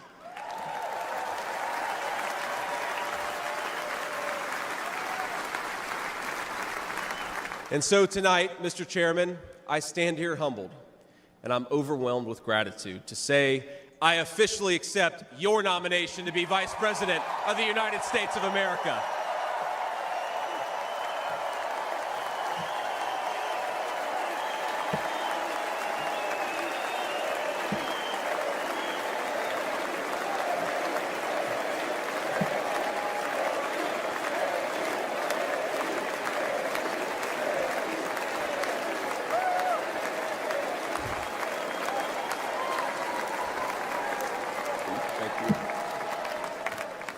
Now, never in my wildest imagination could I have believed that I'd be standing here tonight.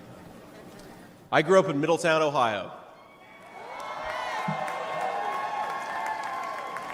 a small town where people spoke their minds, built with their hands, and loved their God, their family, their community, and their country with their whole hearts.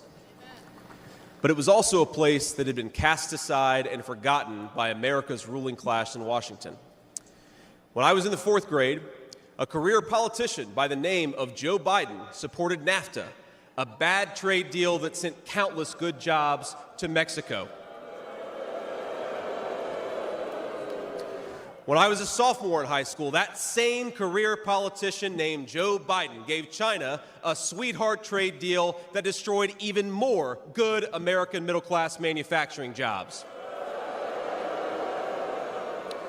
When I was a senior in high school, that same Joe Biden supported the disastrous invasion of Iraq, and at each step of the way, in small towns like mine in Ohio or next door in Pennsylvania or Michigan, in states all across our country, jobs were sent overseas and our children were sent to war. And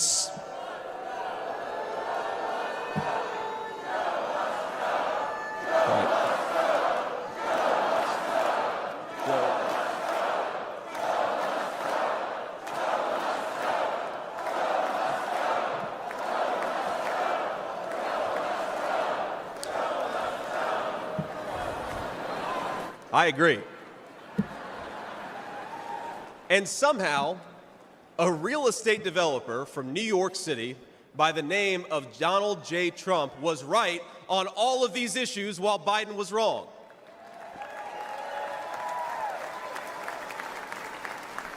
President Trump knew even then that we needed leaders who would put America first.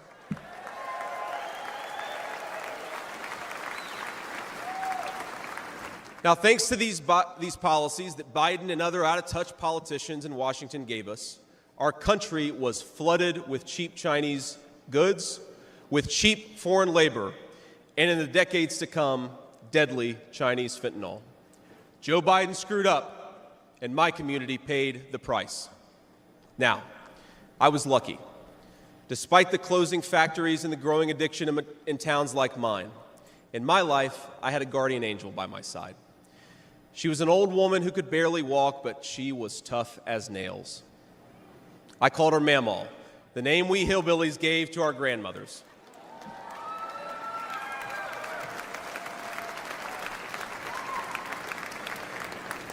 Mamaw raised me as Mamaw raised me as my mother struggled with addiction. Mamaw was in so many ways a woman of contradiction. She loved the Lord, ladies and gentlemen. She was a woman of very deep Christian faith.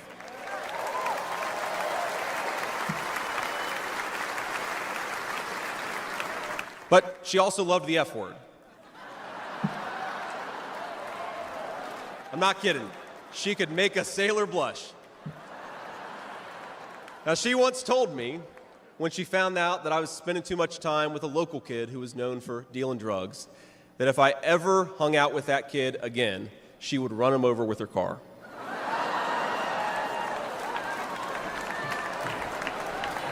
That's true. And she said, JD, no one will ever find out about it.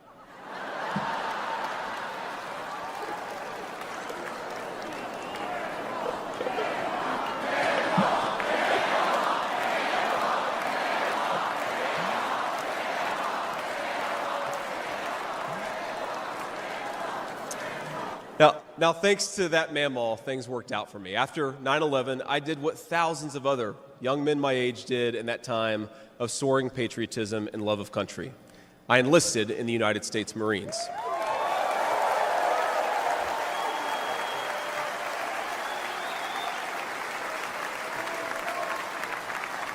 Semper Fi to my fellow Marines. Now, I left the Marines after 4 years and went to the Ohio State University.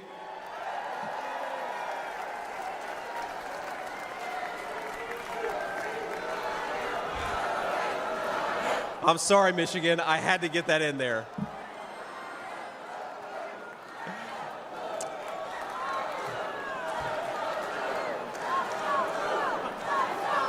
Come on, come on.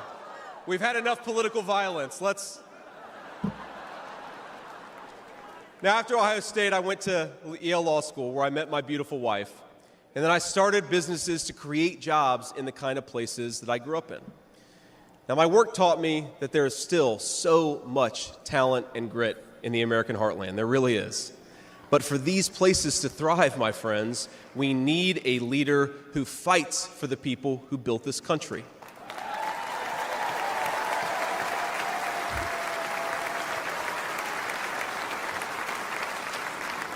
We need a leader who's not in the pocket of big business, but answers to the working man, union and non-union alike.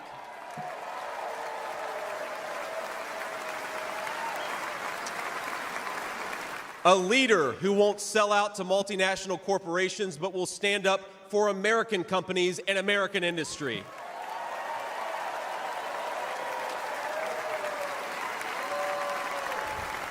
A leader who rejects Joe Biden and Kamala Harris's Green New scam and fights to bring back our great American factories. We need President Donald J. Trump.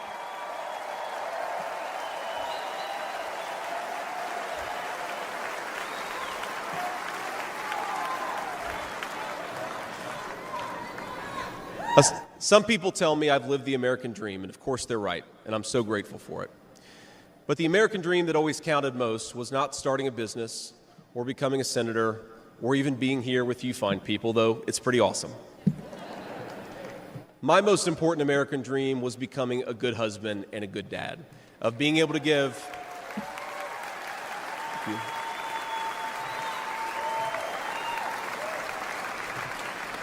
I wanted to give my kids the things that I didn't have when I was growing up, and that's the accomplishment that I'm proudest of.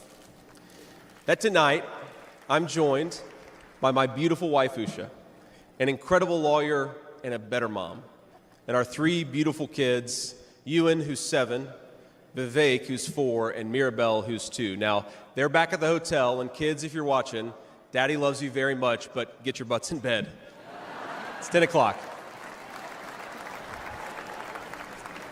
But my friends, things did not work out well for a lot of kids I grew up with. Every now and then, I will get a call from a relative back home who asks, "Did you know so-and-so?" And I'll remember a face from years ago, and then I'll hear, "They died of an overdose." As always, America's ruling class wrote the checks. Communities like mine paid the price.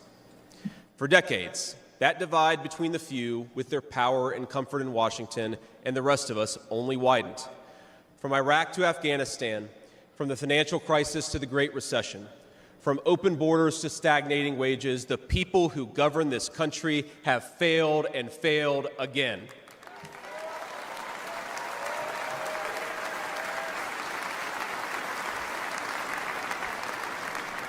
That is, of course, until a guy named Donald J. Trump came along.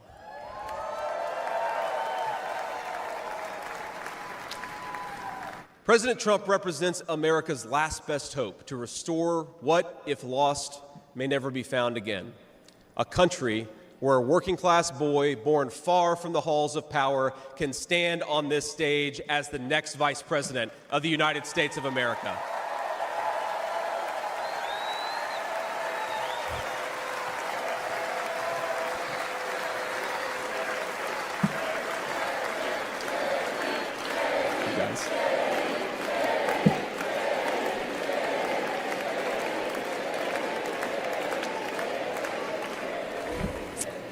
But, my fellow Americans, here in this stage and watching at home, this moment is not about me, it's about all of us, and it's about who we're fighting for. It's about the auto worker in Michigan wondering why out-of-touch politicians are destroying their jobs. It's about the factory worker in Wisconsin who makes things with their hands and is proud of American craftsmanship.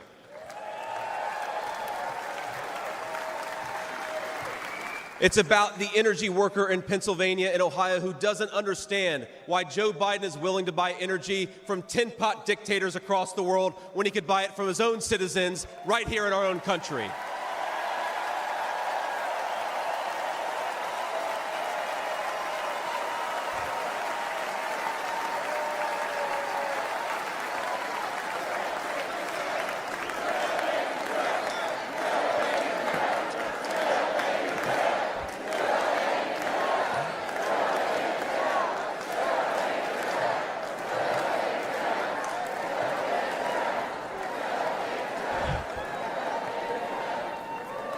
You guys are a great crowd.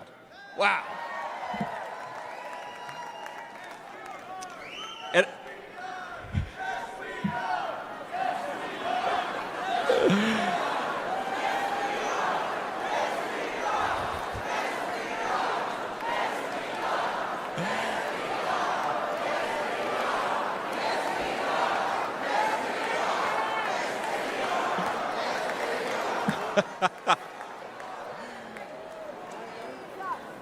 And it's about, our movement is about single moms like mine who struggled with money and addiction but never gave up.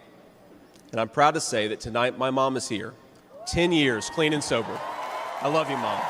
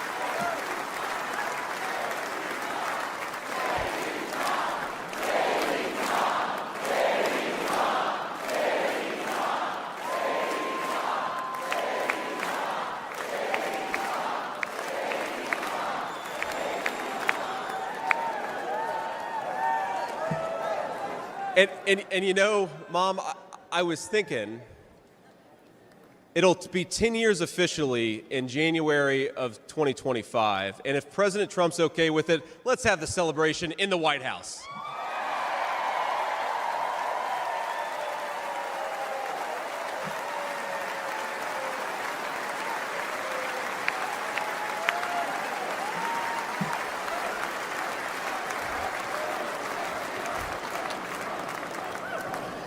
And our movement, ladies and gentlemen, it's about grandparents all across this country who are living on Social Security and raising grandchildren they didn't expect to raise. And while we're on the topic of grandparents, let me tell you another Mamaw story. Now, my Mamaw died shortly before I left for Iraq in 2005. And when we went through her things, we found 19 loaded handguns. They were...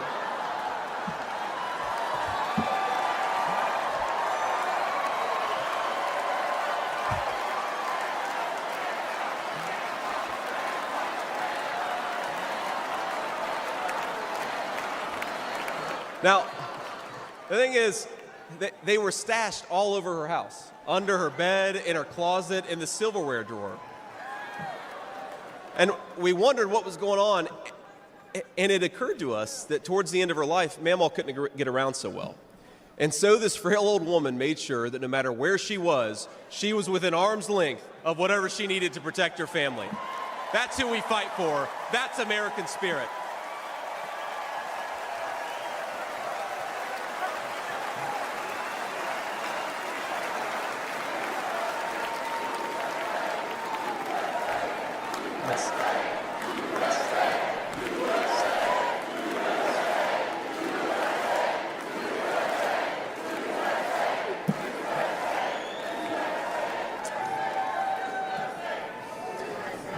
Now, Joe Biden has been a politician in Washington for longer than I've been alive, 39 years old. Kamala Harris is not much further behind. For half a century, he's been the champion of every major policy initiative to make America weaker and poorer. And in 4 short years, Donald Trump reversed decades of betrayals inflicted by Joe Biden and the rest of the corrupt Washington insiders.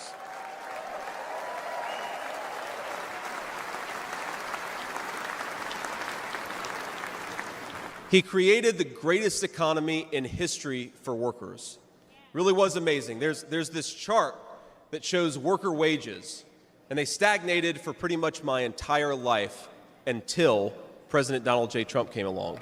Workers' wages went through the roof.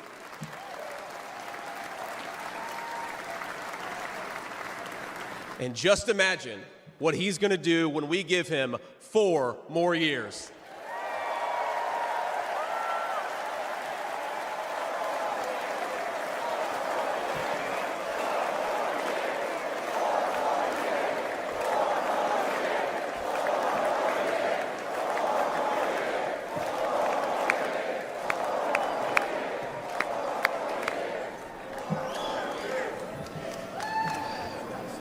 Months ago, I heard some young family member observe that their parents' generation, the baby boomers, could afford to buy a home when they first entered the workforce. But I don't know, this person observed, if I'll ever be able to afford a home. The absurd cost of housing is the result of so many failures, and it reveals so much about what's broken in Washington. Now, I can tell you exactly how it happened. Wall Street barons crashed the economy, and American builders went out of business. As tradesmen scrambled for jobs, houses stopped being built. The lack of good jobs, of course, led to stagnant wages. And then the Democrats flooded this country with millions of illegal aliens. So citizens had to compete with people who shouldn't even be here for precious housing. Joe Biden's inflation crisis, my friends, is really an affordability crisis. And many of the people that I grew up with can't afford to pay more for groceries, more for gas, more for rent, and that's exactly what Joe Biden's economy has given them.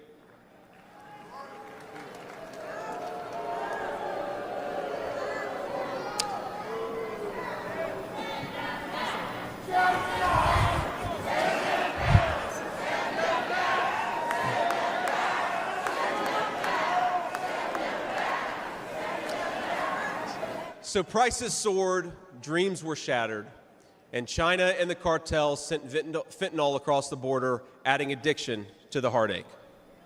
But ladies and gentlemen, that is not the end of our story. We've heard about villains and their victims. I've talked a lot about that, but let me tell you about the future. President Trump's vision is so simple and yet so powerful. We're done, ladies and gentlemen, catering to Wall Street. We'll commit to the working man.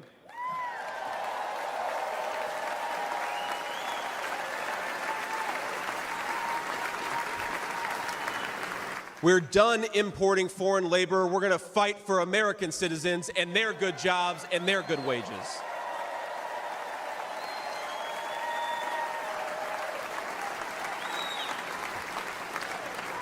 We're done buying energy from countries that hate us. We're going to get it right here from American workers in Pennsylvania and Ohio and across the country.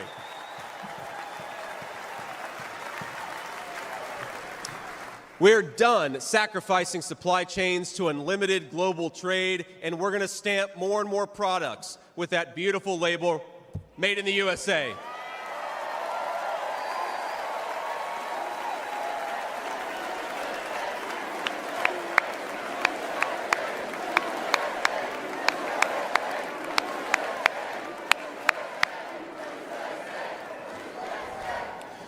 We're going to build factories again, put people to work making real products for American families made with the hands of American workers. Together, We will protect the wages of American workers and stop the Chinese Communist Party from building their middle class on the backs of American citizens.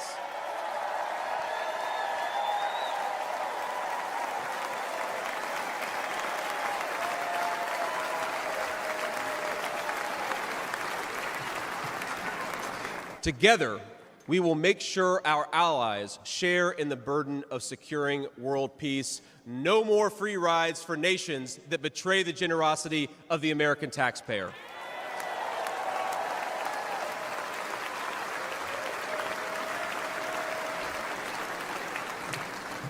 Together, we will send our kids to war only when we must.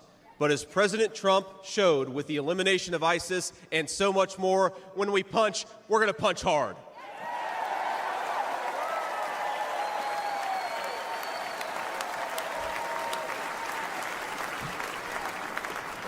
Together, we will put the citizens of America first, whatever the color of their skin. We will, in short, make America great again.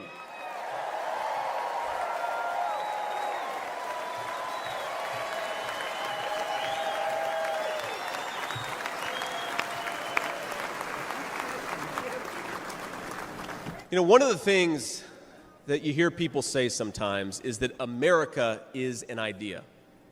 And to be clear, America was indeed founded on brilliant ideas like the rule of law and religious liberty, things written into the fabric of our Constitution and our nation. But America is not just an idea. It is a group of people with a shared history and a common future. It is, in short, a nation. Now, it is part of that tradition, of course, that we welcome newcomers. But when we allow newcomers into our American family, we allow them on our terms.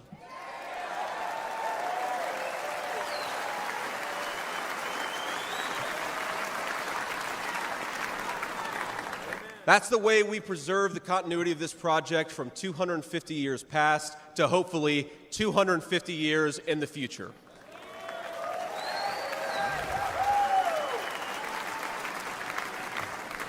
And let me illustrate this with a story, if I may. I'm, of course, married to the daughter of South Asian immigrants to this country. Incredible people.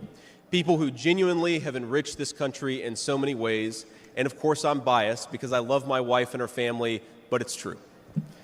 Now, when I proposed to my wife, we were in law school, and I said, honey, I come with $120,000 worth of law school debt and a cemetery plot on a mountainside in eastern Kentucky.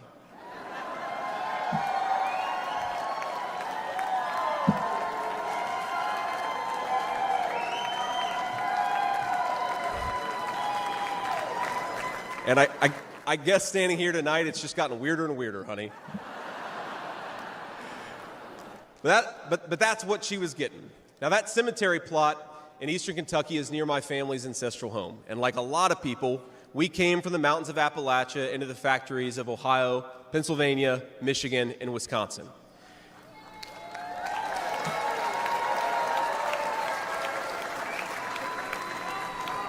Now, that's Kentucky coal country, one of the 10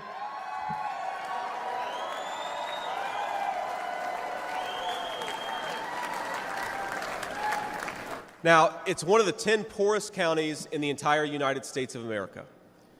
They are very hardworking people, and they're very good people. They're the kind of people who would give you the shirt off their back even if they can't afford enough to eat.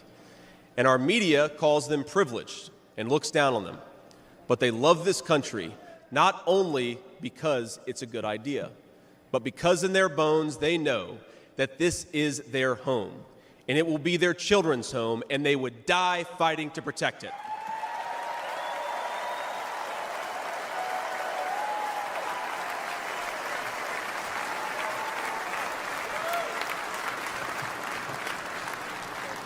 That is the source of America's greatness. As a United States Senator, I get to represent millions of people in the great state of Ohio with similar stories, and it is the great honor of my life. Now, in that cemetery, there are people who were born around the time of the Civil War. And if, as I hope, my wife and I are eventually laid to rest there, and our kids follow us, there will be 7 generations just in that small mountain cemetery plot in eastern Kentucky. 7 generations of people who have fought for this country, who have built this country, who have made things in this country, and who would fight and die to protect this country if they were asked to.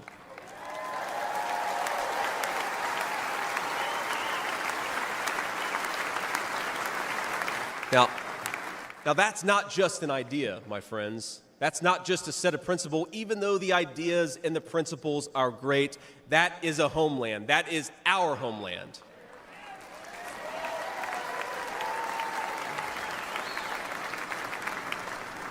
People will not fight for abstractions, but they will fight for their home. And if this movement of ours is going to succeed, and if this country is going to thrive, our leaders have to remember that America is a nation and its citizens deserve leaders who put its interests first.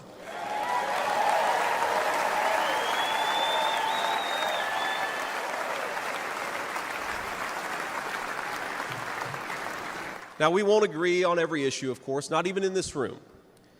We may disagree from time to time about how best to reinvigorate American industry and renew American family. That's fine. In fact, it's more than fine. It's good.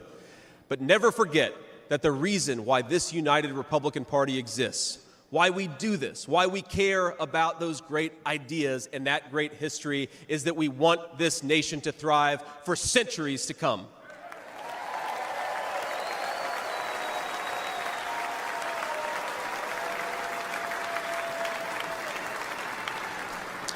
Now, eventually in that mountain cemetery, my children will lay me to rest. And when they do, I would like them to know that thanks to the work of this Republican Party, the United States of America is as strong and as proud and as great as ever.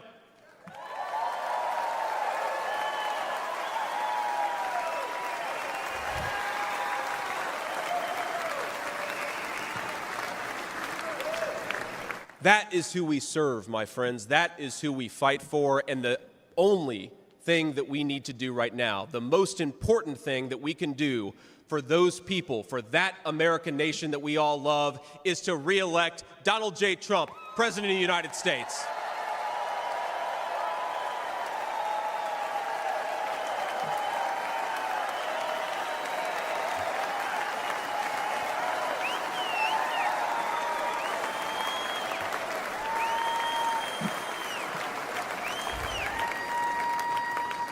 Mr. President, I will never take for granted the trust you have put in me.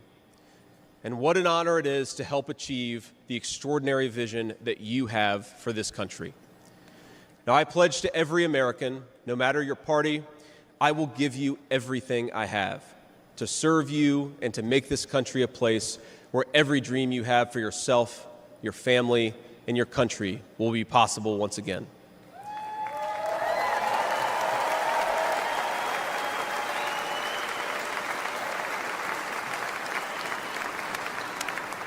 And I promise you one more thing.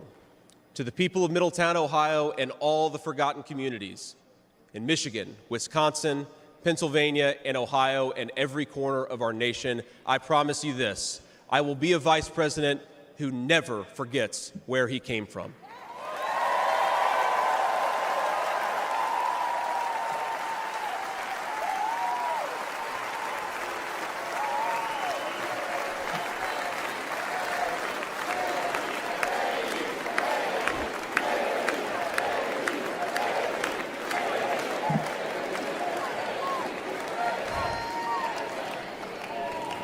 And every single day for the next 4 years, when I walk into that White House to help President Trump, I will be doing it for you, for your family, for your future, and for this great country. Thank you. God bless all of you, and God bless our great country.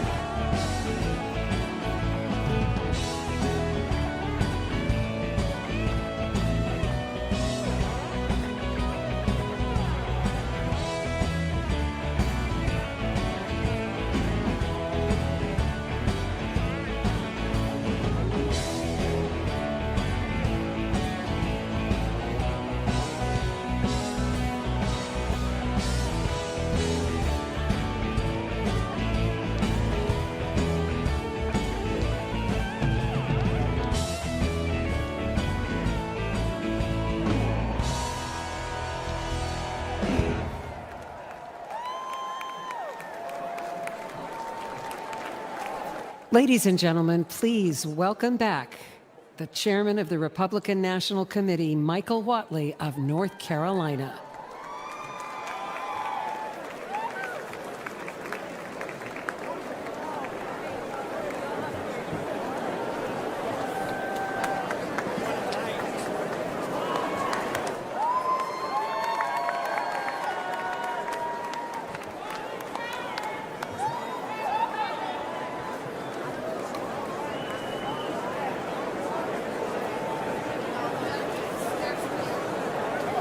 Delegates and alternates, Republicans around the world, tonight in this hall, we had a chance to see what strength is like.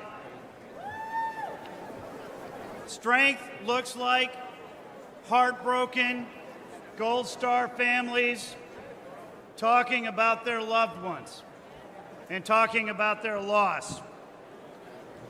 Strength looks like fraternity brothers facing down a hostile crowd to save the American flag. Strength looks like thousands of law enforcement officers from all across the country here to protect us tonight. Strength tonight looks like all of the soldiers and the sailors and the airmen and the Marines around the world keeping America safe home and abroad. Strength looks like a teenage daughter standing on this stage and talking to America about the love that she has for her grandfather.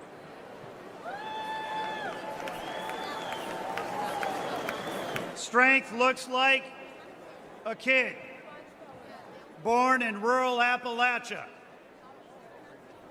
who put himself through school and answered a call to service when America needed him and joined the Marines, and has answered another call to serve as our next vice president.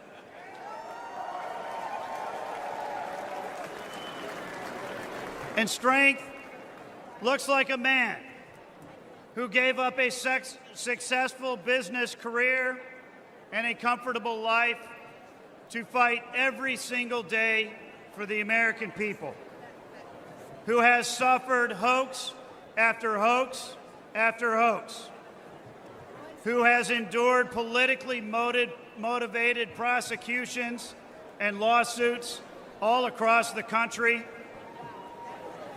and who, when he was knocked down by a would-be assassin's bullet, got back up and encouraged America to fight, fight, fight.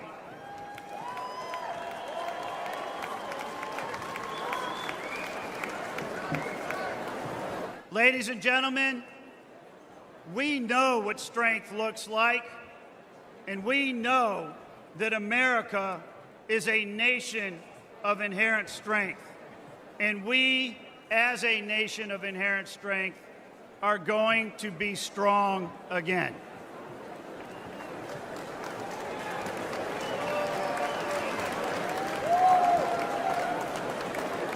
For tonight's benediction, please welcome the lead pastor at Bayou Blue Assembly in Houma, Louisiana, Pastor Packy Thompson.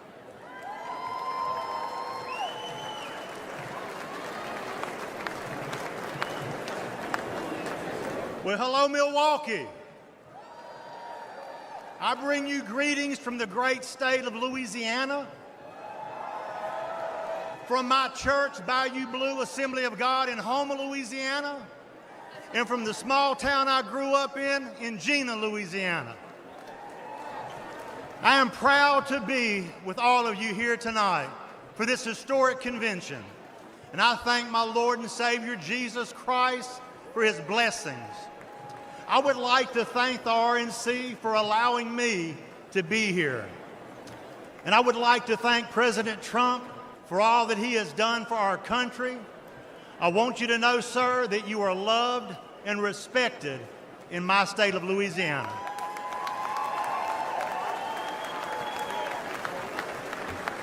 Would y'all stand and pray with me, please? Heavenly Father, we are grateful for your mercy and your protection here tonight. Father, we give you glory and honor because you alone deserve to be honored. Father, I thank you for giving us a man to stand in the gap for us, a man who has made up the hedge for the American people, a man who has protected our nation from those who would harm us.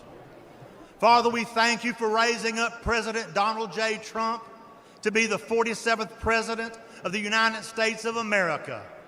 And I also thank you for protecting him from the evil that was perpetrated last Saturday. Father, I ask that you would unite our country once again, a nation, Lord God, under your leadership. Father God, help us to elect leaders that will help us to become the lead country in the world, to hold the values that our forefathers intended for us when they drafted the Declaration of Independence and the Bill of Rights. Father, I ask that you would help us to elect men and women of God who will protect the rights that were promised to every American, protect us from tyranny, and restore truth back to the public square.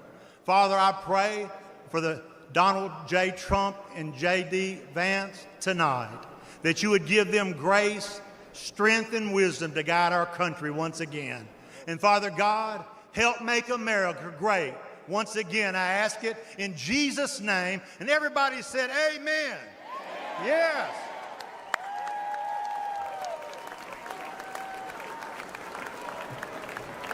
The chair recognizes the delegate from the Commonwealth of Pennsylvania for the purpose of offering a motion.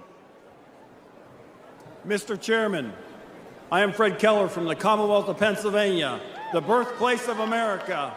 I make the motion that this convention now adjourn. The question now occurs on the motion to adjourn. All those in favor signify by saying aye. Aye. All those opposed, no. In the opinion of the chair, the ayes have it and the motion is adopted. Accordingly, this convention stands adjourned until 5 p.m. tomorrow. Thank you.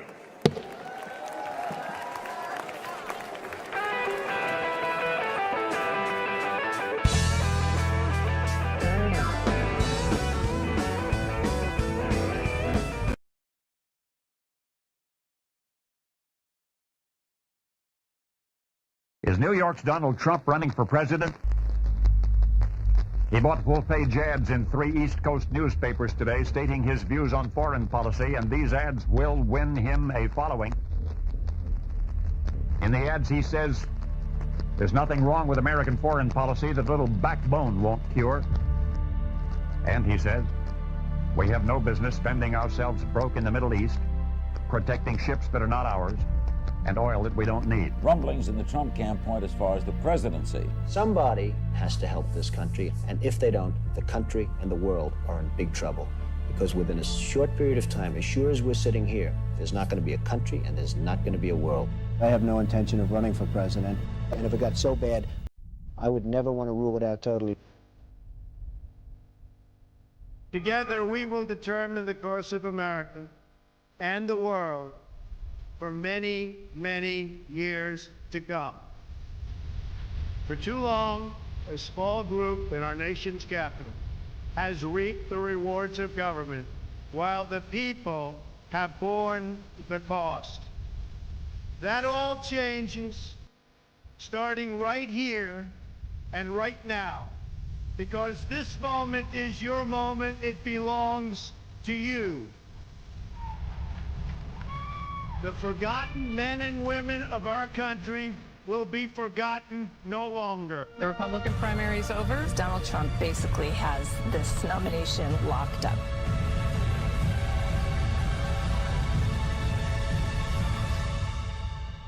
Everyone is listening to you now. I will fight for you with every breath in my body, and I will never, ever let you down. My fellow Americans, our movement is far from over. In fact, our fight has only just begun.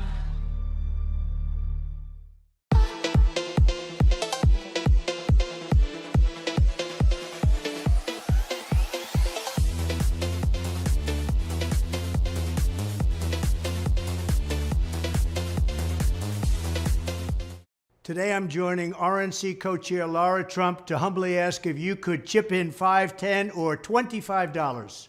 Grassroots supporters like you keep this campaign alive. A gift of just $5 could make the difference between victory and defeat in November. Please chip in any amount. I know with your support right now, we will make America great again.